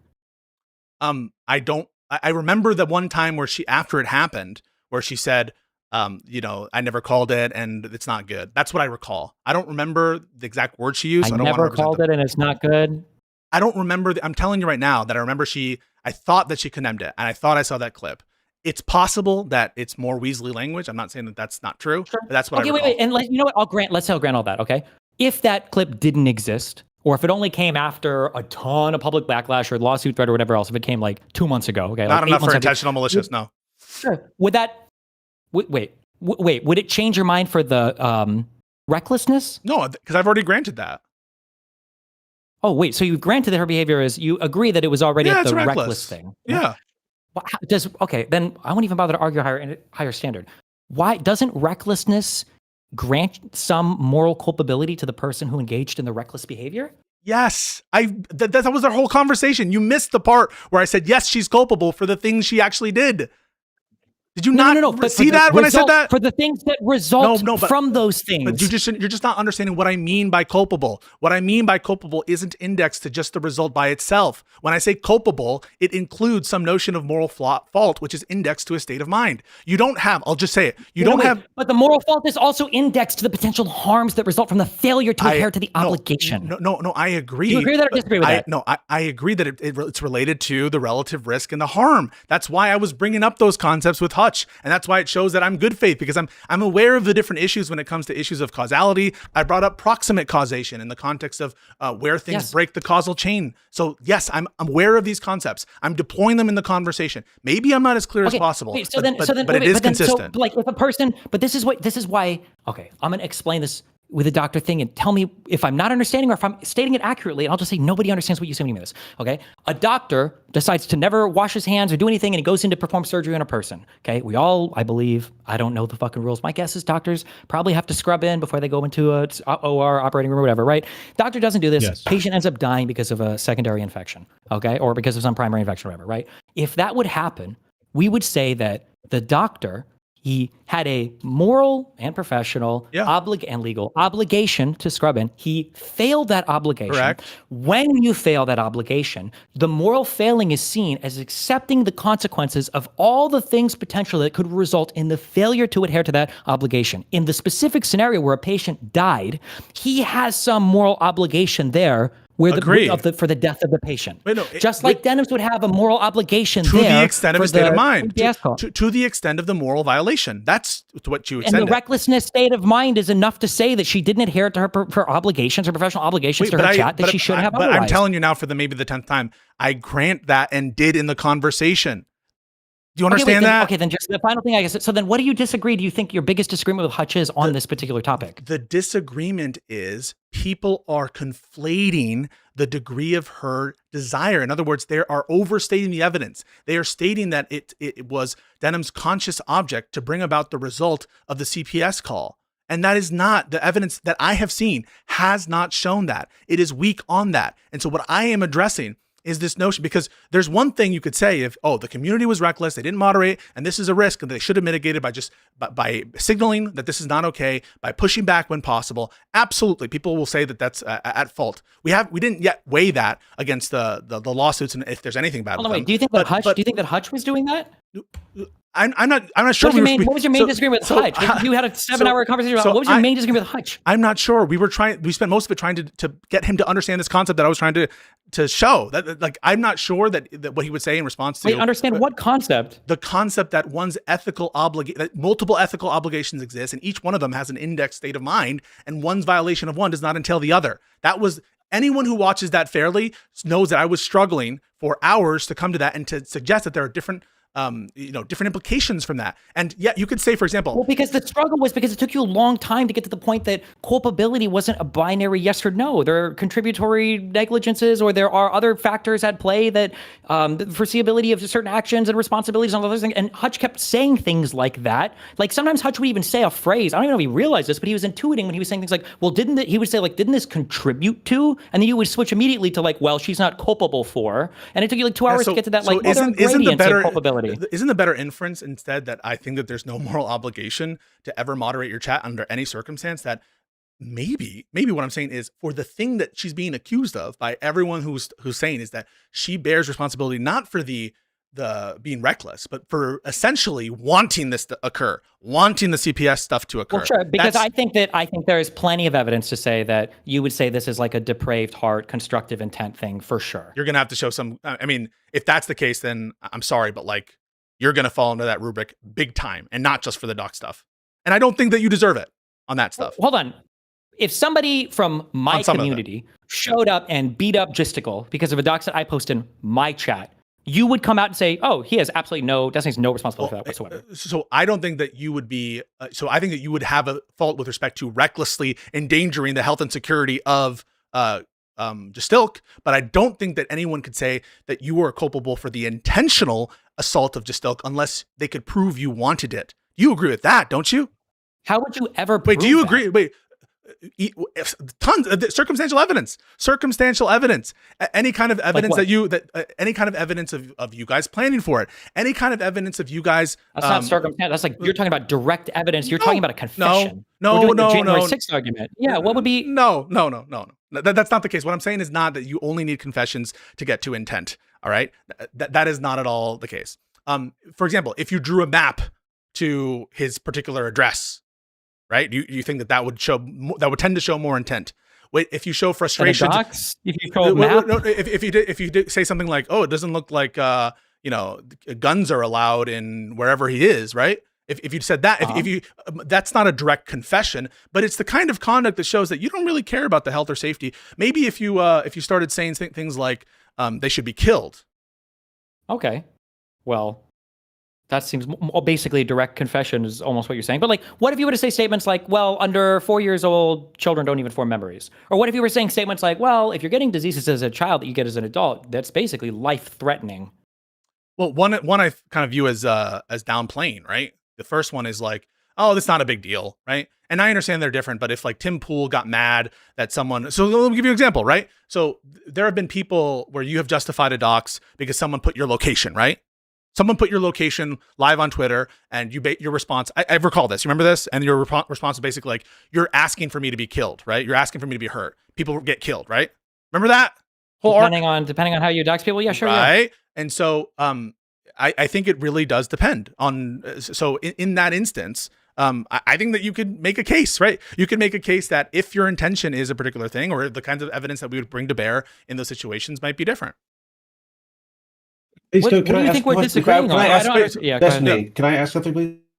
Do you accept evidence of admission by omission? Like, there are things where she is in a position where she could make a statement, where she could get in the way of potential CPS calls, of people making these plans in her chat. She has the ability to see it, has the ability to get in the way and say, guys, we don't do it. Because right now, I've only seen a disavowal from her after everything has happened. Right. What was the disavowal? There was some video that someone shared that showed her saying, like, guys, I never condoned the CPS thing. Which again is like after wait. Happened. That's not a disavowal, though. That's not a disavowal, though. Well, isn't it? I'm being generous. What would it be? No, what else would it be? What it would be? It's an attempt to avoid like direct like TOS responsibility. So you think she should have said I did? Wait, she should have said I did condone it, or what would you say? Or saying they shouldn't do this? It's not they shouldn't do this. It's saying I didn't do it. Right? You should make a more positive statement of like, I don't want this behavior in my community. We are not doing this in my community. Like, this is a thing we're going to have like a strong stance against. Like, also, to be clear, the correct statement was, I did not condone it, nor did I do anything to get in the way of it. Because she's just speaking descriptively at this point, and it's like, okay, maybe there's no explicit statement of condoning it, but there's also probably an equal amount of evidence of you trying to stop it from happening. I mean, is that the full quote? I mean, what did she say? At any point, here's the thing. Like, I don't know how long this is going to take, but I'm linking it to Kafka. You can send it to Pisco. I'm going to listen to this for 30 seconds. I'm times doing it. Your house at night, going through all your things, accusing you of crimes you didn't do. No one should be subjected to such treatment. Sure, but we're talking about not cops showing up at your house. We're talking about CPS, which anyways, to begin with, one, I don't condone. I've never condoned it, and you will not be able to find a clip of me saying, yes, we should do this, because it doesn't exist. I think CPS should be exclusively used for family vloggers who are total fucking pieces of shit that use their kids as content. I've literally given Ethan Klein credit on multiple times, or multiple instances, and I will do it again right now, for not showing photos of his kids. I think it is actually very cool of him to try his best to not have his kids in photos, in videos. I respect that a lot. I think he's a piece of shit. I think he's going insane and he's crazy, but I respect a lot that he doesn't bring his kids on camera. So unambiguous condemnation, right? Wait. So you would agree that's an unambiguous condemnation? No. It's literally not. I do not condone this. That's not condemnation. What do you think condemnation? If you were going to push me, hold on, wait. Just to be clear, I just want to point out, because you're doing this again, it's funny. Okay, is that earlier somebody like giggling along and laughing and reveling or whatever didn't count as celebration to you? Okay, yeah, it counted as downplay, whatever. But now somebody's saying, well, I didn't condone this behavior. I do not condone murder. Condemnation. Yeah. It is expressing more. So I understand condemnation to be expressing moral disapproval of an action. Okay, that's what I understand a condemnation to be. Do you agree with that? Yeah, but I don't feel like this was. I don't think that's. So this felt like more like, well, I didn't tell anybody to do it. So you don't think that if someone says, I do not condone assassination or murder, that is not expressing moral disapproval of a thing? I think it would be in that circumstance. Okay. I think the way that she uses condone here, it sounds like she's saying, I didn't tell anybody to do it. No. One thing would be, I didn't say it. She said, I do not condone such things. That is a way of saying, I don't support it, right? Isn't that a synonym for saying, I do not support this? You crimes you didn't do? No one should be subjected to such treatment. Sure, but we're talking about not cops showing up at your house. We're talking about CPS, which anyways, to begin with, one, I don't condone. I've never condoned it, and you will not be able to find a clip of me saying, yes, we should do this, because it doesn't exist. I think CPS should be exclusively used for family vloggers who are total fucking pieces of shit. I think that when you're digging into the whole, like, well, there's no clip of me saying this and blah, blah, blah, it sounds like she's just saying she didn't tell people to do it. Well, no, but she does say I do not condone. Whether you believe it or not, that is a condemnation. But I would look to Sure, I'll grant that it's a conversation, it's a condemnation in statement. But then again, the thing that I would look to is, where was the reaction then to it happening, to chat doing it? Why does that seem so incongruent with her statement now? Wait, to chat doing it, because maybe it's your case to show that she actually didn't live up to her standard of care, in that either a reasonable person would have seen those comments and moderated, and that she failed to do so. And that's why I was fucking going after Hutch, in the sense of asking him, well, how do you know that she disregarded those comments and saw them? Because in order to show moral fault, a reasonable person wouldn't have seen any of the, did you pass along that picture, Kaka, or whatever? Yeah, wait. So I just want you to know. So for the first like 10 minutes of this conversation, when I was like looking and thinking and doing stuff, there was a bunch of potential TOS violations of people saying the N-word constantly in Kick Chat. Okay. And I had to turn off the chat. Do you think that I condoned and was like okay with those messages? I didn't see them. Right? I didn't see them. And if I had seen them earlier, I would have done something. But in order to show that I endorsed the message, you would have to show that I saw it, right? You would have to. Yeah. You have to show that I actually didn't. Hold on. Yeah, but you're. I can't tell if you're doing this intentionally. If you're just I'm not trying to. That are leaving this key at crucial element out. No, that's not a hypothetical. That just happened. Wait. No. But what you say is, like, if there are N words in your chat and you miss them for a while and then you close your chat, does that mean that you condone the N words, right? Yeah. Wait, no. And Sorry. I would say, imagine that I never found out, right? And I just it stopped because someone, they just stopped, right? Correct, and someone comes up and said, Pisco's a racist, Yeah, he let those N-words. Okay, sure. And I would say that's not fair. Yes, correct. Yeah. I would say that's not fair. But what if you were watching a video beforehand that was a 10-minute video on why it's so cool to spam the N-word in YouTube chats, and you weren't even looking at your chat and you didn't moderate it? Do you think that there would be a difference of opinion? Yeah, I think people would have a difference of opinion, but there wouldn't be a problem with moderation. It'd be like the fact that they're putting it up there in the first place. It would be the kind of the act. Yeah, like Denham's watching the video. No, but hang on a second. The problem there is not like that she is that there's a call for CPS. I understand that people could justify calling CPS on the basis of what's said there, but I don't think that you can do a one-to-one there. I mean, the act of reviewing it, I think it's culpable for its own reasons. I've already said that there's culpability there and what they did, so we don't need to get there. But like, all I'm saying is, with respect to the intentionality, that's what's missing. And that's what, like, maybe you could make the case a little bit better with circumstantial evidence if she knows about it and chooses to disregard it and chooses not to. Sure. Okay. I'm gonna do a 30,000 foot view of this issue then. Okay. Because here's like the huge issue, and honestly, this is the biggest problem that I have with a lot of these communities. Are you worried at all that you've set up an environment where none of these people will ever be held accountable for basically encouraging the behavior that they know exists and that they know is actively happening, as long as they themselves are smart enough to like never actually come out and explicitly condone it, or explicitly condone it? Am I worried about that? Yeah, I don't think that I'm responsible. So many of these communities are like Snarker adjacent or Kiwi Farms adjacent, and they do this and they know this, and they've got the interflow exchange of information back and forth. But obviously, the streamers themselves will never come out and say like, I am doxing this person or I am harassing this person. But so like in your mind, is it literally impossible to ever get past just recklessness, basically? No. I think that there's you can definitely imply culpability, by which I mean moral fault.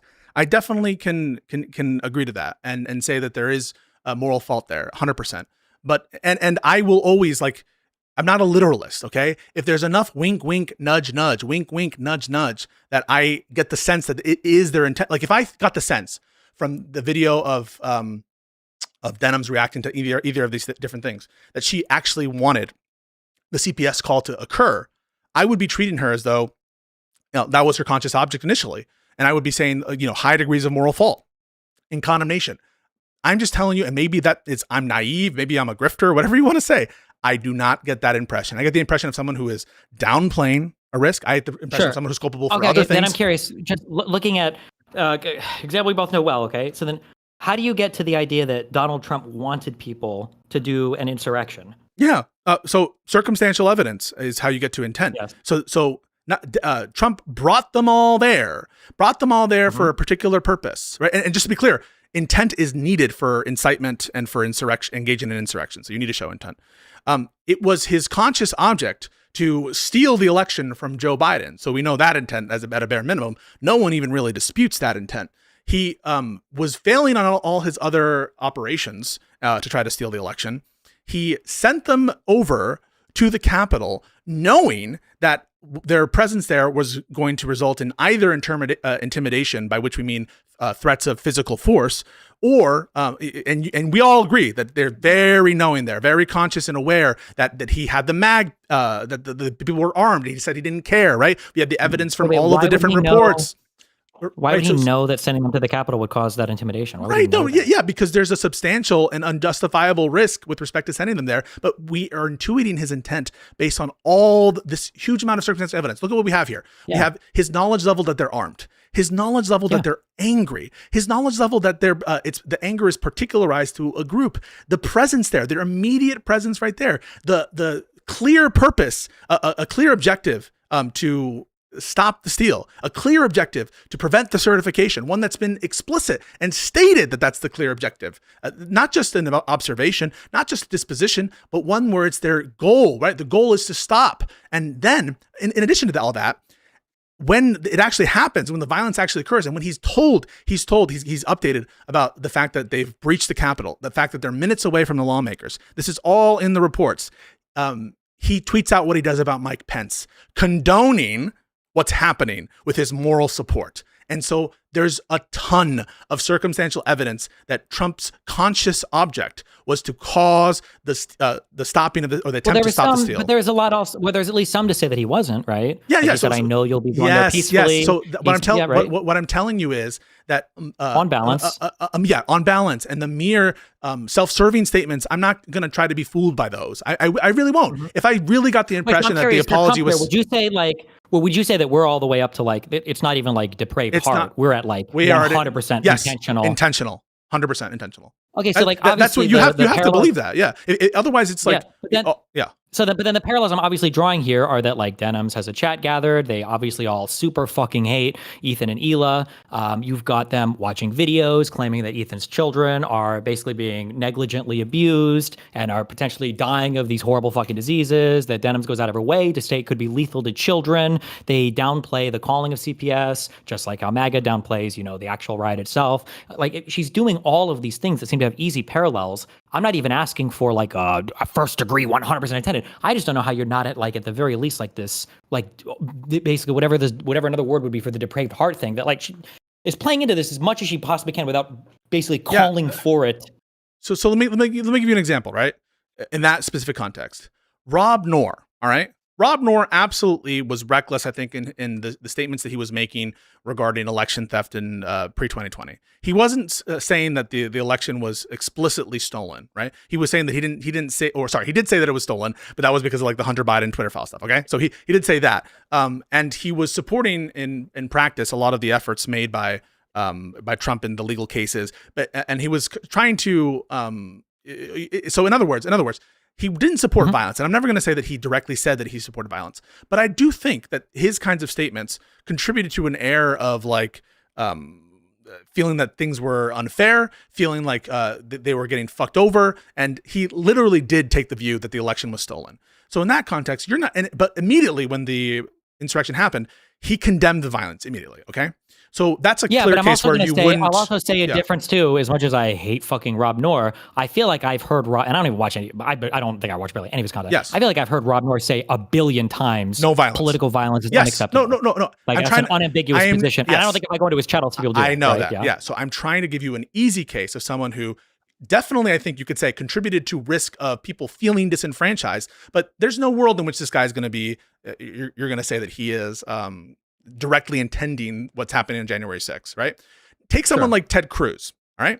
Ted Cruz was launching objections in the Senate, right? To slates of electors, all right?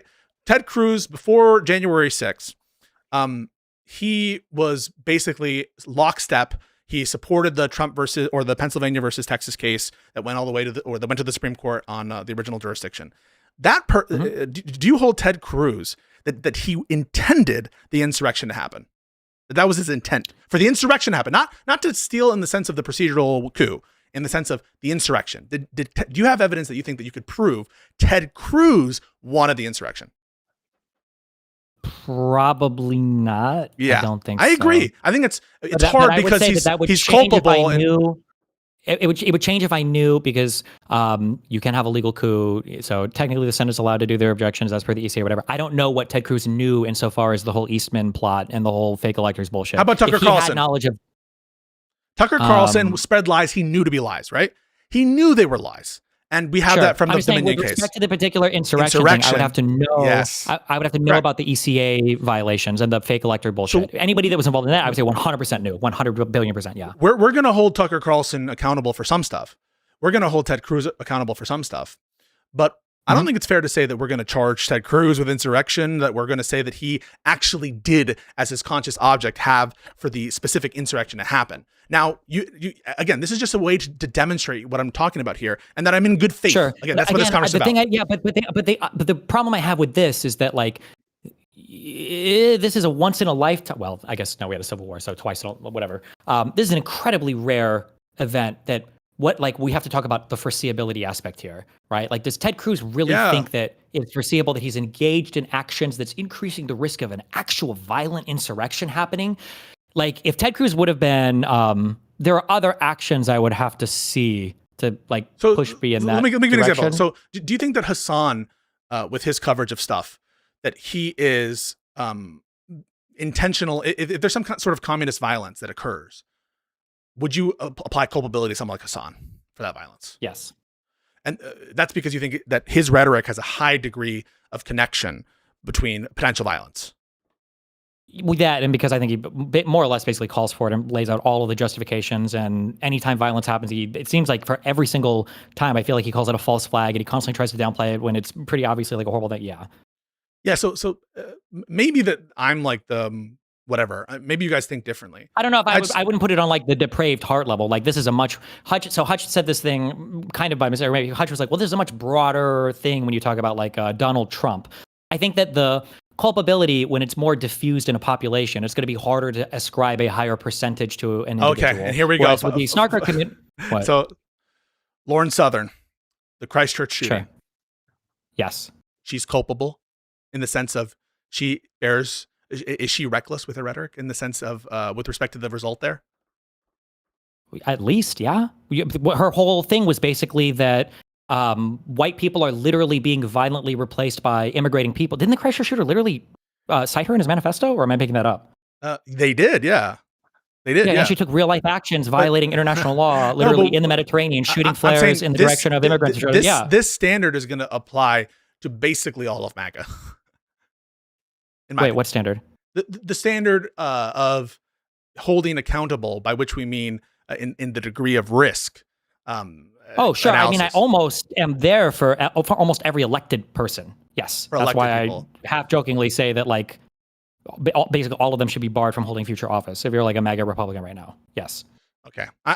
That's just a different in terms of how I think we see the balance of evidence in terms of what goes into intent. I think that some people like want these attacks to happen. Like, I don't think someone like Alyssa Slotkin or Mark Kelly, when they say the National Guard person, like, we think they're all unhinged, right? When they say Slotkin wanted the National Guard member to be shot or members to be shot, we all think that they're unhinged. Do you think, for example, why are we saying that? Wait. But why are we saying that they wanted them to be shot? Why are they saying it? We're not saying it. Or wait, what do you mean when you're saying they wanted them to be shot? I'm sorry, can you clarify that? The Republican state, Alyssa Slotkin and Mark Kelly, they wanted the National Guard's people to be shot. That's why they said this thing about don't follow illegal orders. Yeah, sure. Okay. Because and we don't agree with that. Do we think that for the Hortman murders, do you think that Ted Cruz or average Republican wanted the Hortmans to be killed? They intended it. Wanted to? No, but I don't know if there's another word for this fucking depraved heart standard that would be above recklessness or gross recklessness. I know gross, but like I would say that all of their behavior has gotten to that level. Yes. To the point of them it's almost, of a constructive intent, that you think that basically all of these Republicans have a constructive intent to have them Hortmans be killed. Yes, I know that we're like, because everything is so normalized and fucking crazy in this country right now, and people lib shits like fucking Hutch think we're all going back to normal and everything. But like, I think that in any world where half the country doesn't believe in the results of the 2020 election, when you've contributed that in almost any manner, I think the culpability is so much fucking higher than where we're placing it right now. Republicans have just gotten away with being treated like children. It shouldn't be surprising to you that people are murdering politicians when you're telling people that their country is being stolen by Jewish whether it's space surprising or not isn't the question. The question is whether they. It is the question because the surprising has to do with the foreseeability of it. And if it is easily foreseeable that people are going to start to get violent and murder people and do crazy shit as a result of your rhetoric, then I'm going to start to hold you at a very high level. But it wouldn't apply to the fascist rhetoric. What? Because it's true. Yeah, the fascist rhetoric is true. Well, yeah, wait. Yeah, it's true because hold on, because I've said this before. Yeah. If they were right, I think maybe the GA6, the murders, everything, maybe they are justified. I think you would agree with that. We have to agree with that. If it was the case that people in Congress were stealing the fucking election and people wanted to revolt against that, I think we would think that's justified, right? Even through our people say that about January 6th, Gore, Bush v. Gore, that it was stolen. Sure. Would it be justified to launch an insurrection to unseat George Bush? I think for George Bush, I think that gets trickier because you're bogged down in more procedural stuff that's not such a clear wrong. I think it gets a little bit. I think maybe I would grant that at some level of clear. I think that hard Supreme Court decisions suck because the Supreme Court is the fucking god of all fucking things. But when there's so much, I hear you. But I don't really buy that like truth is a defense here on the violent stuff. Like it could be true that they're fascist, but some violence is. Be careful. I'm not saying that they wouldn't be culpable for the violence. I'm saying in that case the violence would be justified, right? Really? Like is it? Wait. So the question is, since you think violence is justified against fascists, is it justified to kill Charlie Kirk? I never said violence is justified against fascists, though. Oh, but I thought you just in the United States we shouldn't kill people. What do you mean? Well, I thought you had just said that. Well, it's okay. No, wait. No, I'm not saying it'd be justified because they're fascists. It'd be justified because they're literally stealing all of your elections and literally destroying. But right now, people are saying that by calling them fascists, whether it's true or not, you're just increasing the likelihood that they're going to be killed by crazy people. And in fact, you have. I mean, I don't agree with the entailments here, but you do have someone who had a bullet that said "catch fascists." I know whether he fired that one or not. Who cares? So there's a plausible case there, right? That the fascist rhetoric, some crazy people could use it. If the analysis is accurate and true, it's a different form of analysis than if you're just lying. Why? Right? Why does truth? Because when you're lying, it doesn't seem like you're trying to make an accurate analysis. It seems like there is an intentionality to invoking violence. If I were to tell you, if I genuinely believe that in the next room, John is killing Sam. Okay, and you run into that next room, and I genuinely believe that, and you run into that next room and John's not killing Sam, and you end up killing John anyway, okay, well, fuck, that's really tragic for a variety of reasons. But if I say John is killing Sam, and I know for a fact that he's not, how can you read that beyond me trying to get you to do something horrible to John? Yeah, I think that it's a much different thing. I think the deception, all else equal, probably plays a role in the evidentiary case that someone has. Wait, no. It doesn't play a role. It makes it a fundamentally different action. Well, no, but it makes it a fundamentally different type of action. So if I mean, I know, but like if I lie to you and say, hey, can you go pick up my mail over to the right? And like, there's actually, I think that there's going to be a surprise party for you right there, right? But I'm lying to you, and it turns out instead of a surprise party where there's like a clown it's a murderous clown and it kills you, right? In that situation, the lie, right, doesn't bear on my intent there. I lied to you for sure. I lied to get you into the other room, but it just happens to be the case that I had no intent to do the bad thing for which we're all criticizing, which is the clown murder of my friend. Sure, but this ties back to the earlier thing where my question was, what else would you expect people to do when you tell them that children are dying because of parental negligence? It seems like that's the only thing. I think the average person. I think the average person would just be like, let them. Like, I'm just be honest with you. I think the average person would watch. No. I think the average person would expect that their audience would do the same thing they see when they say a bunch of fucked up shit in the news, right? Which is to take no action at all. That is the expectation. When that is always like the question. Yeah. Sure, let's test the intuitions in the other direction. Let's say that CPS was called, and then let's say that they showed up and they actually found out the children were being severely neglected. Do you think in that case Dennis would be taking credit for bringing light to the issue, and that everybody would be celebrating all these people for publicizing the issue as much as they did, and all of them would feel some moral credit, goodness, responsibility, virtue for bringing such a horrible situation to light? I think it's possible that she's not beneath that. No, but I'm not saying that. Not beneath it. You don't think she'd be worth giving a little bit of congratulations to? Like you were calling this out. You were saying these children. Yeah, so I think that she would raise her eyebrow, and she would certainly be like, "This is really bad," and she might even take credit. I'm not saying that she'd be on that. I don't know perfectly that she would do that, but I think that there's a decent chance that she would do that. The question is, it doesn't really bear on the conduct. It doesn't. It doesn't bear on the conduct. But what I'm saying is, even if I grant it, it doesn't bear on whether or not the action itself reaches the threshold of conscious object of the CPS call. Even if they would have in bad faith afterwards taking credit for something that in retrospect the call was unjustified, but the claims are true, doesn't mean that the conduct here is the same level of culpability as one whose conscious object is to do a certain thing, right? Like Trump probably didn't intend for some things to happen. He probably didn't intend for the bipartisan infrastructure bill to get passed, but he bet his bottom ass he's going to take credit for a lot of these projects, and there's nothing inconsistent with that.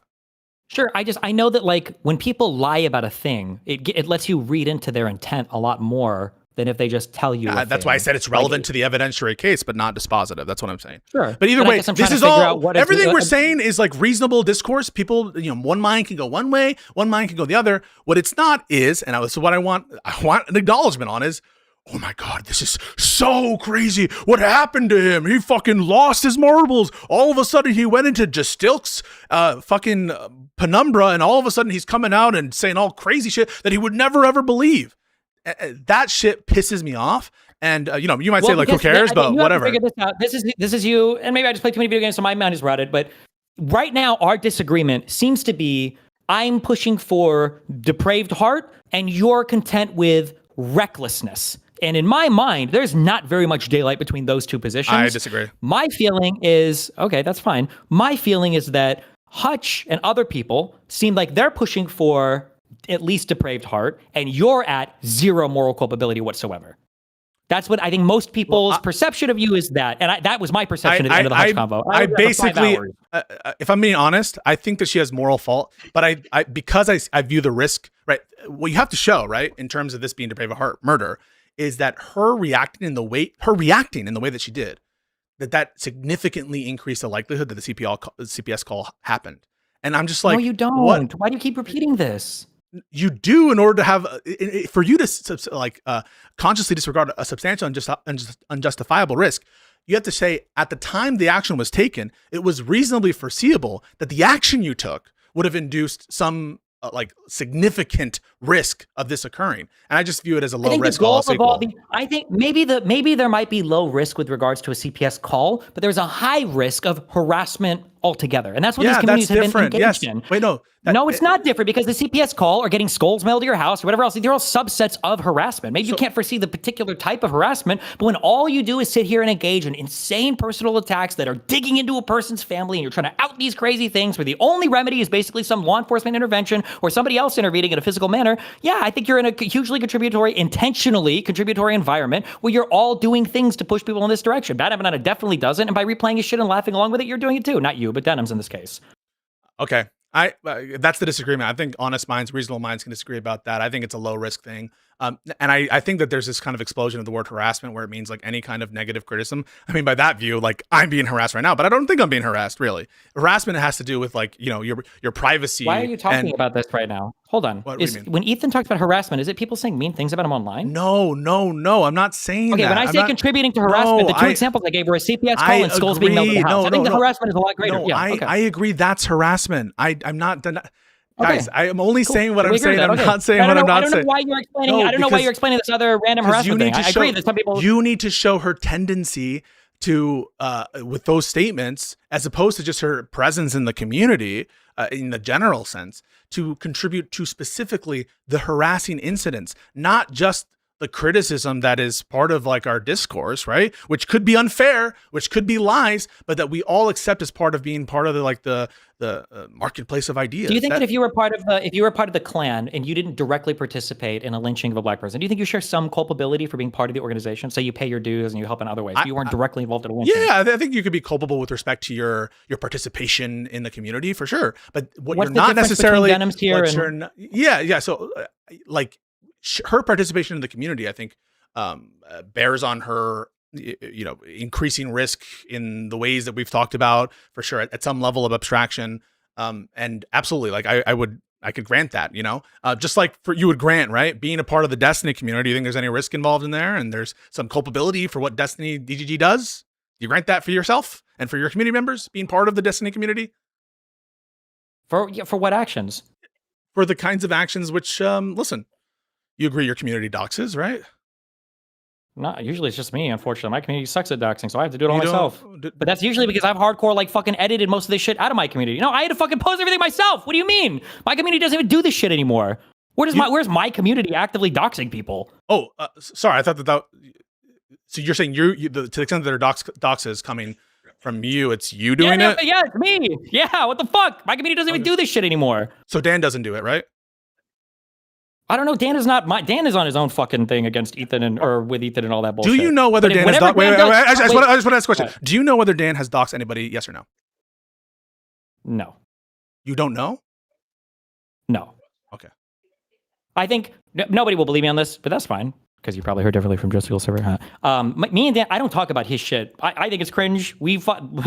We argued about this basically every fucking anything else episode, and it even carries over to fucking Moon and Dan doing things and talking about us on. I don't give a fuck. His shit, that's his bullshit. That's his thing, doing whatever. I have basically nothing to do with it. I think I've exchanged all of 2 text messages DMs with Ethan in my entire fucking life.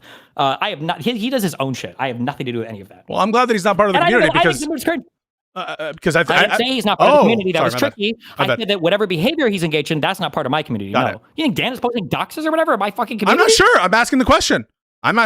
That's all I'm saying. It's people talk. You know, that sometimes people say that Dan has contributed to this. You know. Do you think he has? I don't know. He might have. So I don't think it's bad faith for me to ask the question. But if you're just going to take responsibility for all the doxing events, you know, maybe you don't think that your community has done. They're just innocent little angels. In my community. Dan is in other communities besides mine. I don't take it. He's not my child. I don't take fucking responsibility for every single fucking thing that he does. Would you accept that responsibility? Would you accept that response from one of these lefties? I don't know shit about fucking Bad Empanada. He's not part of the fucking thing. I don't know what fucking Hassan is doing. I just do my own thing. You would never accept that.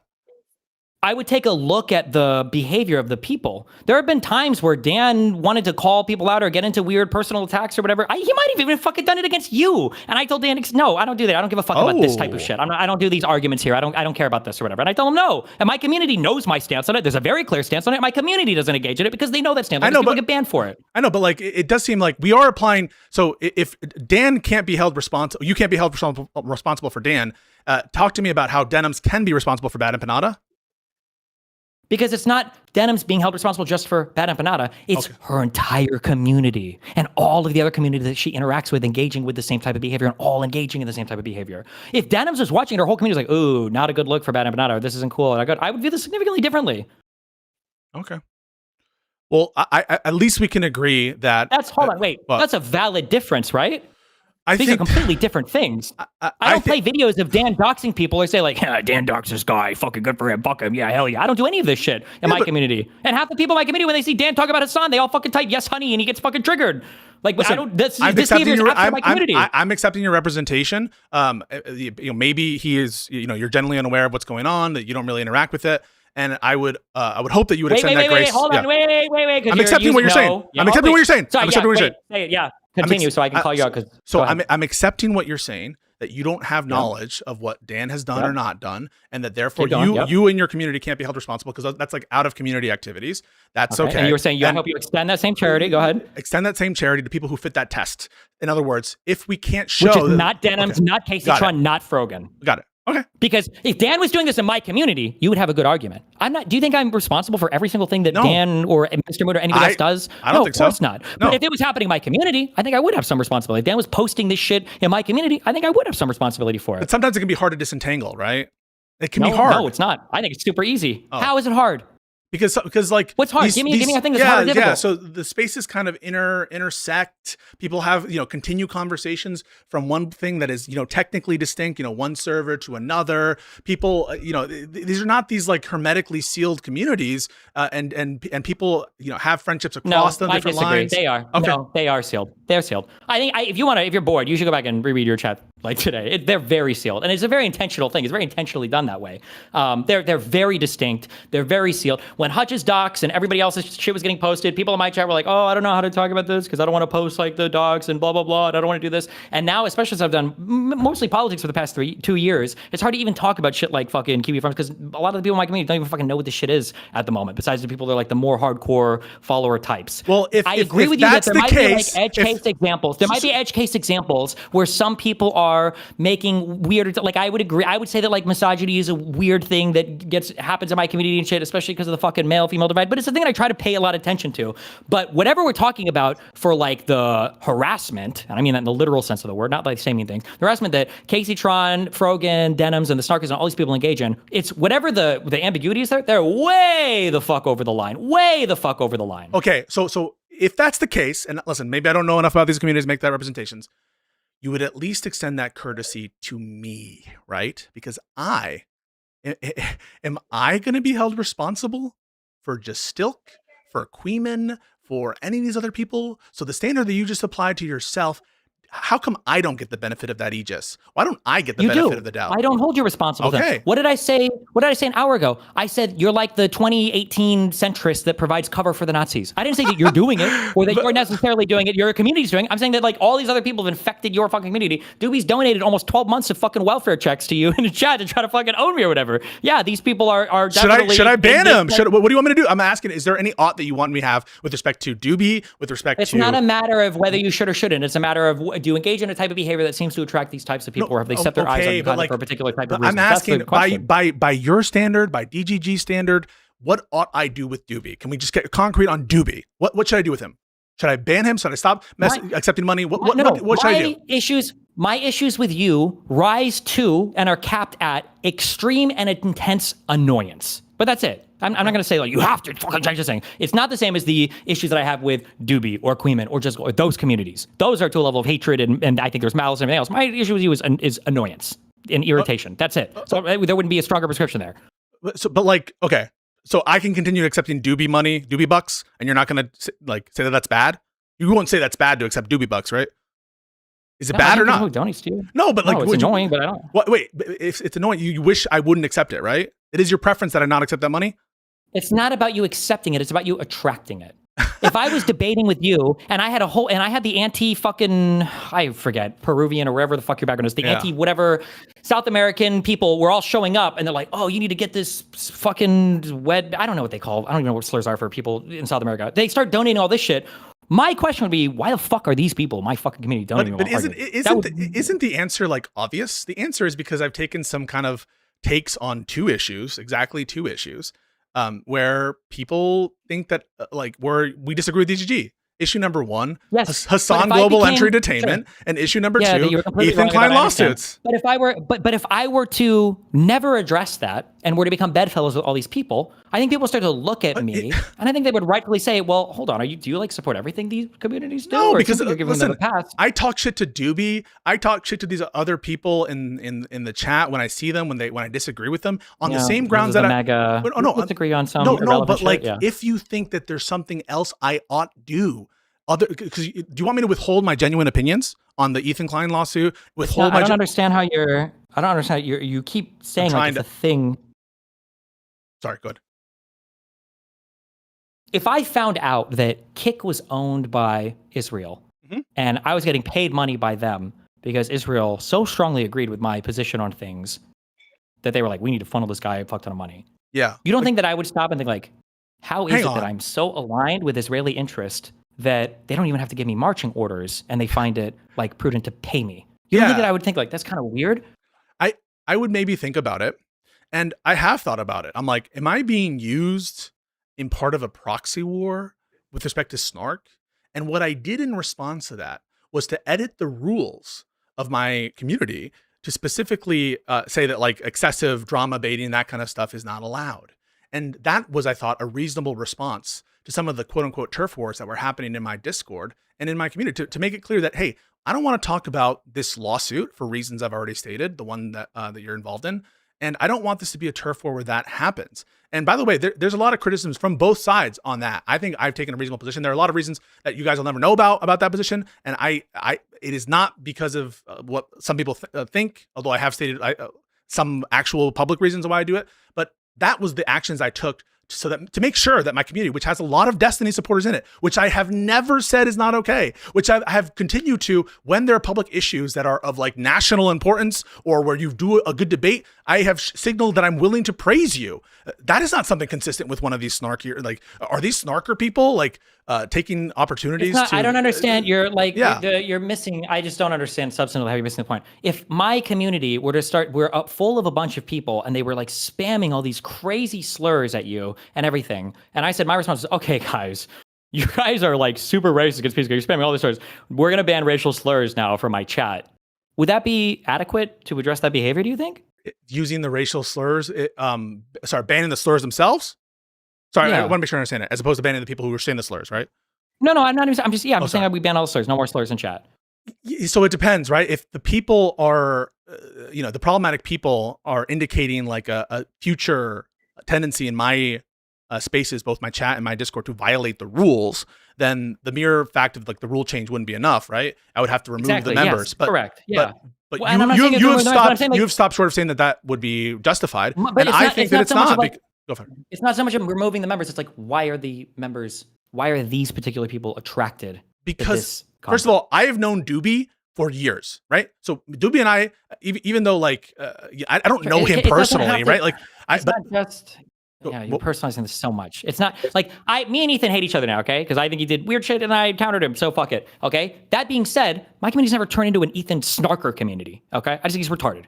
That's it. And my community, if my community were to attract snarkers, I wouldn't just say we're going to ban this type of conversation. I'd be like, well, fuck, what kind of content am I doing, or what am I engaging in that's like fostering this type of community? I think that Frogan, Denims, and Caseytron maybe should have asked that question way before it got to all of their communities basically laughing along with CPS calls. I think you're way over the fucking line at that point. Okay, so let me cut in real quick. I'm sorry. Okay, real quick, guys. I have a family that wants to see me today, so I'm not leaving. Keep this going. I've already tapped Wick. Well, I have to leave in like 2 minutes because I fucking have to stream it to work today too. So Wick is ready to come in. Pisco, if you want to invite him in, just so we can finish this out for you guys. Just so you have a third. I don't think we need a mod. I think we're finishing out. But I appreciate that you being here. So like, no worries. Yeah, and I appreciate you. Good luck with your family. Hope your daughter's okay. Feels better. Okay. Thanks. Appreciate it. Everybody go read the Pragmatic Papers. Bye. Yeah. So the final thing I'll say is there's plenty of Destiny supporters in my community. I started on Prime Kai, but I really got a lot of followers after my consistent appearances on your stream. That is true. And so I'm sure there's always going to be crossover. And I have never said you can't talk about Destiny. You can't praise Destiny in my community. I continue to not exclude that. And I don't want to make my subreddit a Destiny hate subreddit. And it's not. A lot of my mods really support you. Some of the people who are helping me with like my channel stuff, they are Destiny fans, and they have been, and they continue to be. So this whole notion that just because I take this opinion, I'm sure if you like ask my audience, probably 60% of them disagree with my take on at a bare minimum on the global entry detainment issue. It's just like me and like 2 other people in my Discord who stay on that topic. And so it's just not the case that I'm fostering a community to antagonize you, to antagonize DGG. I'm doing what I've always done, which is say what I believe, say it loudly. Maybe there's an ego thing where I'm like myopic, or maybe I'm arrogant or whatever. But what I'm not doing is being insincere. You can guarantee I'm being sincere, and I'm not fucking grifting. Because if I was trying to grift, I would read the room and say, fuck Denims, fuck Hassan, these lawsuits are based, and do what everyone else is doing and do it better than them. But I'm not doing that because I don't think it's right. And I think that there's additional insight I can provide, and it's not my view. And so I'm not doing the thing that would get me the most money. Whenever I do one of these videos, one of the reasons I don't post them anymore, they get fucking review bombed because everyone in that community hates them. So I think that I'm aware of that, but I'm not stopping because of money. And I'm certainly not going on this crusade to the extent that it is based on like, trying to be a grifter. And I'll say one other thing, right? Ethan made a malicious lie about me, right? Ethan said that I LARP as an attorney. I'm like Mike from PA. That's basically suggesting that I don't have any, that I was never admitted to practice in any state. That's what he suggested. Never taken that back. So on this entire Hold thing. On, right? Wait. Yeah. Did Ethan really? No, mate. Yes, fuck Ethan, because he's retarded half the time. Wait. Yes. What did Ethan say? Yes, so I'll bring up the quote. Do you know what I'm about to ask? No, I don't know what you're about to ask. Okay, well, I just want to see the thing. Bring up the quote.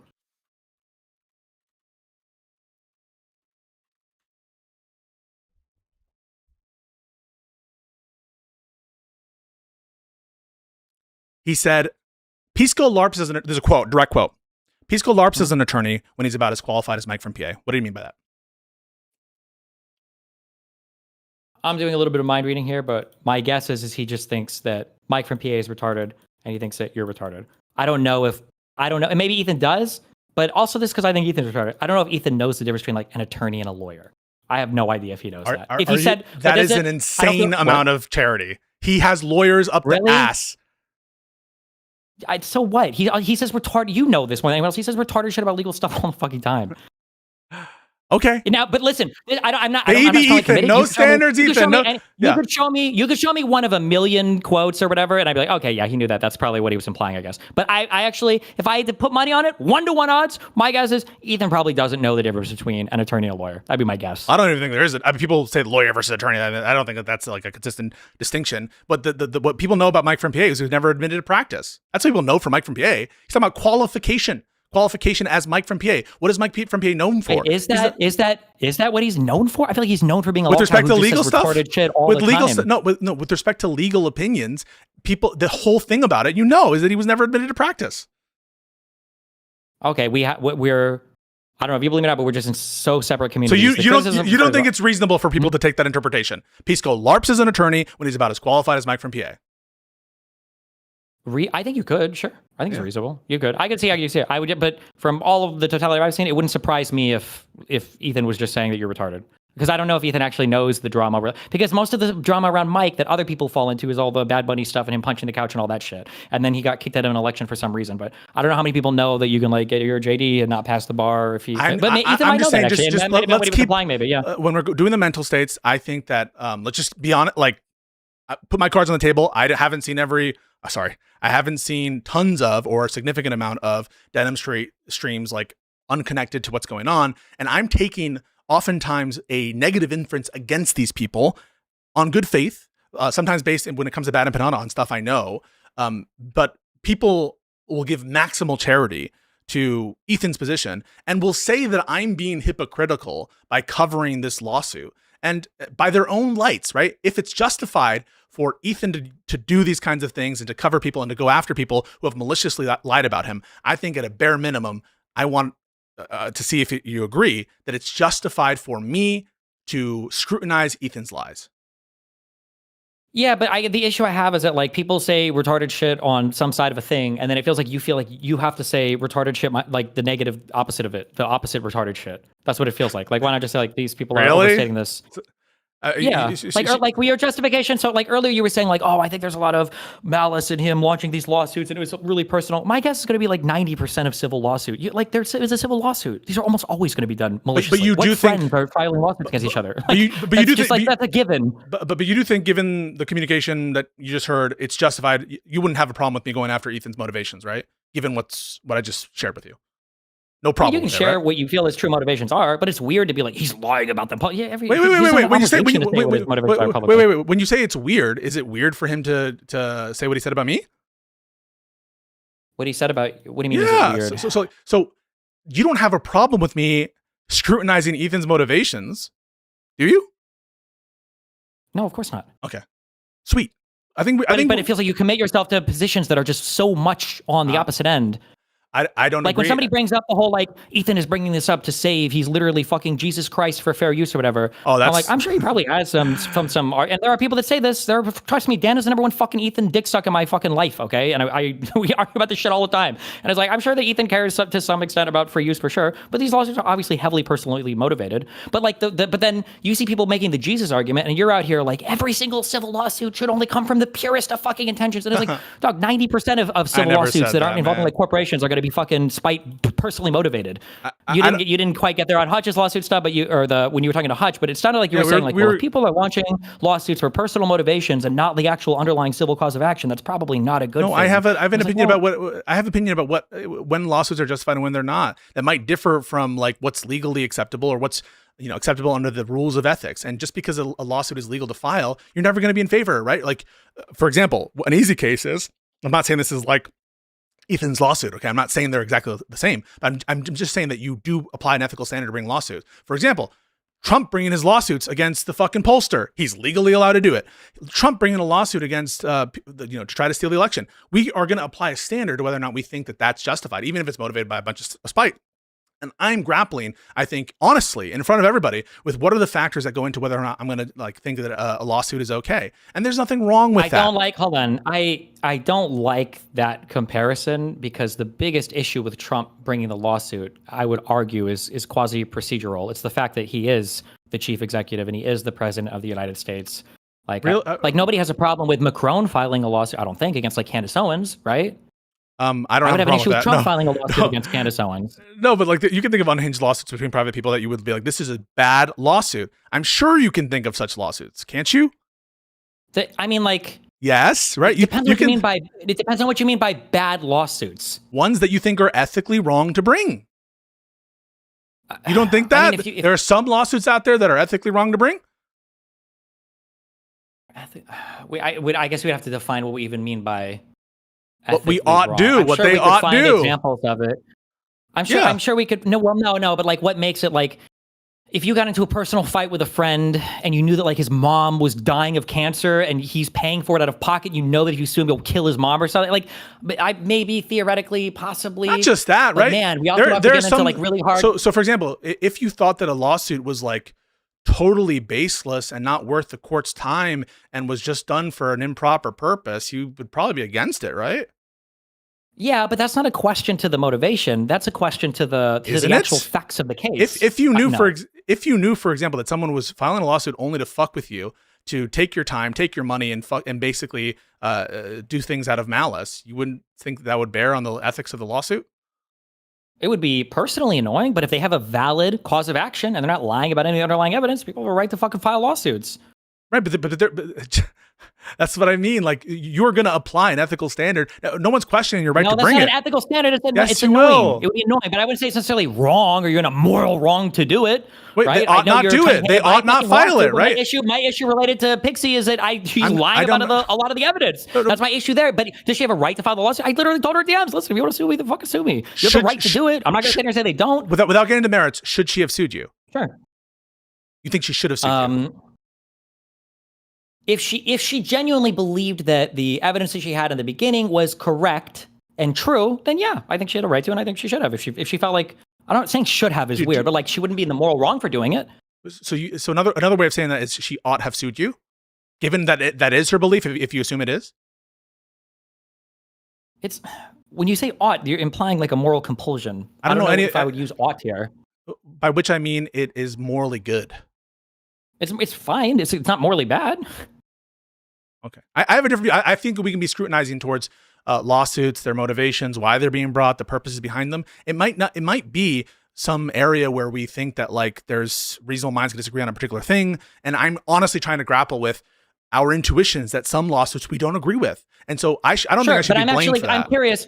Sure, I'm curious then, because this is my issue. I don't know how much you listen to me scream at you over this, but like my issue is that the standard that you're using, I feel like there might be. I feel like 90% of certain types of lawsuits are almost exclusively going to be motivated by personal spite. So like contract law, maybe not. Maybe certain torts or whatever, maybe not. But like when you get into things like defamation or intentional infliction of emotional stress or whatever, any of these, I feel like almost because what are we saying? What if they don't care about the property right underneath it? Like I'm giving you a stylized example, which is a simplified example. What if it's the case that we know for certain, it's a hypothetical, that they're suing, they don't give a shit about the property infringement at issue. They don't care about it. In fact, they like that it was infringed, and they're suing over that. Would you support such a lawsuit? Absent some overriding social concern, I can imagine where impact litigation mattered, so absent those kinds of, or where, it's kind of futile, no matter what lawsuit's going to happen. So absent those things. I think if there might be a world maybe where if I could maybe perfectly ascertain it, I would say no, that would be unethical. Yeah. But I think this would get I think it would be on the border of like, should you deny people who are not vaccinated access to medical treatment related to the disease that they didn't get vaccinated against? And I think it's an easy yes for people to say, but as soon as you start to push a little bit, it's like, well, what about if you're fat and you have an obesity or like heart-related disease? What if you smoke cigarettes and you got lung cancer? What if your parents smoked, right? Then it's like, okay, fuck, actually, there's no way to draw a line here. Right, so do you agree that like the vast majority of certain types of civil litigation it's motivated by spite? Otherwise, they would just solve it out of court, right? I basically think that you're correct. I just want to say that you are correct, that in litigation, almost always there is some human story of emotion, spite, anger, betrayal. These stories are oftentimes lost by the legal formalism. And I should never have, no one should interpret me as to say that I think that legal lawsuits are all formalistic. All I'm saying is there are certain purposes that I think are proper, certain that I think are improper. So the mere presence of malice or a spite to me isn't going to be sufficient to say I don't care about a lawsuit. I just want to be clear about that. So the presence of spite, I've never represented that that's sufficient for me to say a lawsuit's not justified. I have a view about when lawsuits are justified, and it's not that. But I'm just saying, like, we all are trying to honestly grapple with when that is the case and when it's not the case, and that's what I'm trying to do. You might disagree with me. This it's is my honest issue. Disagreement. I don't like when you keep saying it's honest disagreement. I agree with you. You do this thing where there are a particularized, Hutch was running this too. There's a particularized example where it feels like you're so far beyond the pale. And then you back it up to like, well, aren't there times where, like, for instance, we could say that, like, aren't there times where, like, consent is hazy when two people have had maybe a little bit too much to drink, but they, like, have had sex before and they had sex, and you're like, okay, sure. But the particular case you're talking about is, like, a guy who roofied some girl and fucking ran a train on her with his entire fucking family. It's like, I don't know why we're bringing up that, like, reasonable minds can disagree. Like, we're so far beyond the pale at this point. I feel like with regards to the Ethan lawsuits, we have like very clear and obvious copyright infringement. It was so obvious that he literally set it up in advance of this happening. I agree. The copyright infringement was being used to further the other harms that were being done to Ethan. I think that it feels like, I could be wrong, but it feels like sometimes civil litigation is used to recoup or attack somebody for other harms. Like, for instance, if people don't get a criminal conviction, there might be civil litigation that follows where somebody's trying to be made whole again. So I feel like in terms of like a vehicle for Ethan's spite, this copyright related lawsuit is kind of the perfect vehicle. Yeah, I don't agree with that. And for reasons that I've stated in those other situations, I think I can give you an example where I think your intuition would be flipped. And the one I keep going back to is the Tim Pool example. Let's say that, same facts, Tim Pool sets a trap for me because I had said something about him taking Russian money, which he didn't find totally good or whatever. And he actually wants me to infringe that copyright. And he sets the plan, and then I do, and what I say, and then we have the intentional stated malice. And he sues me, even though he even says, I don't really give a shit about the copyrighted issue.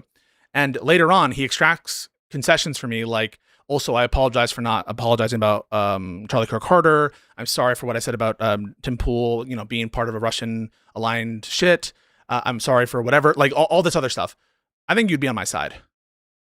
If the underlying fact pattern was the same, I don't think so. I think, especially once you start to make malicious statements, like, even I recognize for people I don't like, I mean, I'm technically watching their content. I'm kind of surprised that, like, Azan or somebody hasn't tried it. Probably just didn't want to deal with all the lawsuit shit. They tried to, like, sue me for watching a fucking stream or whatever. I would probably try to fight most of this on fair use grounds, but, like, that was like a huge fuck around and find out. Like, if I know that I'm fighting hardcore with something, like, if I was like, all right, guys, today, I know Hassan's streaming in fucking China, and I know he's mad about his low viewership, so we're gonna fucking take as many viewers from this motherfucker as possible. Let's go. So you're saying if that happened to Connor, you think I'd be out here be like, I can't believe what? If that happened to Connor and Tim Pool sued Connor, because Connor was malicious to Tim Pool, and Tim Pool sued him, and basically was trying to financially fuck with Connor, who has his family or whatever. Well, I'm saying if the underlying fact pattern. No, I'm saying the underlying. If Connor was literally like, I'm watching this to take as many viewers from this guy as possible. He says that. Saying shit like that. It's Tim Pool. You'd be like, fuck Tim Pool. Fuck him. That's what you would say, man. You would say fuck him. Not only would I not say that I'll respect somebody's fucking copyright and the rights that they have for their shit like that. No, I wouldn't say fuck. What do you mean? Fuck him doesn't mean you can do anything else that you want to him or whatever else. What do you mean? So you really care about copyright infringement? Do I really care about... I don't know if I would say necessarily, like, principally, but, like, I respect the legal aspect of it, sure. Yeah, so, like, if, for example, some shit happened with movies and people were doing that consistently, that would be something where, if they get sued by the thing, you would be like, yeah, that's based. Or you yourself, if you got sued by a rights holder, you'd be like, that's good. And if you knew the rights holder just wanted to... stream movies, but if I knew that, like, if somebody was engaged in that behavior or whatever, then I'd be like, oh, yeah, if you get fucked, I mean, of course. I don't know how old you are. I'm 37. We all got fucking emails from the RIA or whatever when we were on Kazaa or the Pirate Bay or whatever else, and there was a fucking FBI honeypot or whatever else where they were fucking shooting out copyrighted shit. You'd get a letter for it, or the MPAA. Yeah. Okay. I didn't know that DGG respected copyright so much. Maybe they do, and I've just been wrong about that. It seems like this is not what's motivating people. It seems like people think that copyright is kind of like yoink, and they just do whatever they want. Wait, hold on, just real quick, because you've tried to do this like 3 or 4 times, okay? Let me show you the difference. I don't know if you're getting this or not, okay? The thing that I hate more than anything else are fucking cry bullies, okay? There are things where, like, if I got like a fucking, because I know you're trying to fucking do all these memes to reference my community. If I got like a torturous interference letter or some bullshit, and they're like, your website facilitates blah, blah, blah, blah, blah. I'm not gonna sit there and cry about it. Yeah, it obviously does. Maybe it does. Yeah. I don't know if I should say this now. If a company will hear this and use this as an admission for court, this is all memes and blah, blah, blah. But like, yeah, I'm not gonna say like, I can't believe that somebody's coming after me just because I am fucking hosting a web. No, I'd be like, oh, well, fuck yeah, I guess you got me, right? Sure. Yeah. Okay, but if you had a sense, like, you own it, you own your actions, own your behavior. If somebody earlier you tried to do the doxing thing. What if somebody harassed just to go blah blah blah? You know, it's like I don't want people to. What do if that in they real life, trapped you? What if they try to do this? You think about a pearl clutch? Be like, I never intended for anybody to be mean or harass anybody. Blah blah. No, of course I'm not going to pearl clutch like that. This is serious shit. I'm doing it in response to serious shit though. Just don't pearl clutch like these other communities are doing. Own the responsibility. Own the outcomes of your actions. So if Hassan sues you for copyright infringement, you're going to be like, based. I deserve to be sued. Well, no, because I think all of my stuff for Hassan is fair use. That's why I said if the underlying fact pattern is assuming you just play. Okay, but if you assuming you play it, and so do you actually believe this line about intentional stated malice? That should be the line. That should be the standard. You don't believe that? XQC's fine. Should it be the line? Yeah, it shouldn't be the line. So you're not going to uphold that line. That's like a made up thing. So that's like made up. Hold on. It's absolutely not a made up thing. Okay, it's not a line that people care about. It's absolutely a line that people care about. Attorneys and judges would probably care about it. Intentionally stated. If you're literally saying like, I'm doing this because fuck the other person. No, for copyright, as a line, and no, as a line for copyright, is that even one that you copyright? I think people are going to care about that. If you intentionally state malice, I think people. Do you want that to be the threshold? That beyond anything before that, good to go? No, I don't think. I don't think that's a threshold question. I don't think it's just positive one way or another. But I'm saying that like I definitely wouldn't complain at that point. Like Jesus Christ. Like, how could you, right? Like, you're expecting it. Like, if I'm watching Hassan's shit, I'm commenting or whatever, that's fine. But if I watch it, I'm like, this motherfucker, I'm taking as many views as possible. And he sued me. How am I going to say, like, I can't believe that he blah, blah, blah, blah, blah. I think if if your community got the impression that one of the motives of the, the people who were suing you was because you had said something about Russia or other political grievance, they would harp on that and they would call it improper purpose. If they got the sense, they might. Yeah, yes. I agree with you. They probably would. Sure, I think a lot of, but I think you would say, you know what? That's a good point. Good point. That's fine, but the thing is, you can say that because you're intuiting it. Maybe because of things Dewey and Jessica will tell you, but I don't say things like that. I am the number one fuck around and find out person on the internet. Where if something happens, I always say, "What did the other person do? What did they do first? Why did this person do that?" I'm like, I have the highest reputation in the entire fucking world for asking that question when it comes to the guy. Always ask that other question. Okay. Hey, you made me tired, and I do want to say I think that we can have people in communities have their disagreements. Y'all can say whatever you want, but I'm going to defend myself in terms of my ethics, and I think that what I've done is nothing but stay true to like my sincere opinions. And if that pisses people off and that causes people to think that like I'm taking a side with the lefties, so be it. I'm going to keep saying what I want to say and what I actually believe. I'm not a tanky. I'm not a socialist. I'm not trying to withhold opinions for one reason or another. But if people take that impression from me, that's their impression to take. I will try to rebut it. I will try to defend myself. But it's not the case that I'm stealing talking points or opinions from someone else and that I don't genuinely hold them. To the extent that people have presented information to me and I find it convincing, it's because it's on the grounds that I find it convincing. And I'm not like in these, private DMs or private groups with snarker communities whose whole intention is to destroy you or your community. That's not what I'm doing. I'm trying to keep it to stuff that I'm interested in, and that's all I can do. Well, to be clear, that's not all you can do. That's the bare minimum. Well, what else do you want me to do? Do you want me to ban them? Yeah, I want you to ban every single anti-Destiny fan. I need you to pull people. I want you to go Pisco, Kash, Patel, okay? And I need you to do a loyalty test. And if anybody was involved in any shit talking to me, ban all of them. Okay, but if that's insincere, if that's facetious, if there's some actual ought that people think that I should do, present it to me. Send it to me in a DM. Say it it's just all I'll say. Listen, my whole chat, I've been watching the whole time, okay, are blowing up. They are super pissed at you. They think your position is disingenuous. They think you're lying about this thing or whatever. They think your arguments are blah, blah, blah.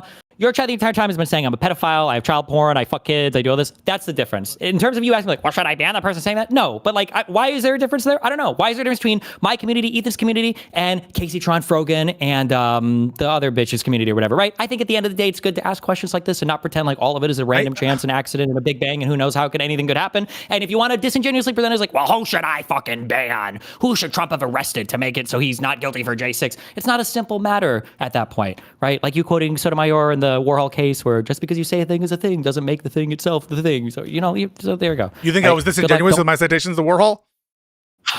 Probably, but I have to go read it because the way you cited it made me think it was disingenuous. The citation sounded like you were making it sound like she said that just because somebody says a thing is fair use or whatever. Fair use. Sure, but the effective inquiry. Yeah, but it sounded like you were implying you were using that quote, and it sounded like you were trying to say what Sotomayor was saying was just because somebody says a thing is stealing content doesn't mean that they're stealing content. When my guess is she was probably using it in the opposite, which is different because he was probably using that as a defense for his copyright infringement, whereas in this case, Denims is using it as an excuse for copyright infringement. So I don't think that the quote would necessarily apply. But I mean, you can just go look at Warhol and see if you think I'm misrepresented. Okay. All right. Be careful. Later. Don't be mean to Hutch. Bye. Yeah, I won't. Okay. I gotta go, folks. Hope everyone is doing well. Let's see.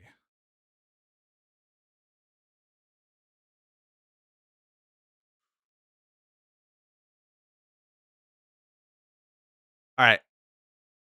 My guys, stay cool. I had some content, but I think you've made me tired. I am genuinely tired. And that conversation went on for like 4 hours and 47 minutes. So I know I made some kind of agreement with where I said that I would be available for this guy, Hobbit Follower. Yeah, I know Hobbit Follower. Hobbit Follower, why don't you, if you're still around later tonight or something, we can have a conversation or whatever. I don't know. I can't guarantee it. But definitely, if you're available tomorrow, if you want to make your little just be normal post, I don't know what the result will be, but if you can make me normal, if I haven't been made normal already. Also, we might actually have Kash Patel's interview with Katie Miller, which there's a killer on the loose, folks. Let's not forget that. Let's never forget that. They might have filled in before, but still horrible optics. I love you guys very much. Appreciate your support. And even if you disagree, you know what? My motto is I love the haters. Keep the hate, keep hating, and stay cool. Peace out.